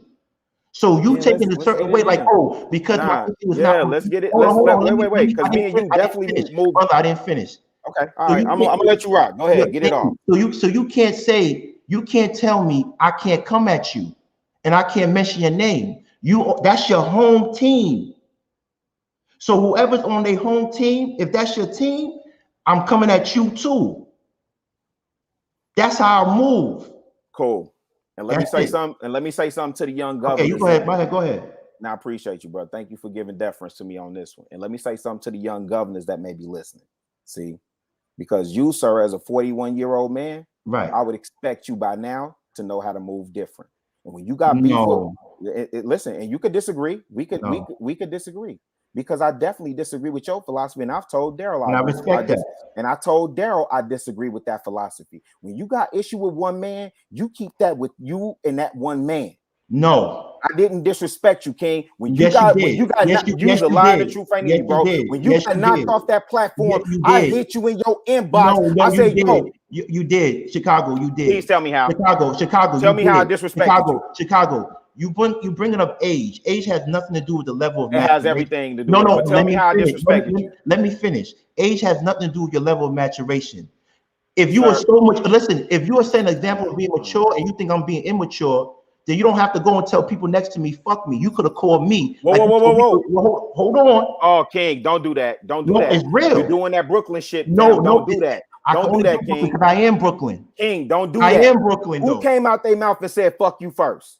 Who? I did. Okay, then stand on that. I said it to you. So why don't you come at me? Well, hold up. If you're so thorough, right? No, listen. If you're so thorough, you should have came at me. I said what I said. I said, listen. No, Chicago. It's not Chicago. You wildin', fam. It's not. That's not real, fam. It's not rocket science. Nah, you. No, Chicago. This is you. Chicago. It's not rocket science. For you, this is likes and views. Okay, for you, this is likes and views. Go ahead. For you, no, King. For you, this is likes and views. I told each one of your mans. Your man came out. One of your guys tried to. Who's my man? Listen, one of your guys. I don't know this. Who's my man? Okay, so how many how many of the 4 horsemen are present on the? I don't know. Say their name. Nah. Why not? Nah. Hey, we can continue our conversation though. Yeah, we can. So Hannibal, that's what we doing. We gonna interrupt what's going on right now. I mean, you came with the smoke, and I got some too. So what up, fam? I got some. Listen, I'm here. I'm not going nowhere. Be patient. I'm with you. Okay. I'm talking to King. All right. You're right. Let me act like I got home training. I mean, I got to act like it too, apparently. Because I don't understand how another man could come out of his face and say, F you 7 ways to Sunday. And I talked to 3 of your partners. Now, they all got connection lines into me. That wasn't a situation where I'm scrambling, trying to reach out how you portrayed it on this show, King. I'm glad he reached out to you. I pay attention to everything, G. That's not how that went down. Like I'm scrambling, trying to reach out to make amends with y'all. That's not what happened. And you know that's not what happened. It was conversations happening behind the scenes where gentlemen were trying to have gentleman discussions. I'm not distancing myself away from nobody. So Anton, a grown man. Wait. Your beef was with Anton. It was not with Chicago Rilla. No. I just told you what my beef was. My beef was with no. Chicago, you can't tell me what my beef was. My beef was with anybody associated with that network. Okay, then keep that same energy, fam. If that's what you want, listen. If that's what you want, King, and I respect it, keep that same energy. It's always the same energy. I haven't stopped. Cool. That's cool. But my thing is this. Chicago. Wait. Can I say this too real quick? Yes, you go ahead. My boy. Please, sir. You ain't ever got to worry about me getting a show because I never started in this to be in a show, on a show. I never asked for a platform. If I wanted one, I could have been got one. I don't want one. So you can stop feeding that to your audience and thinking I'm being denied a platform. I'm not. I tell JR all the time, the moment I'm not adding value, I'll step down. But right now, I'm speaking to these young bloods, and that's my focus, sir. Okay, I get what you're saying, and I respect your positivity, but I'm going to continue to disrespect your network, and you're part of the network. Why I'm going to disrespect it? Because if you stand next to a man that silenced me and you didn't do anything about it, you just as guilty. Okay, cool. And that's what I'm standing on. Okay, well then stand on that, bro. That's it. You can't, and listen, King, you a warrior. I love that in you, bro. You know what I done told? And I tell you this to your face, and I done said, hold on. I done said this to your peoples, fam. You talented enough where you ain't even got to do all the antics. Feed the people value. That's what they want from you. Yes, sir. I get that kumbaya stuff. I get that ain't got nothing to do with kumbaya, but I'm not with the kumbaya stuff, man. Hey, but listen, since you Shaka Zulu warrior, you do. I'm Ghanaian. I'm Ewe tribe. I know my tribe. Wait, what's the tribe? Ewe? I know Ewe. I know my tribe. I don't want to disrespect Ewe tribe. I know exactly what tribe I'm in. I know exactly. Stand on that, fam. Yeah, I have to stand on that because at the end of the day, you telling me to defend, not to defend my brand and my name. Why would I tell you not to do that, bro? What did you hear me say in any of that? What did you hear me say? You just said to me, you said, listen, do me a favor. Don't mention my name. I didn't tell you that. No, hold on. You said don't do that. Hold on. You said you got beef with Anton. What that got to do with me? Facts. And I'm saying to you, I got beef with anybody that stood that day and didn't do nothing about it. And I got beef with your whole thing because to be silenced on a network is like being a coffin. No, hold on. Let me finish. To be silent on a network is like being a coffin, alive. Nah, King. Nah. I ain't finna rock with that. I'm not finna rock with that. Well, no, you didn't. You don't have to rock with it. I'm not finna rock with that, King, because you trying to flip it. You trying to spin it like a No. It's not spinning it. Nah, yes, you is. It's me saying to King, me. yes, you is. No, it's me, yo, Chicago, brother. Let me tell you something. I'm gonna be real with you. You spinning it, bro. You spinning that because you know that's not what it was, bro. Brother, I'm gonna be real with you. Honestly, at the end of the day, I'm just happy you came on this stage because to me, I thought you were scared. No, you ain't think I was scared. No, I did. I really did. And you finally came on stage. But what I do know, you're not scared, you ain't think that. But you're foolish. That's cool. Why are you foolish? The reason why you're foolish is because you're defending somebody that doesn't even align with your belief. Wait. Who am I defending? You're defending that network. Wait. Who am I defending? Because you said network is full of people. Network. Somebody, no. Somebody is not a network, and you, gentlemen, you're articulate. No, I'm talking about you changing the whole thing. I'm asking you specifically. No. Who are you saying I'm defending? Listen, Chicago.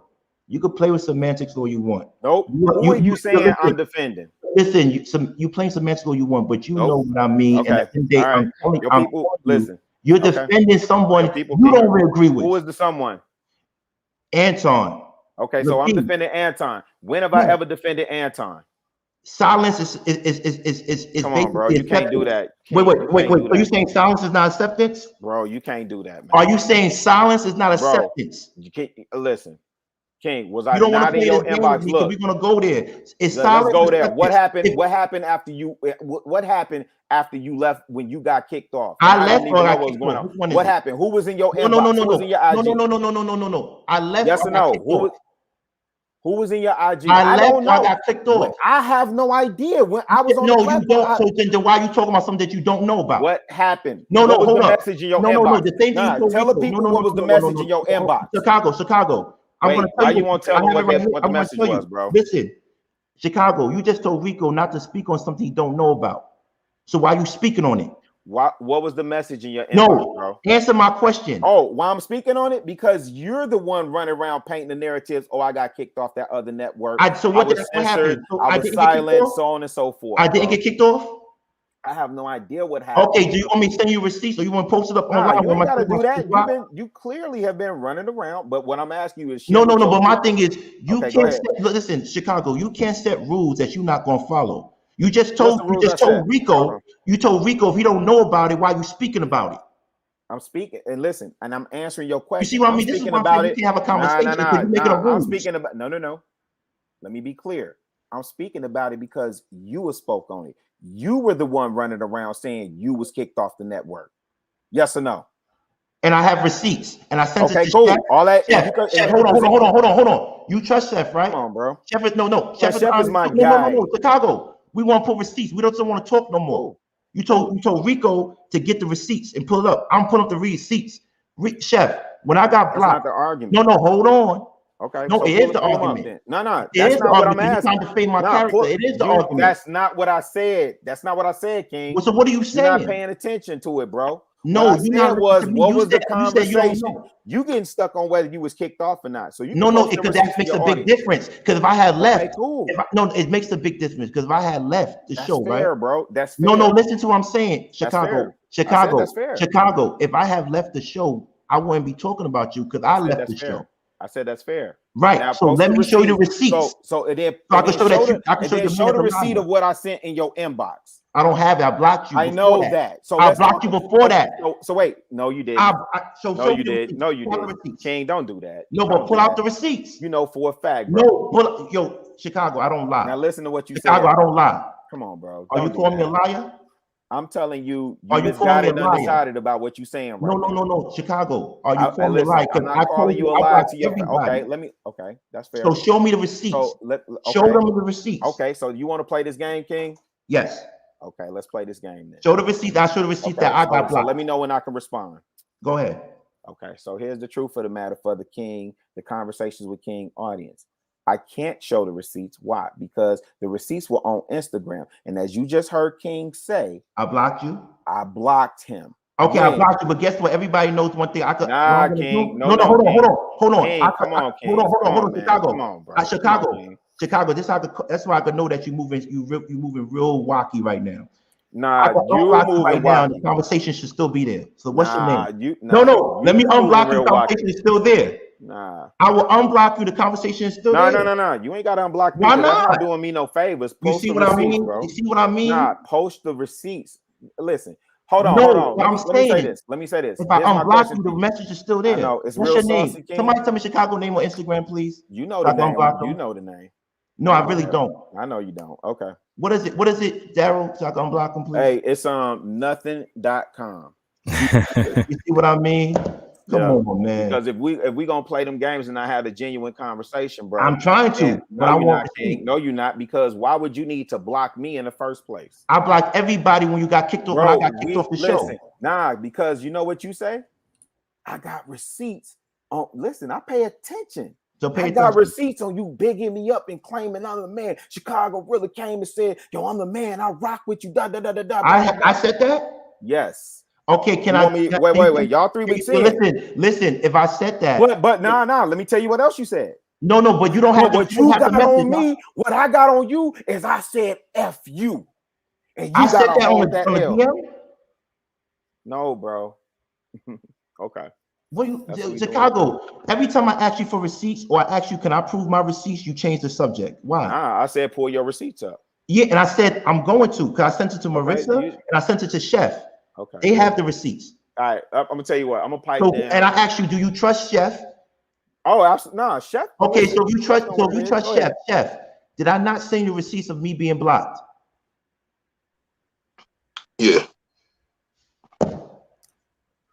King, what are you talking about, bro? Please, somebody go rewind this and see where did I contend whether he was blocked. No, you asked me for confirmation. I said I don't know what happened. Homie, and I said, why are you talking about something you don't know? I said because you've been on here talking about you. Because I know about it because I was involved in it. Cool. So going off what you said, I'm speaking on it. No, I'm talking about a situation I was a part of, right? And I'm saying going off your word. I'm speaking on it. So guess what? Since I was a part of it, and I know what happened to me, and I want to seek my own, preach my own narrative. You can't tell me what to do. I did not. Where did I? You're telling me. You saying because if you don't know why what happened, you won't know why I have this rage. Who? You saying me? If you don't know what happened, bro, you don't know why I got this rage. I don't care why you have the rage. I've never denied you your rage, nor did I tell you you shouldn't have your rage. Well, you denying my truth. Ask any of your guys. Denying my truth right now. I didn't deny your proof. I said truth. I said truth. What's the truth? You got kicked off. Okay, cool. Okay, truth. So I know I got more than kicked off. I got silenced. I don't know how you got silenced, bro. No, I got silenced on your network. Okay. And then when I got kicked off, I started my own YouTube page that minute. JR called me. It's documented because I talked about it. He called me and said, get off. We could talk about this on everything I love. And I said, okay, it's documented too. And I said, yo, okay, I'm off. Guys, I got to get off because JR called. Boom. I saw that. I was there. All right. I didn't know nothing about JR. I just remember you kept saying, have to do this. You got to get off. But he said, boom. I said, I got to get off. Because I'm thinking JR was the one with common sense. He said to me, at the end of the day, Anton knew that he was wrong. He overreacted, and he was wrong about that. Okay, cool. That's your conversation with Well, okay, that's my conversation. I'm not lying about that. But then I'm not saying you are. You telling me who I could talk about and who I can't talk about from that network. That's a no. When did I tell you that?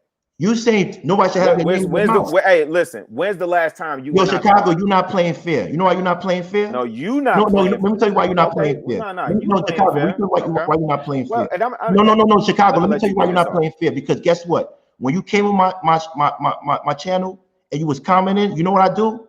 I put your comments on my post. Nah, don't do that. Don't do that. I don't do that. Don't do that Brooklyn shit, because you know what you did after that. What I do? Come on. Listen, fam, let me tell you something. What I do? Like I told everybody else, I was in Atlanta 20 years, fam. I was around a bunch of Brooklyn niggas. I recognize a Brooklyn nigga when I see one. What's a Brooklyn? You know what I'm saying? Jay-Z's a Brooklyn. What did you say after that? What did you say after that? What's a Brooklyn dude? What's a Brooklyn dude? Yo, what did you say after that, King? Say what after what? Okay, so you want to sit up here and play that? Okay. Tell me what I said. So King, okay, I got you. I'm gonna play with you. I'm saying to you. You put the comment on the screen. Did I ever censor you though? You put the comment on the screen, and then what did you say? Did I ever censor you? I don't care if you censor me. This your joint. I'm not gonna cry and go and be like, "Oh, King, censor me." That's where you get it twisted at, homie. Nah, that's where you that's where you get it twisted at. Because my whole joint is based on the fact that I don't want nobody getting censored like I did. Nah, G. Nah, that's not where I get it twisted. That's where you get it. No, I don't get it twisted. Like even this conversation, right bro. You can't have this conversation if you was beating over there. Because you're gonna sit up there and say, "Yo, you see what I just did? You see what I just did? Even though I don't rock with the nigga, you see what I just did? Oh, yeah. I got love. Oh, yeah, I don't want your super chat. I'm in the group. I'm in your chat showing love and getting now I know that. That's why people have receipts for people like you. Let me tell you why. Yeah. Because when you came to the room, I read the live chat. You said, "Who's calling my name?" And then when you said that, I said, all respect. I don't fuck with who's calling my name. Hold on. I said, I don't fuck with a P show, but I got my start from them. And then you said, you still throwing subs. Hold on, relax. Come on, King. Come on. Hold on. Bro. You said, I said I got my start from them. Then you said, yo, check this out, homie. You put, when you get monetized, I'm gonna give you a super chat. And I said, I don't want no. No, you said I want your network gone, and I said I want. You didn't let me finish. I said I want the super chat. I want you done. Okay. Now you said you want your network. You want my. No, I said I want your network done. Cool. And I said I want yours to succeed on its own merit. And I said I don't care about that. I ain't hear that part. I know. I say today. I ain't see that in the chat either. And then that's why they keep receiving people like me. It's immortalized in the chat. Wait, hold on, Chicago. Then you went up to say, "Yo, you taking talent from us? Do your own thing." Did you not say that? Nah, we need to pull that up and be specific with what I said. So what did you say, brother? Because I'm not doing that verbatim. I specifically said, yo, bro, listen, let me tell you something. I done told your guys, and I tell anybody else that I've been talking to, you talented, G. You ain't got to do all this with the answer. No. That's what I've been saying consistently. You have to understand. And okay, well, listen. If you want to go that route, hold on. If you want to go that route, then let's be one. Okay, I hear you, but let's be 1000% clear. Like this ain't a rest haven, or a bedrock or a foundation for anybody that got an axe to grind against Anton or JR, or if you don't like the way Chicago really moves. So tell me, what was the purpose of Tawana coming up on the platform? She came up. I didn't invite her. But she don't know nothing about y'all. Wait, hold up. Hold up. Chicago. I actually invited her. I hear you. Okay, so what I asked, I asked what was the purpose of her coming up. Chicago. First of all, when Tawana came up, I didn't know she was coming up, and she came up. That's fair. And she brought her up. I said, what was the purpose? Hold on. I'm not seeking them. I don't even know Tawana. She came up, and then Darrell just told you right now he invited her. King. So what's your argument now? King, you a highly educated brother. But what's your argument now? Ivy League. Did you not hear what I asked? Tawana stood up for you. I know she did, and I talked to her earlier. I talked to her earlier and told her I love her for that, and thank you for being 10 toes. But you never stood up for her though. You was a lie, and the truth ain't in you. She said that. You was a lie. She did not do that on your platform. Chicago, can I ask you one? Chicago, can I ask you one question? Absolutely not. While I'm having this conversation with King, with all due respect, I would really ask, because my name ain't been in your mouth like that over the last 3 weeks. So I really would appreciate anybody letting me and King have our conversation right now. So as long as he want to have. Go back to Tawana. Tawana came up. Wait, King. Wait, King. Can I just please, just a real quick point of order? Can you please give me grace just for 1 second? Okay. Y'all see two gentlemen going at it right now, right? And we hashing this out. King said, what'd you say? We gonna get it what? We gonna get through. That's what you said? I said we gonna get some stuff straight tonight. That's what's happening. Please do not interrupt us. I'm asking that respectfully as a man to another man. And I don't care about your points and what you got to get off or how you feel you want to throw daggers. I'm in here with all y'all. I'm not going nowhere. This ain't about JR. This ain't about Anton. This ain't about La Peef Network. This about the name Chicago Rilla. Because what y'all don't understand is I move in the streets of Chicago for real. I don't care about that. I know you don't, but I don't care about that. That don't mean listen, that shit got nothing to do with this. Okay, it got everything. No, it don't. Are you threatening me? Okay, so you gonna let me finish or not? No, go ahead, but stop bringing that street shit in. Why don't you? What street shit? Because you say your name is Chicago. I don't care about that shit. You're talking about right now on this shit. What you talking about? I'm not talking. You saying to me my name on the street. So let me. Okay, so cool. So you gonna let me finish? Let me know. Yeah, go ahead, finish, but don't do that, man. Come on, please. Nah, don't. Well, listen. Let me say. Don't bring up the Chicago shit. Well, listen. Talk about Rilla. Talk about Rilla. Please talk about Rilla. Let me say this to you respectfully. And if you don't rock with it, I respect that. And Daryl, man, I see the smirks, I see the smiles. This is good. I know for some of y'all it's entertainment. This is real spill. So let me tell you something, King. At least let me finish what I'm gonna say before you cut in. All right, go ahead. Go ahead. Now, if you don't rock with that, then I respect it. And I get what it is, what it's gonna be with me and you. We can keep that same energy and we can keep it moving. And I'm cool with that, bro.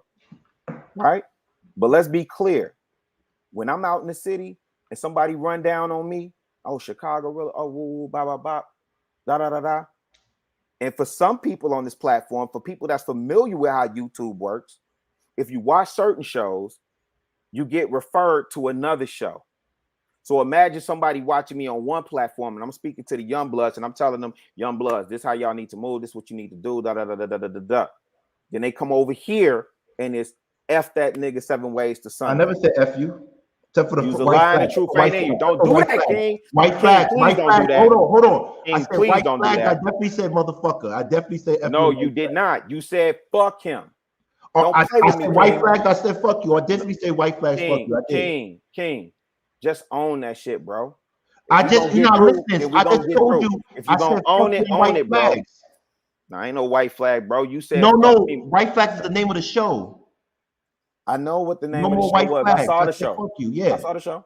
Yeah, and I'm saying to you saying someone comes up to you, a young boy coming to you, young kid that doesn't look at our show, cool. They say he does come up to you. No, hold on. You say he comes up to you and he hears you talking all that peace shit, and then he comes over here and he hears me saying fuck you, and then but you go back on your page and say fuck me. Use a lie. I ain't never said fuck you. You never said fuck me on my page? I've never said fuck you. You never typed fuck me on my shit? On where? On the live chat. You got receipts? Pull it up. Hold on, let me pull that up. Because you spelled fuck you back unless you're trying to be funny about it. I'm definitely not trying to be okay, funny. I'll find it for you. Please. I said that. I stand corrected. I'll find it for you. But let's be clear who said F you first. It don't matter. You the bigger man, right? Nah. You want to be the bigger man when you want to be the bigger man, right? No. You're a funny dude. I was the bigger man? Who said I was crazy? Who said I was the bigger man? Listen, I'm from Brooklyn, right? Mm-hmm. And you from Chicago, right? Mm-hmm. But guess what? But guess what though? You smart enough to know that just because you Chicago doesn't mean everybody in Chicago acts the same way. It's not the same moral code. If they had the same moral code, it wouldn't be gang wars. So don't tell me you're from a certain place, that's why you act a certain way. Because I'm from Brooklyn, not everybody acts like the same way. That's why we have gang wars here. So don't tell me come on, bro. Don't do that. It is. Nah, you're telling me bro. I'm from Chicago, I'm from Brooklyn, so we act a certain way. Don't nah. Don't do that. I just said the same thing, and you ain't finna Hold give on, me I the gotta bend find or move you off of just that. said- I appreciate you, but you ain't finna give me the bend or move off of that. If a man tell you F you supposed to be the bigger man. I know. No. I let it ride multiple times. I didn't say Yo, that. King, I said to you, Chicago. Okay. I said to you, Okay, Chicago. cool. I said to you. I said to you. You a smart man, bro. Chicago. I said to you, okay. what you trying to get from me? You saying to me, because Anton did that, I'm not supposed to come at y'all? What I'm saying is, if Anton did what he did to offend you, you should be at Anton neck.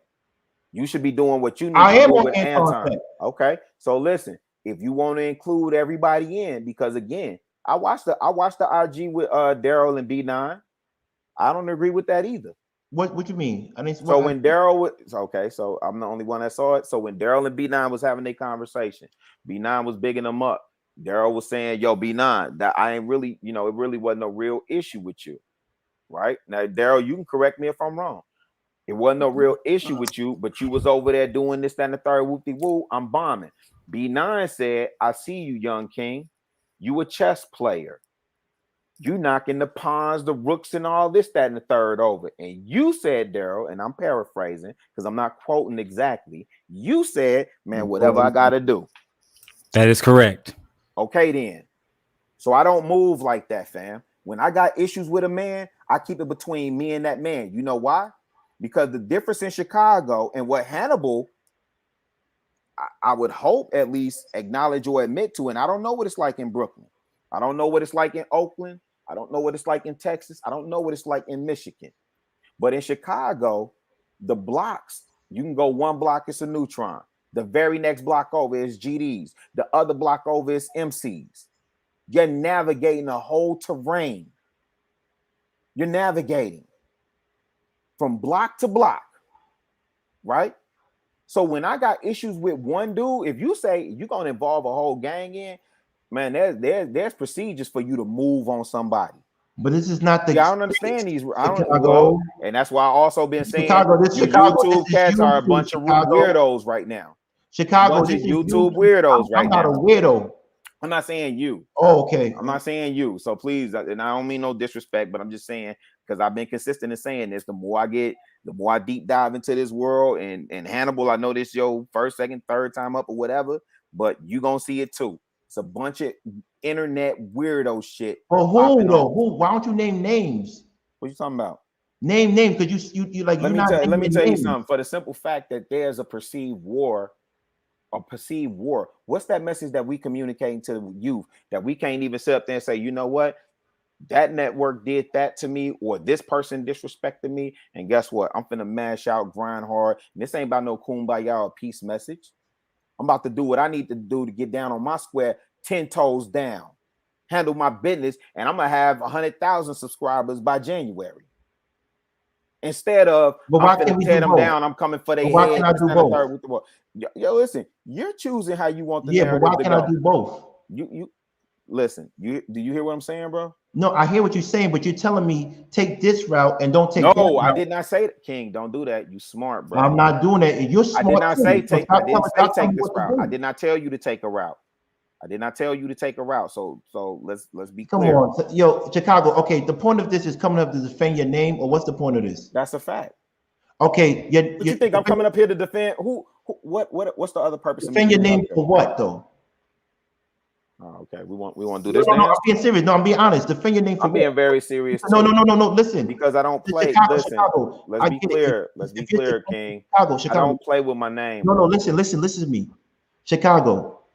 Ask any one of your guys, am I consistent in that message? No, that's the guys. You never told me that. Why would I? Why would I talk to a man that said you're telling me now? Would you listen? Why would I listen? Because see what you've been doing is don't go behind my back. Say it to my face. So you've been wanting. I said don't go behind my back and say it to my face. You can clear the whole screen now, and it could just be me and you on the screen. Listen. We could do that too, but let me tell you something, Chicago. At the end of the day, Chicago, if you came up here to tell people not to stop saying your name, you did a bad job, because I'm going to keep on saying your name. If the second thing is if you came up here to say, hey, listen, if you came up here to say I wanted some validity to why you're talking about me and I didn't do anything to you, I could tell you why I'm doing it. I told you why. Nah. I told you why. You might not agree with it, but I told you why. Nah. King, King, hold on. King and Rilla, I want to step in for a second. I want to step in just for a real quick. second. I can't even. Daryl. Hold on, Rilla. Hold on. Go ahead. We at almost 5 hours now. This is not normal for our audience to be here. Like, you know what I'm saying? So, if with all due respect to both of y'all, if y'all can get the points across, get to Hannibal, get to me, get to et cetera. That way we can get to some resolutions. Ain't no resolution. Ain't no resolution. Wait. And that's what I was saying, Daryl. It ain't gonna be. It's right now. It's not gonna be no resolution. It's right now. Let me say this, Daryl. Let me say this. They need to have that. They need to have this conversation. They need to shoot this fade. There's no let them do it.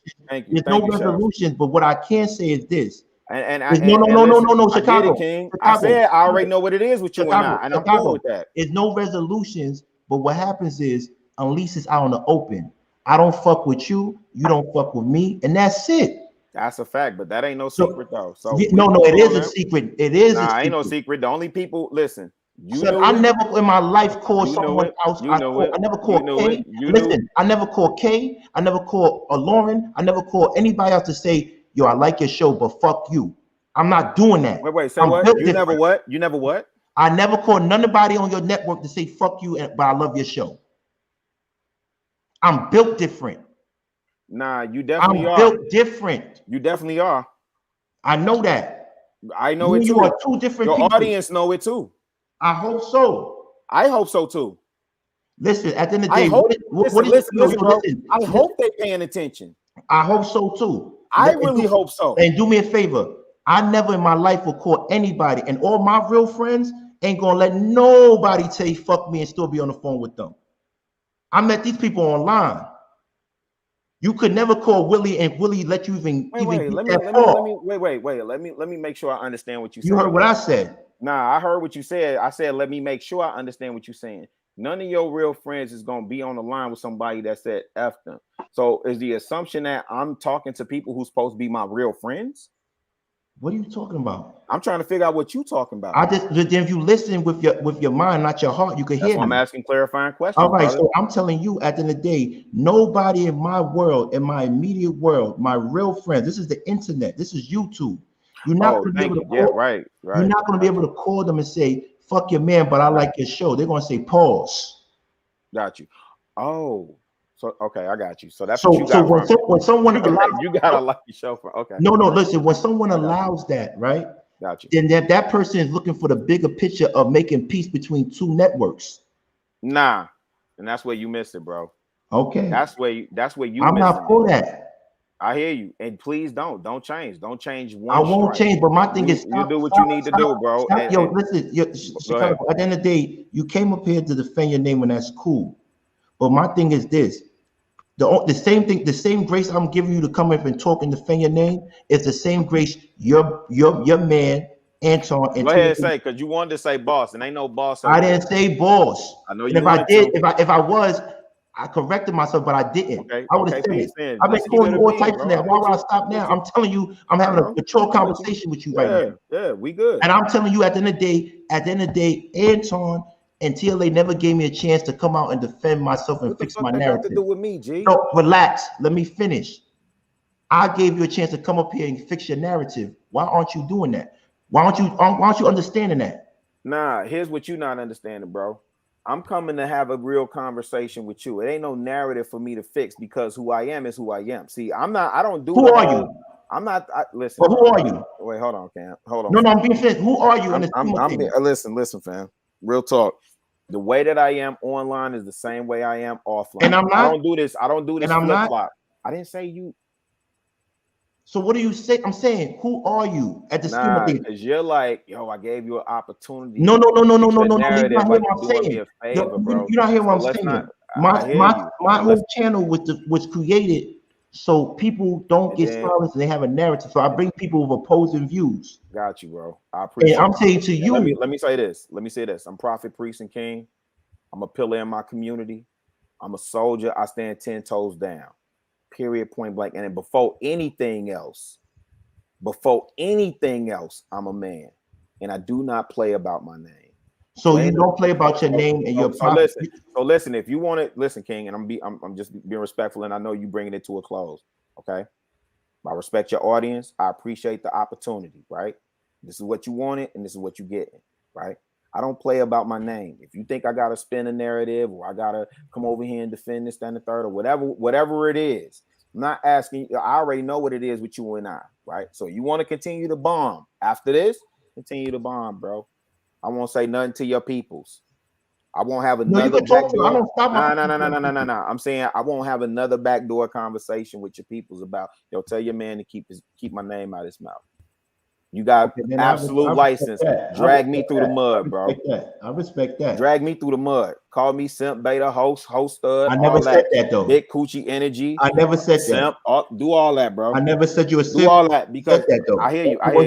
I'm exaggerating, bro. I'm exaggerating because guess what? The work that I need to do where I'm at, where I'm planted, it's way more important than this YouTube shit. And y'all can have it, fam. That's real spill.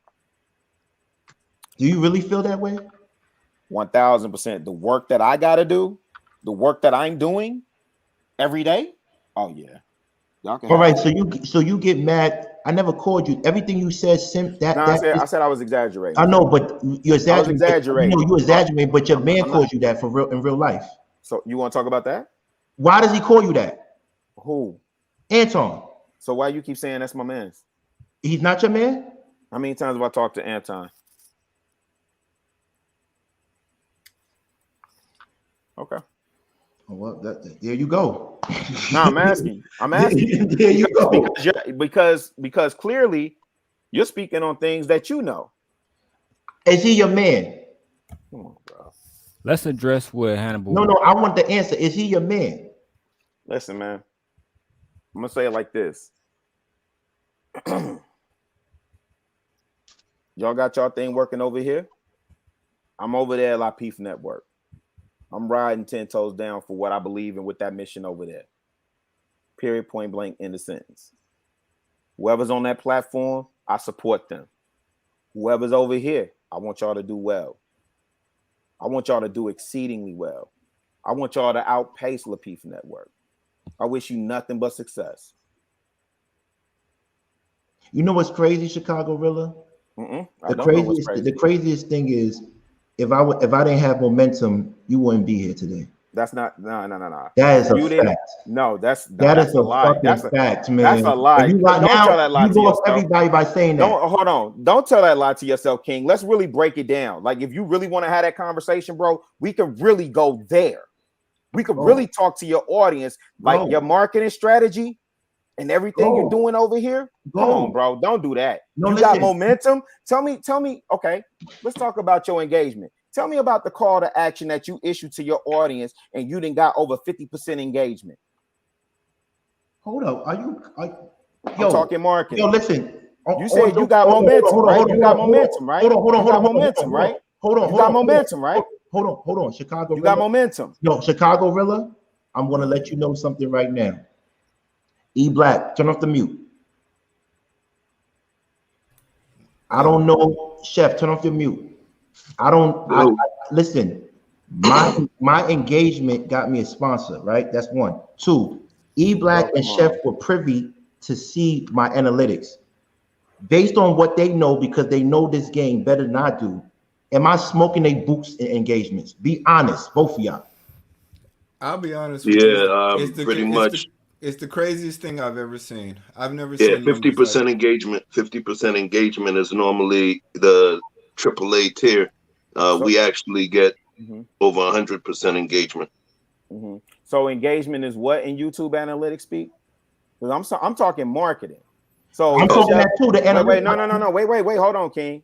Because Chef has a music background. Chef understands. So Chef understands marketing, and Chef also understands when you talk about engagement, that's a company issuing a call to action. Yes. And they get a response. So if y'all talking, are y'all talking watch time? And that's what you consider engagement? No. So what is engagement? Let me put it right. We can't find enough eyes to feel what we're doing. We're we're getting eyes watching us, and they're coming back and watching us, and every single eye that we get to watch us stays watching us. So we're selling out the shoe store. Listen. We're selling out the shoe store, and we're getting back orders from people who just want to hear about the stuff in turn. So we can't find enough shoes. So here's the thing. You're talking watch time. No, we're not talking watch time. Listen, brother. I don't know what they told you. I could send you. Listen. Stop doing that. Listen. I mean, brother. Let me tell you something. It's a difference when you have 40,000-60,000 people and you only have 2,000 on your live, right? Or you have 40,000-60,000 people and the highest you get is 25,000 views, right? And 24, right? When you talk about someone that only had 300, 400, 500 people, subscribers, but they bringing in 2,000 views and they bringing in 170K impressions with only 3 All right, bro. Anybody could go to any one of y'all. So then you do it. Not doing 2,000. Then you do it. Bro. Then you do it. And then tell me why. Tell me why TLA couldn't do for Uncle Stu. Hold on, King. See, this is the difference between you and I. What's the difference? You issue that challenge when you call yourself giving me assignments, bro. No, I'm not. No, I'm not giving you assignments. You said that. Did you say that? Yo, hold on. You said that. Chicago. Nah, you said that out your mouth, bro. Chicago. It's not about giving assignments. It's saying Chicago. You say that out your mouth, bro. Did you say that out your mouth? Chicago. You just said anybody could do it. And I said if it's so easy, that's then not what I said. I did not say anybody. So what did you say? I said y'all not. I said y'all. Listen, I said anybody could see y'all views, and because you just said we're doing 2,000 views. Why don't you up? No, I didn't say views. I said live watch hour. I said live. You did not. Come on. I said live. I'm good. I said live because I don't want y'all. I said live. Chicago. I said live. I'm trying to look into y'all books, bro. I don't want you doing all that. Chicago. I said live. Chicago. I don't think you know about marketing. Listen, Jay-Z right. So sustain it, brother. You got momentum, sustain it. And I like that. You said sustain it. I don't know how to sustain it. Progression. Yeah, because you ain't gonna do it trying to go to war with everybody and think I'm not going to. You're not everybody. Lapeef is not everybody. Well, TLA ain't either. No, but that's TLA chose. Listen, Chicago, check this out. Can I say this real quick? Chicago, check this out. This is why I say you might be oblivious to certain facts and certain issues, right?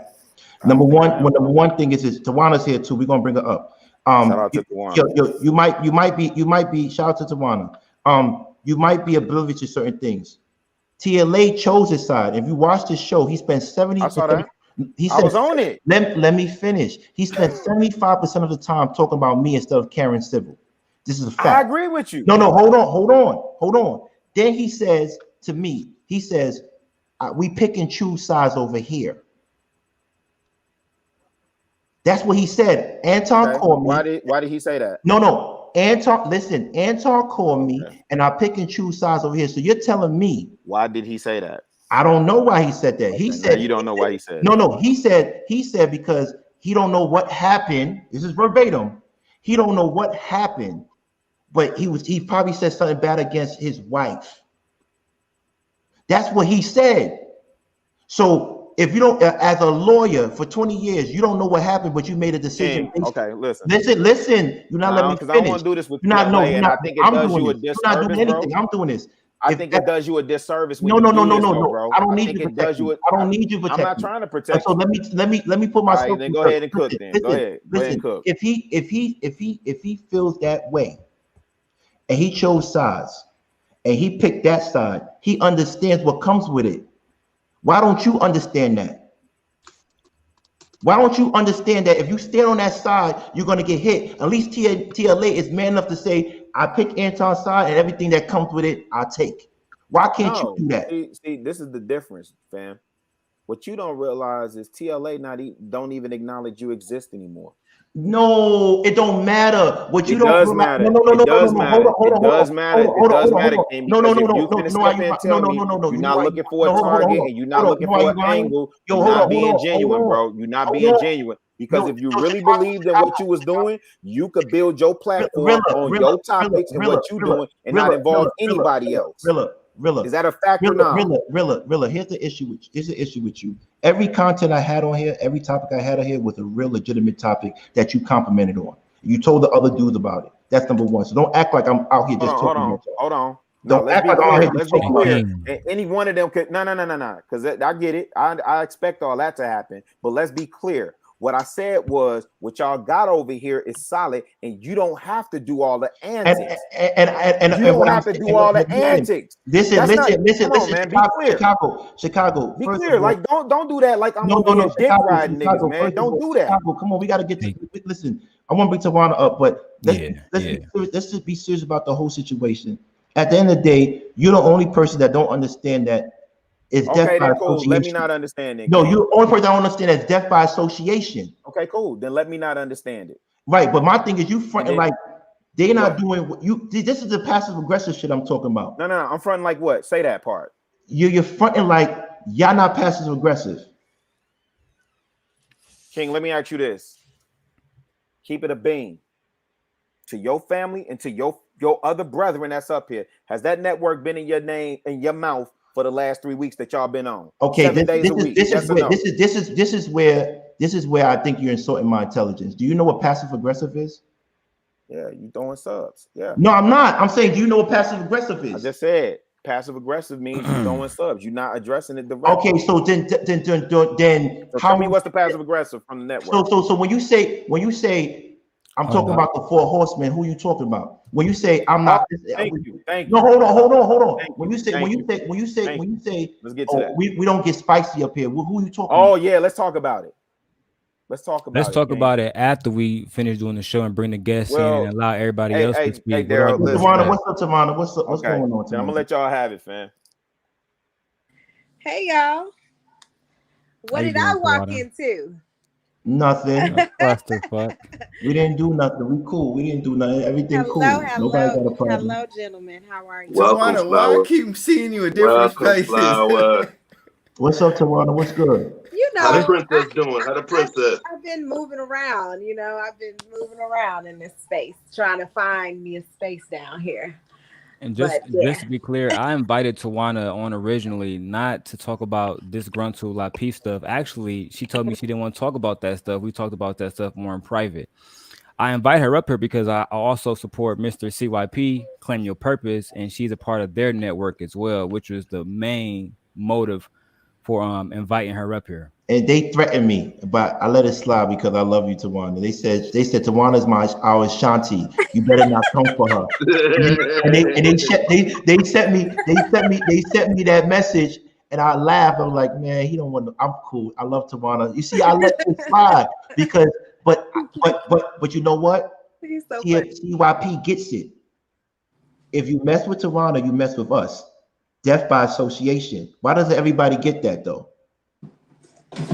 That's why I kind of mess with Mr. CYP because he got my back. He support me no matter what. He got your back, and I understand that. Yeah. I understand it. So he said, even though I'm not even on you, he clearly he didn't watch the stream. Yeah. All love, but he came at me and said, "That's how Shanti. Don't come at her. You come at her." I'm like, you bugging. But we love Tawana. I don't know him. I don't want to know him. But we would never come at you. But he understands the rules. If you mess with one of us, everybody on your side gets touched. Right. I don't know the history of the Midwest, but I've been around a lot of Detroit and Chicago players. And Detroit and Chicago have a weird history. Detroit and Pontiac don't get along, but Detroit and Chicago got a little issues too. So when someone is someone has a Detroit person dragging them, and they're from Chicago, it look kind of crazy, Chicago, Rilla.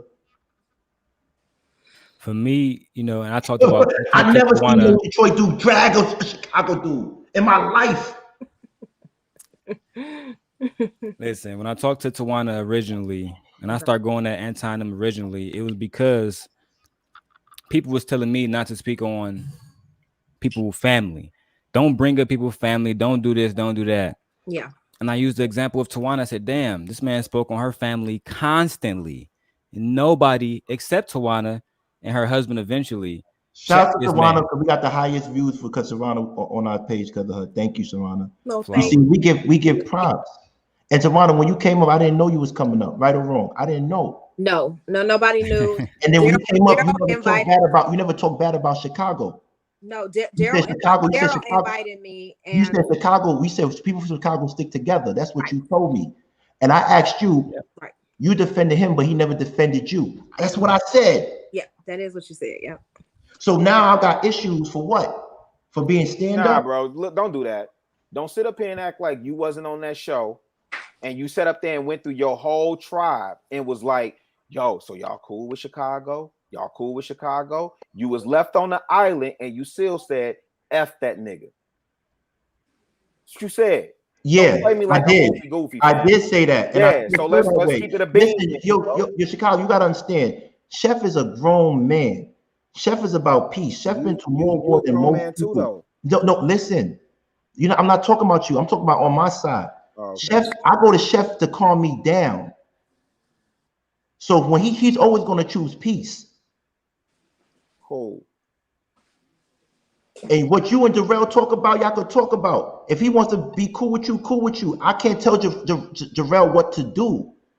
But what I can do is, if I don't respect a network, I'm coming at everybody. I said that the first time we walked in. That's what I said. Listen, here's the thing that you don't understand, bro.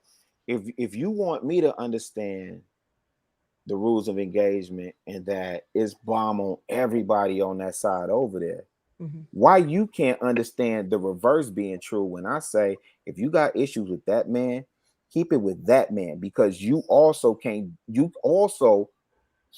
dictate how another person gonna respond back, and you don't know how people move. You don't know everybody. I'm confused. What are you saying? Okay. All right. That sounds. Okay.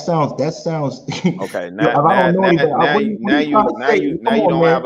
you don't okay. No, I don't understand. Let me see if I can restate it for you. Listen. Let me see if I can restate it for you. Yeah, please. Okay. Right. Say it directly. No, I'm gonna say it directly. So let me slow walk it. So if you want me to understand that your position is F that other side and bomb everybody over there, right? And I'm supposed to understand that, which I've said, keep that same energy. Yes or no? Is that fair? Are we clear right there? I'm just asking, are we clear right here? No. You can't say if we clear. That's not my answer. Okay. My answer is I understand where you're coming from, right? I get where you're coming from. You saying my philosophy is deal with the man that offended you, not me, right? And I'm saying I don't subscribe. Hold on, and I'm saying I don't subscribe to that. And that's fair. And I said that's fair, and we can keep it moving. That's it. That's it. Thank you, Tawana, for solving the problem. I appreciate you for solving the problem. Yes, you did, because you solved the problem. Bottom line is it is what it is. It is essentially we have different philosophies of engagement, and unfortunately, mine is everybody gets it, and his is hit the person that offended you. Right? It's different rules to engagement. Mine is not, see, if you know anybody, if you know me, and I told is Hannibal here? Is he left? If you know me, then you will know that I'm never against the person. I attack the institution. I said that last time. It's not about a racist person. It's about the racial institution. I don't care about Chicago, Anton, and JR Computer Love individually, right? I call him Computer Love because he's always on the clip. But I don't care about him. I don't care about Computer Love like that. I individually, because tell the truth, JR, it might be a nice guy. He is a nice guy, at least when I talk to him. And I said, Chicago got a good heart. So I don't understand where this is coming from, but I'm telling you, I'm against the institution. No matter who's over there, they have that philosophy, and I'm here to burn down the church. Okay, we'll burn down the church, bro. And what I'm saying is be prepared for whatever comes with that. Listen, whatever comes with that, listen, trust me, listen, let me tell you something. And that ain't no threat. And that's not no threat from me or none of that. Listen, let's be clear on that too. Chicago, it's not a threat. You know why it's not a threat? Because on the description, we have a disclaimer. We don't promote violence. Facts. It's not like that. Listen, Chicago. I just need to make it clear because there's other people that's listening, not just you. Yeah, so listen, I'm on probation. I really live what I lived. I'm on probation. I don't want no trouble. I tell y'all, it's not a threat. You don't want no problems. And if it was, we wouldn't say that. If it was, we probably give a hug when people come around and do what we do. It don't matter. You feel me? Listen, at the end of the day, I'm not. That's the least of my problems. My problem with you, my problem with the whole situation is, listen, this passive aggressive stuff has to stop. And at the end of the day, I get it. If we only have 680 plus subscribers, you should not even be worried about us. Even if I said your name, you know, it's an old African quote that goes, giants don't step on midget shit. If we're so small, why are you worried about me? But here's the thing. Who told you that? No. See, that's how you look at it, right? That's how you look at it. So let me ask you a question. So let me ask you. So your analytics is good? It's been good lately? Listen, I have no idea, bro. I don't know. I'm asking you a question. I don't know. But you talk about marketing. Has your analytics been good? I don't know. I don't look at the analytics. Are you allowed to? The analytics. I don't look at the analytics. And I'm definitely not. And listen, let me be clear. Let me be honest with you, bro. I would never get on your platform and discuss inner workings of the house like that. You just asked me about mine. And you just spilled it. And I told you if you want to see it. Cool. And then you asked Chef, who's a marketing genius, about it, and he was going to tell you. I didn't ask Chef about that. I presented a premise. You said, okay. Okay. All right, listen, at the end of the day, man, listen. But go ahead and do what you do, bro. I'm gonna let y'all rock out, man. I wish y'all nothing but success, man. I don't want that. I don't want that. That's a curse. I don't want that. Nah, well, I do. I don't want good luck. I don't want well wishes for my enemy. I do. I'm not your enemy, bro. I'm not your enemy. You at war with self. Chicago, can I ask you a question before you leave? Yeah, you can. Okay, so I brought it up because of what you said earlier with King, how you was concerned about the young men you working with in the community, possibly seeing King saying F you on his platform and seeing something else on your platform, and that being a cause of concern for you, correct? Facts. That you were concerned about that message being out there in the internet. Is that correct? That is correct. You summed it up correctly. Okay. Go ahead. So if I take you at that premise that that's what you believe, then my question is to you, and I know when you came in, you asked why me and Hannibal didn't speak in defense of you, but my question is, what about those same young men watching you on the platform? And I know I've seen it repeatedly where Kay has been just destroyed every Thursday night and all throughout the group, and you don't speak up in her defense. See, let me be honest. Go ahead, let me let you get this off real quick. And this is what I'm speaking to. Okay, because I, as a viewer, when I see these things, these are things that I have a problem with. You know, as a man, and I respect you as a man, and I'm like, yeah, the way that they set out to ridicule and humiliate her almost on a daily basis in the group, and also every Thursday in particular, one male panelist, you know who it is, and then JR sits by and also says nothing. And I know that Kay is a grown woman, she can speak for herself, but the way that they speak to her and about her is totally inappropriate. And I never hear you at that point interject. So if your concern is what young men see, they see that too. And can I add on to that real quick? Absolutely. Wait. Hold on. Pause real quick. Let me address that, man, because I don't want to do the whole pile on and this, that, and the third, because each one of you gentlemen. No, it is a question. Can I answer your question? Yes, sir. Or do you want the gentleman to add an addendum and No. I'm just because he can. I just didn't want it to be classified as a pile on. I was saying he was piling on to your question, brother. Rico. Okay. I wanted to address you specifically. And I love how we have selective memory. And I love how gentlemen would get on this platform and you really form your opinions and what you would do in the situations. And then when you're in, first of all, you've never been in those situations. So we selectively forget the times that I have came to women's defense on the panel. Right? You can't sit up here and say, I've never came to a woman's defense on the panel. When I saw something's happening and I didn't say anything. You can't say that. Right? Me and you talked today, right? Right? Yeah, we talked today. Right. Talked with all three of y'all today. We talked about what happened You ain't last talking to me night. today. Did you hear what I said, King? See, you said all three of us. Who's the three? Chef, you talked to E Black today? He didn't tell us that. When me and When did you talk to E Black? Hold up. I talked to him. I talked to him later on after I talked to y'all. No, Chef, you always honest. You always say what it is. I'm saying E Black never told us that. Yeah, I talked to him after I talked to y'all. When me and you talked, Rilla, we talked about what happened with Anton last night and a young lady named Kayla. And you said to me that you was gonna hit her up afterwards, but I said to you that we need to see you press motherfuckers at that time. Wait, hold on. You said that you said you understood that, bro. Wait, hold on now. Because I also said when the caller came on, right? I'm not talking about the call. I'm talking about Anton specifically. Well, nah. Then let's be clear in this. I'm glad I'm here now, so we can be clear on this conversation. You and our conversation, I said when the caller came on, I did jump in there twice. Number one. Number two, I said the Kayla sister, she was articulate and able to hold her own. When she was going back and forth with Anton, that was her and Anton going back and forth. Right? She's in there with him.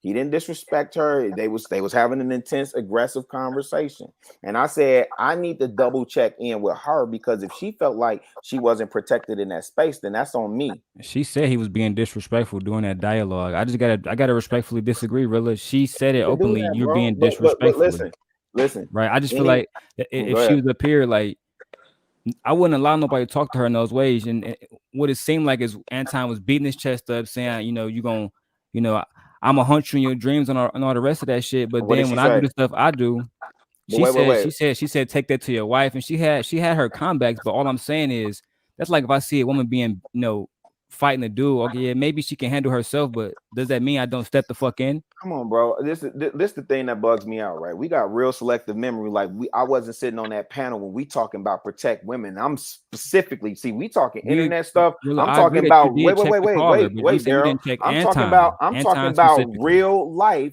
real time, in real life. I done said on the panel, I'm out here doing what I do, and got blowback from that. Did you tell Kay to mute her face? Probably. What's yo?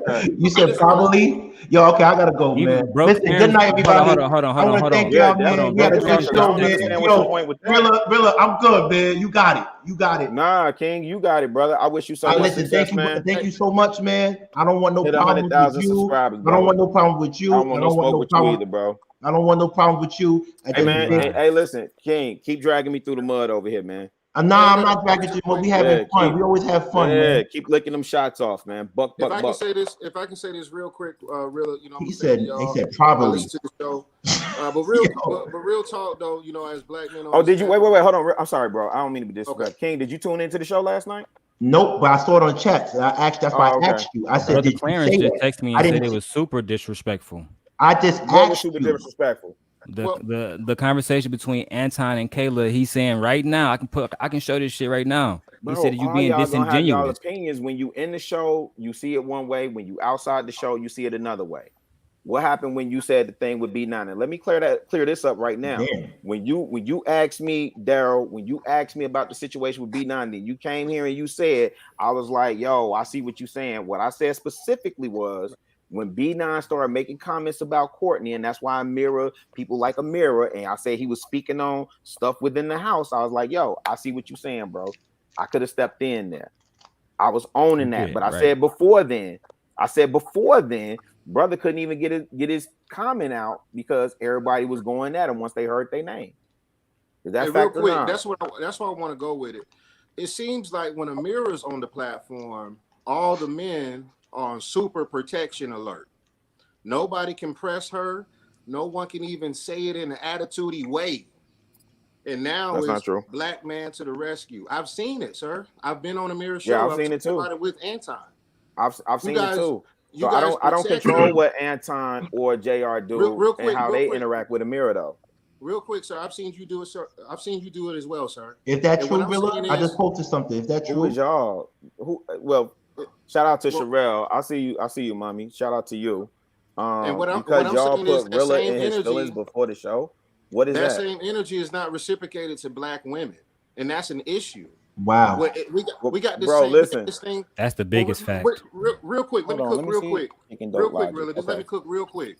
What I'm saying is, when those women of other races come on these platforms and you have black men that cape for them super hard, and then you see another black woman being attacked, you sit back and you look at your phone and look at the comments and you ignore that. What's up with that? Like, why does she get supreme protection over your own sisters? Why is that? Probably.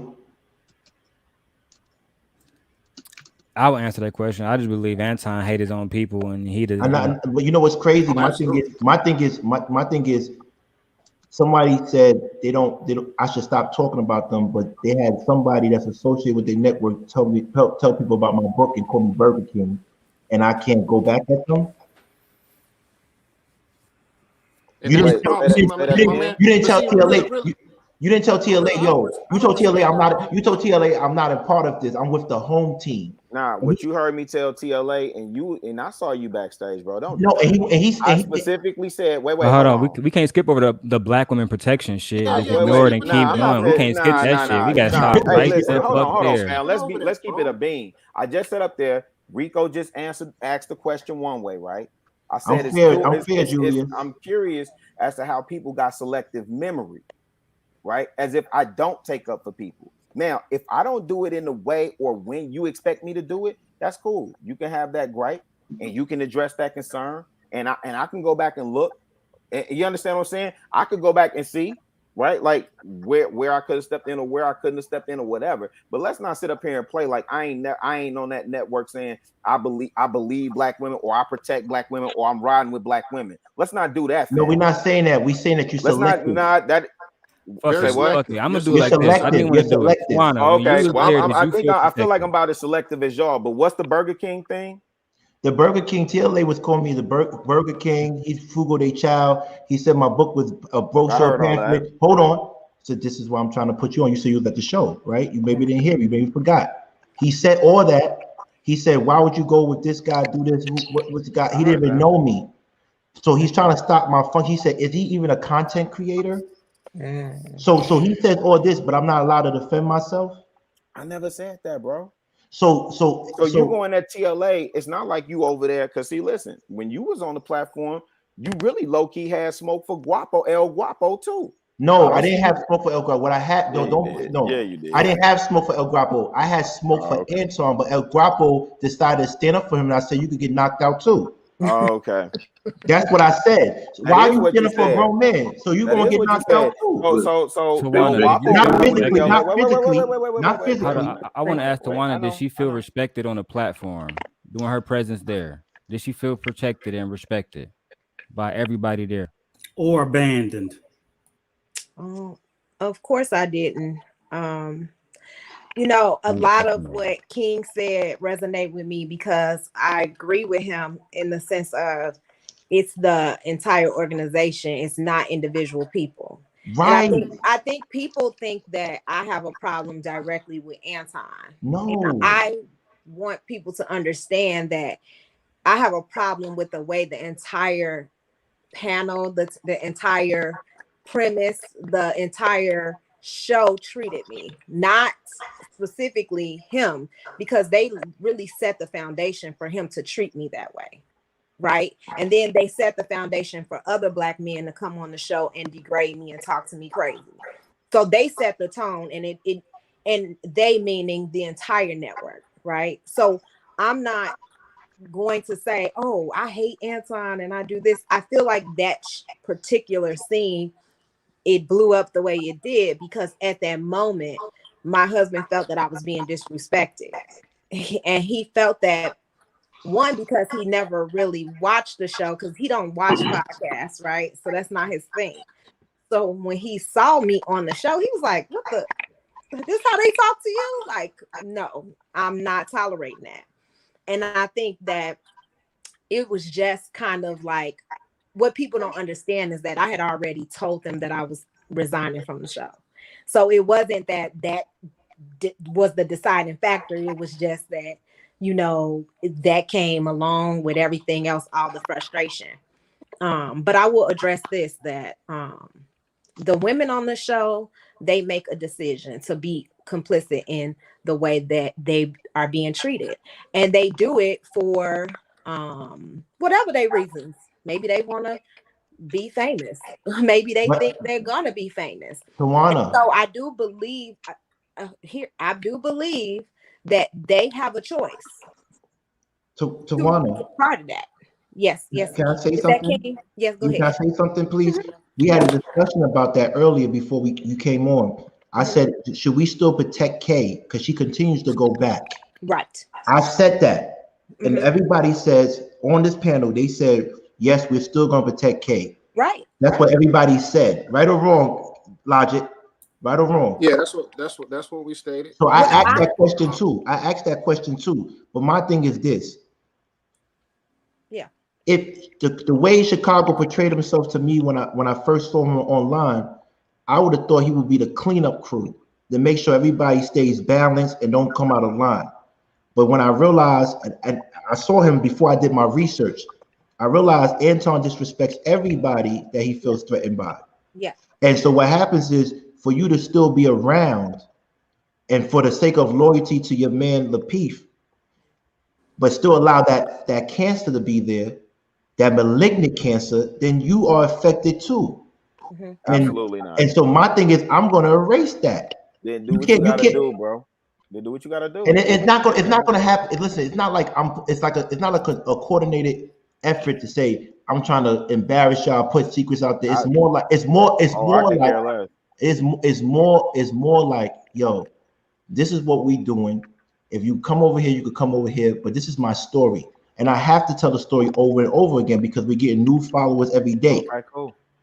That's it. Well, I don't continue telling your story, I don't brother. want y'all not to protect Kay because I feel like people need to talk about how he almost ruined your marriage, Tawana.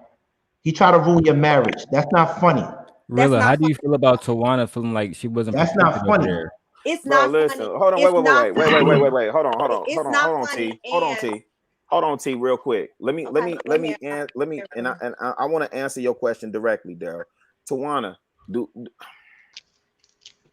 is there a situation with you and I?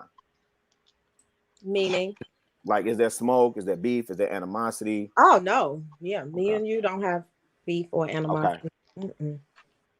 Dude called into the show one day, and I wasn't even officially on the panel then. I don't think. No, you was just calling in at that time. And he called Tawana out her name. Right. And I bombed, and I was hoping he was in the Facebook group. See, that's what I'm saying with cats be like, it's easy to pick and point and say, oh, well, you didn't do it this time, but then here's this time. See, what y'all don't do is say, oh, man, but really, I will say when you did do. So I can't. That's not really answering my question. Listen. She just said that she was in an environment that you failed to keep safe. Before I even got there, bro. I was still learning their dynamic and trying to figure out. He's the original four. But by the time Tawana's the original four. I was a part of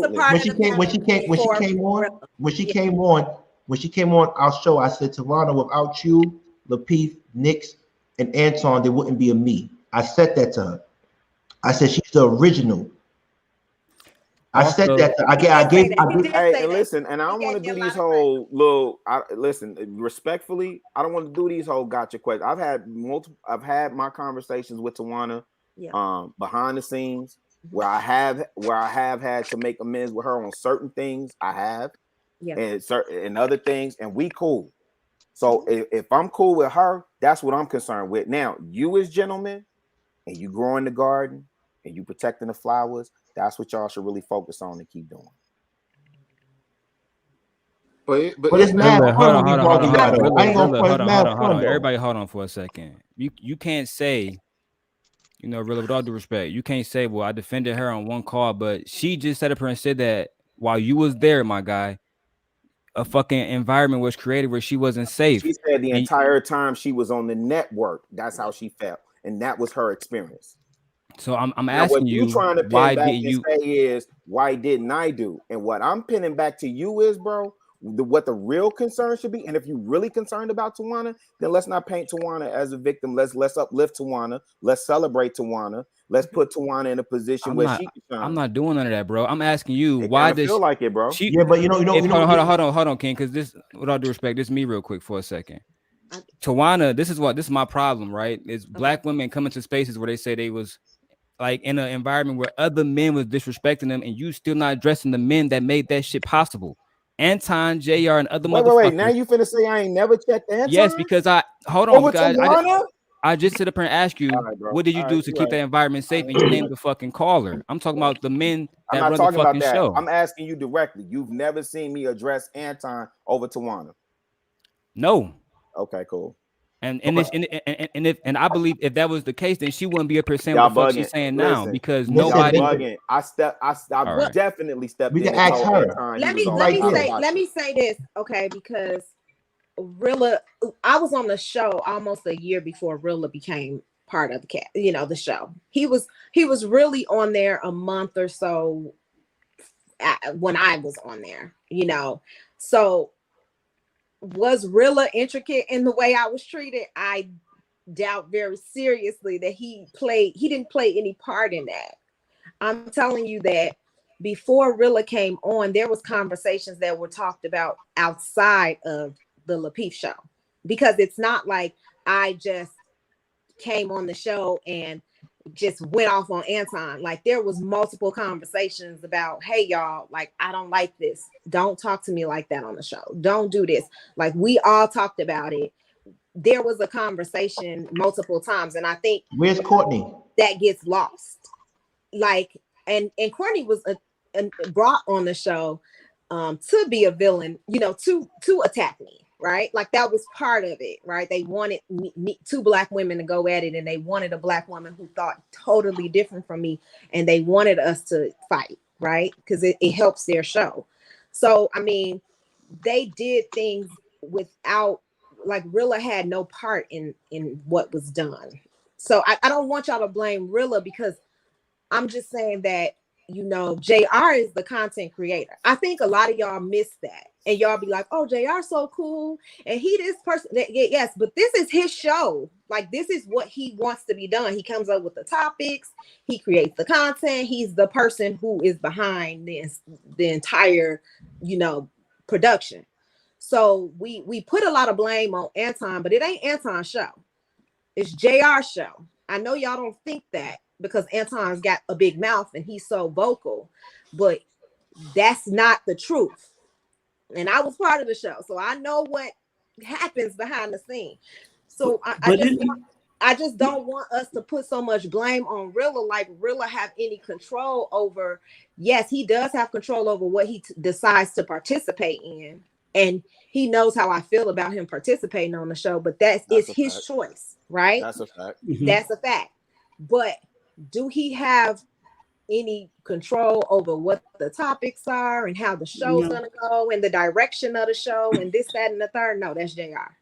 Right, but that ain't even All I'm saying Anton. is, it's like you just go to your mans and say, hey, bro, disrespecting her not part of the show, and if it is, I'm out this bitch, and I'm out to expose y'all too. Right. Yes, That's all I'm saying. Yeah, I hear you. I hear the whole exposure thing, but I'm bugging because you're literally sitting here saying, like, you didn't see the episode where Anton was out of frame, and I checked him over to one. Yeah, he did. He checked. Listen, I'm not saying he didn't check him. I never said that. I'm saying, well, because what I keep hearing is from who? Not from me. This space. I know, bro. I know. I'm not talking. Well, King. I'm not talking about you. Oh, what I keep hearing in this space is, I'm supposed to be the supreme defender, Voltron protector for everything that's moving over there. Right. I'm a participant on the platform. As a man, I'm accountable for my decisions and how I move. Right. Mm-hmm. Cool. I can accept that. Right. Where I'm wrong, I can admit where I'm wrong. And where I need to make adjustments, I can admit when I need to make adjustments. Again, as I said, I still talk to Tawana to this day. I still call her Shawana. All this other stuff, I still tease and call. You know what I'm saying? We still go back and forth. Yeah. We had a real conversation earlier. Yes. So I don't understand when we put like selectively put like, well, man, why you wasn't, you know what I'm saying, defending and warrior, this, that, and the third over on this situation and da da da da da. Well, the reason why don't discredit and make it seem like I ain't never did nothing. But let me say this, and wait, and before Blizzy jump in, let me say this too with Blizzy, because I think King, you was alluding to it earlier. So can I please clear something up real quick? King, I think you're on mute. I'm on mute. I don't got your no. I was asking for Grace to clear something up real quick. Okay, go ahead. So with Blizzy, me and Blizzy go back and forth a lot. Dude call me out on some stuff on different platforms. I'll call him out on some stuff on different platforms. That conversation that I had with him that night had nothing to do with sending the shot at y'all. If y'all took it that way, I understand it. I respect it. I don't move off of that because I was having a conversation with Blizzy. I have not moved off the fact of I haven't disrespected y'all platform. I ain't, whatever, blase skip, none of that. Publicly, none of that. My conversations behind the scenes, what I have conversation with, all the other 3 horsemen behind the scenes, those are conversations behind the scenes. And that remains between us and those gentlemen. My conversation with E Black was exclusive to me and E Black. And in that moment, same way, if E Black caught me on another platform and how he addressed me, there have been times where I had to sit there and eat it. That wasn't no shot at y'all. I didn't say F the 4 horsemen. I shouted y'all out. Rilla, somebody in the comments would like you to ask me, if you don't mind answering the question. Linsky want to know, why did K take the week off, and why Courtney hasn't returned? I have no idea. And to be honest, I would never come over here and discuss that type of stuff on this platform. I'm just being, I'm keeping it. I want to ask my last question. I'm gonna hop off. And listen, and let me be clear. Wait. Let me be clear on this too, because this ain't no Rilla coming over here to talk about La Peef Network. No, Rilla was coming over. Bro, I know you did. I'm not talking about you because this is a couple of us on the panel. Yeah, but there's been multiple times where I know. No. I just want to clear it up because y'all not the only people that I'm talking to. I'm talking to people in the chat, right? Because we just had somebody ask a direct question about the network. Right. That's not what I'm here for. The conversation that I've been having all day is around my name. If somebody say I've been talking to them about the network, please don't say nothing about Anton. Please don't say nothing about JR. Please point that out. Please tell me why I ain't been saying, you know what I'm saying? Look, you can do what you want to do, but my name is my name, and that's what I'm protecting. Well, this is what I want to say real quick, and I'm going to hop off. My thing is this, Real. I hear you talk about, being a part of the youth in Chicago's life, which is very important work, and I respect that. But I think a part of that is showing them in real time how a Black man moves. And if you're going to have that energy and protect a woman from another culture on all levels, subconsciously, y'all do it subconsciously. I don't even think y'all know when y'all do it. You need to show Black boys that y'all need to be doing the same for your brothers and sisters and counterparts as well. Isn't that a part of, showing them in real time how to do this?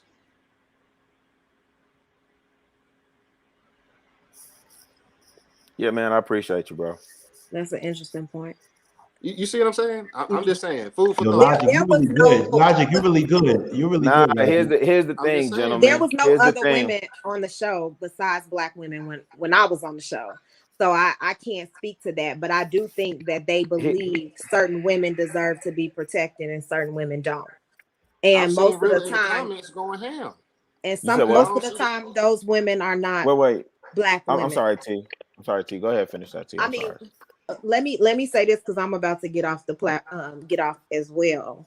I think at some point we have to take responsibility for the type of information we're putting out to people and the type of interactions that we have with people, and that's why I decided to step off.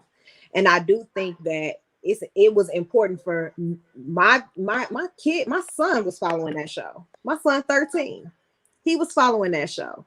Damn. And it's important for him to see Black men respect me and me respect Black men.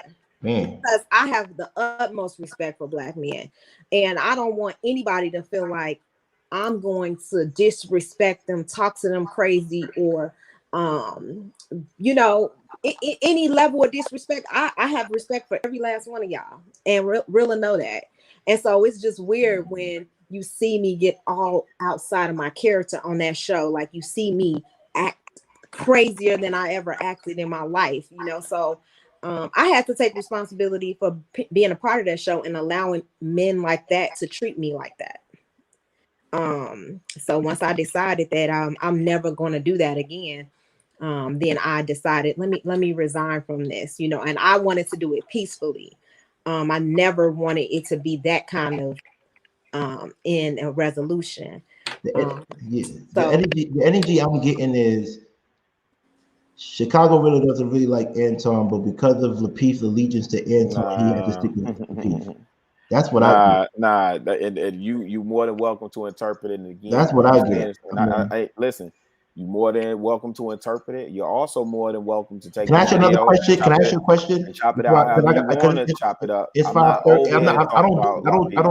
I don't do clips. Everybody knows. I feel you on that, but I'm not over here to talk about. For 5:35, I don't do clips. But 5:30, we have 5 hours and 37 minutes. We got to end this. But I want to ask you a question. This is a record for y'all. Salute. Ooh, Lord. 5 hours. I don't. Nah, we already got the watch hours. I just need subscribers. But listen, at the end of the day,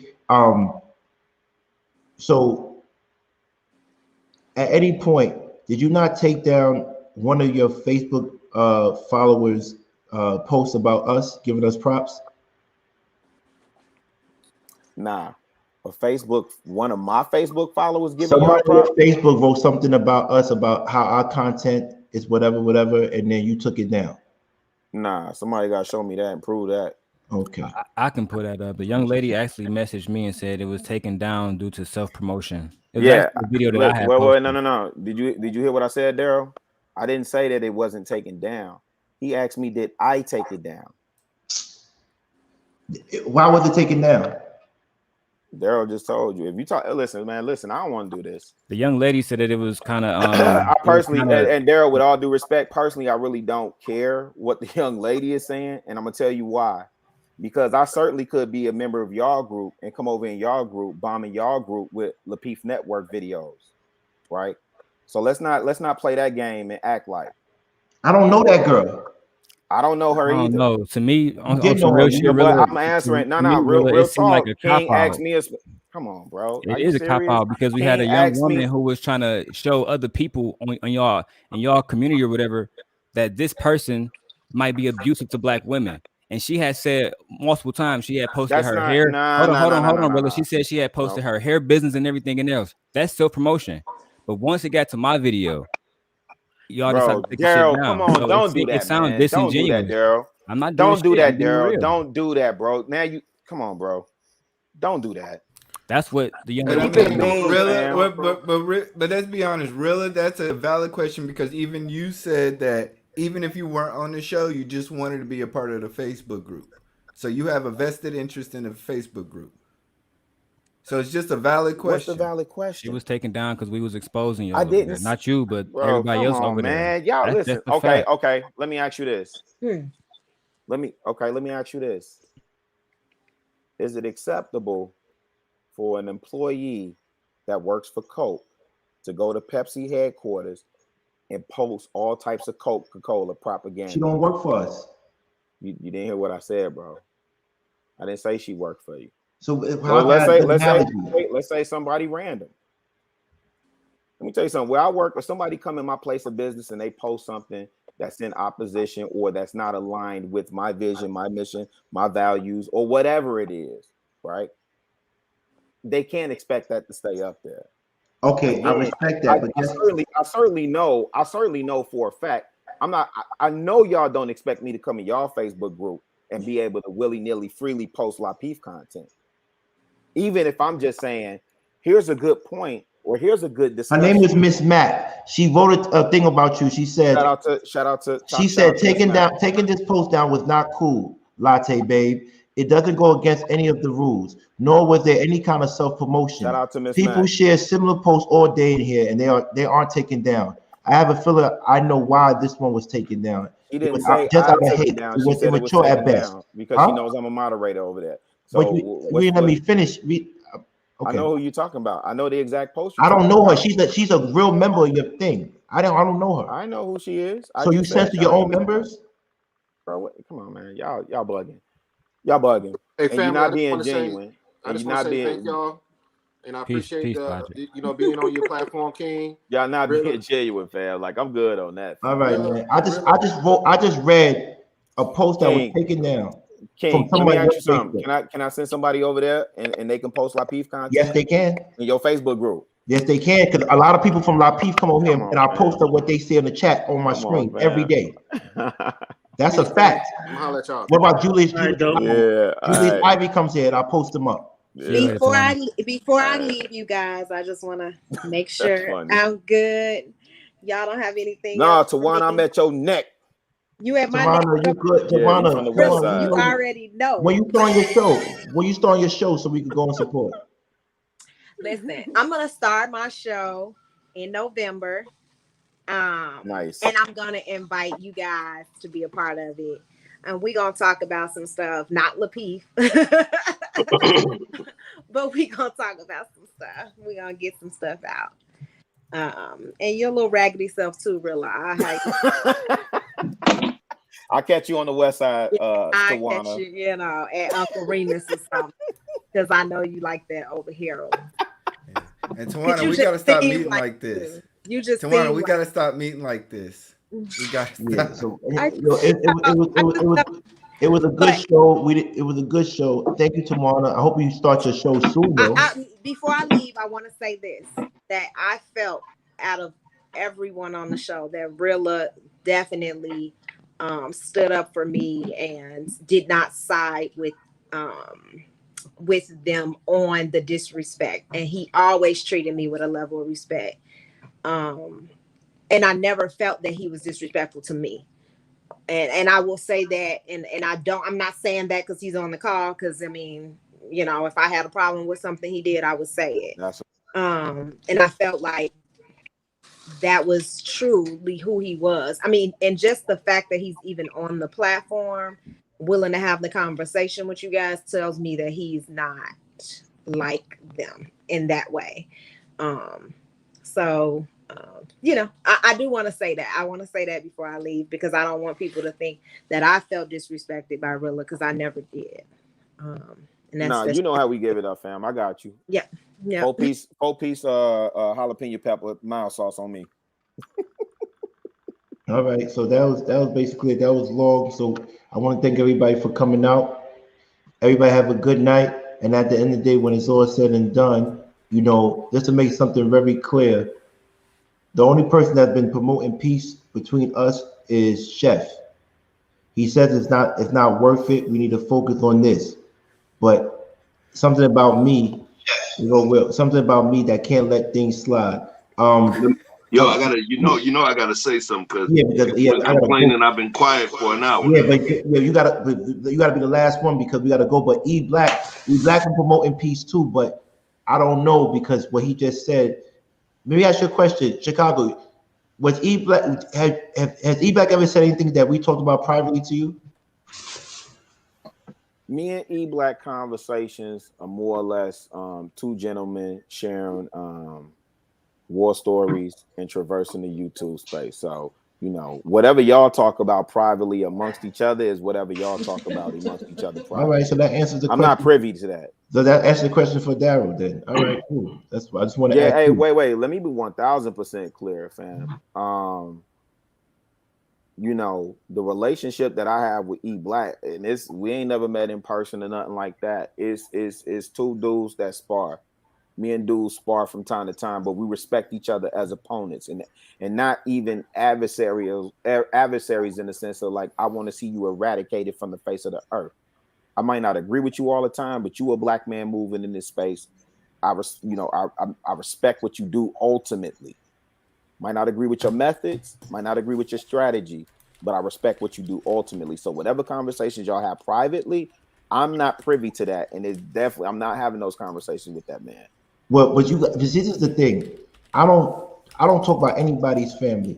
Even today, before you got on, I said I saw a video with Anton, his daughter, and you could tell he loves his daughter, and he wants her daughter to go to Harvard, top school. I saw that video and I gave him his props. So, but what I do is, I'm talking about the network. I don't talk about the family or anybody else. Whoever's on that network. Hey, King. Listen, I know this is making Chef Hart glad that we're at least having a conversation, and I'm gonna go on mute and be quiet for everything else. I am not misguided and undecided, bro. I understand what it is between you and the network. More importantly, I know where I stand with you. I respect it. I disagree. I don't think it gotta be that way, but it is what it is. So, it is what it is. Hey, Rilla. Rilla. Rilla.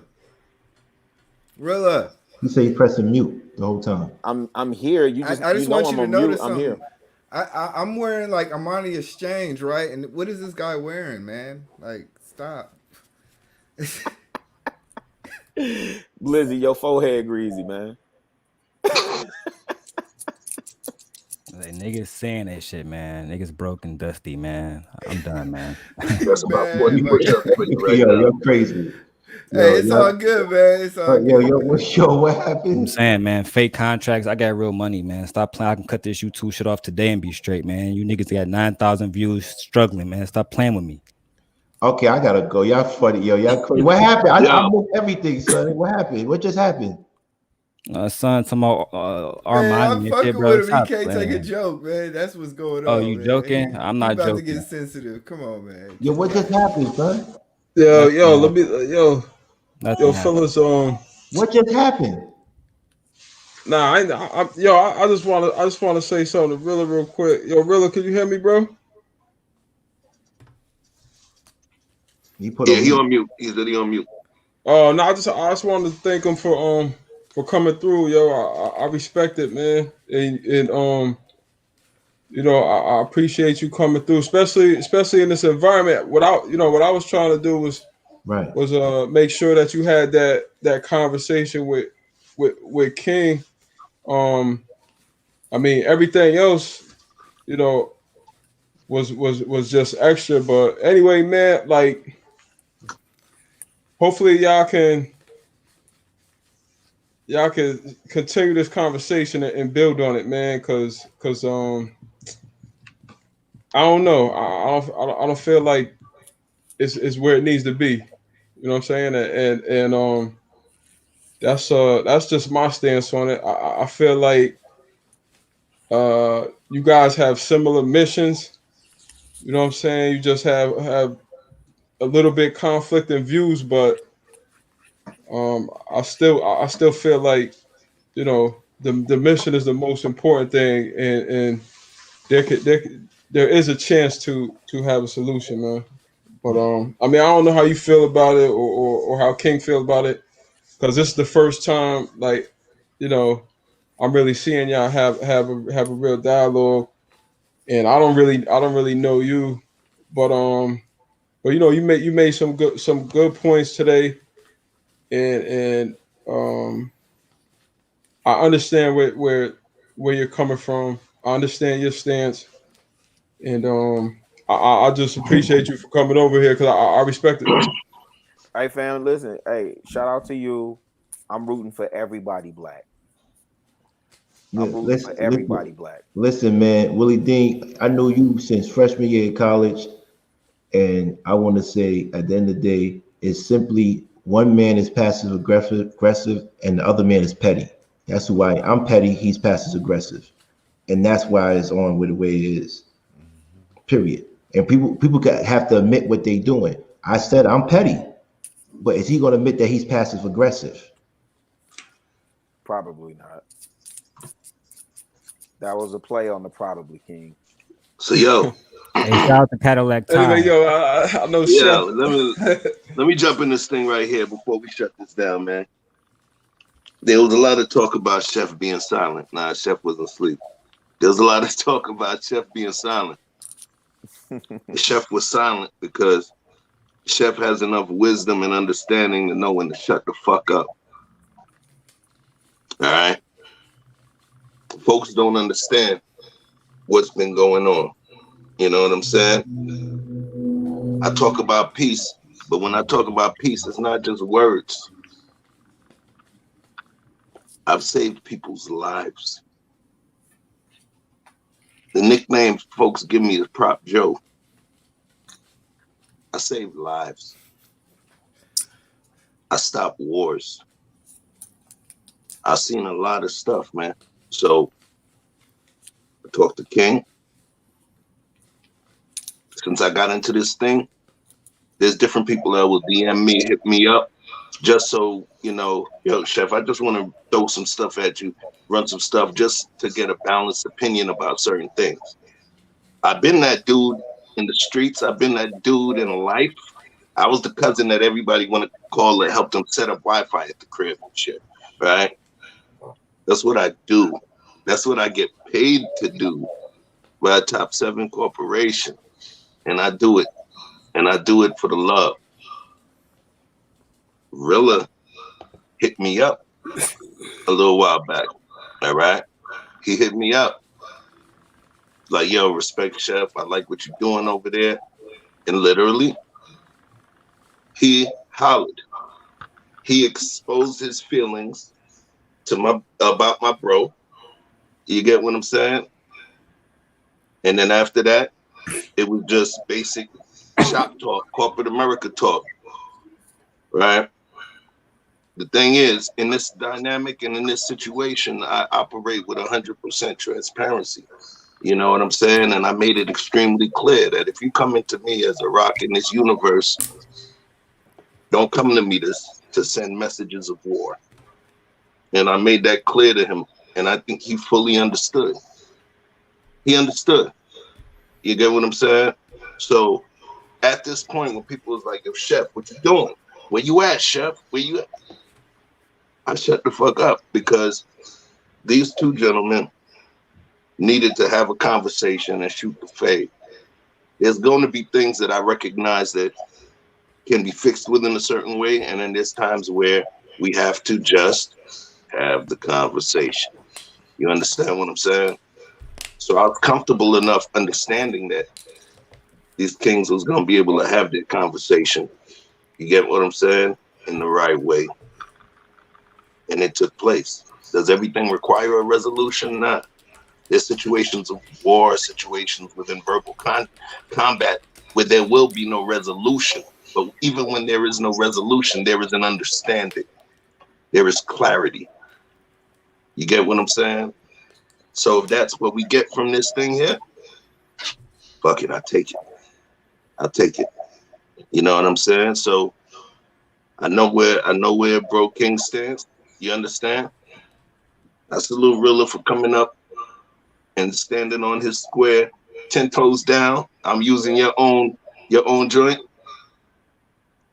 to make that happen. You get what I'm saying? If folks ain't like it, sorry about that, but it had to happen. You get me? There's gonna be times where Chef is gonna be peace, guys, peace, guys, peace, and then there's gonna be times where Chef is like, yo, let the motherfuckers kill each other. You understand what I'm saying? But at some point, the jungle is what the jungle is. So I just appreciate the two lions for stepping into that jungle. All bullshit aside. So it is what it is. We having a conversation. This one was a barn burner. And peace and love, y'all. Peace.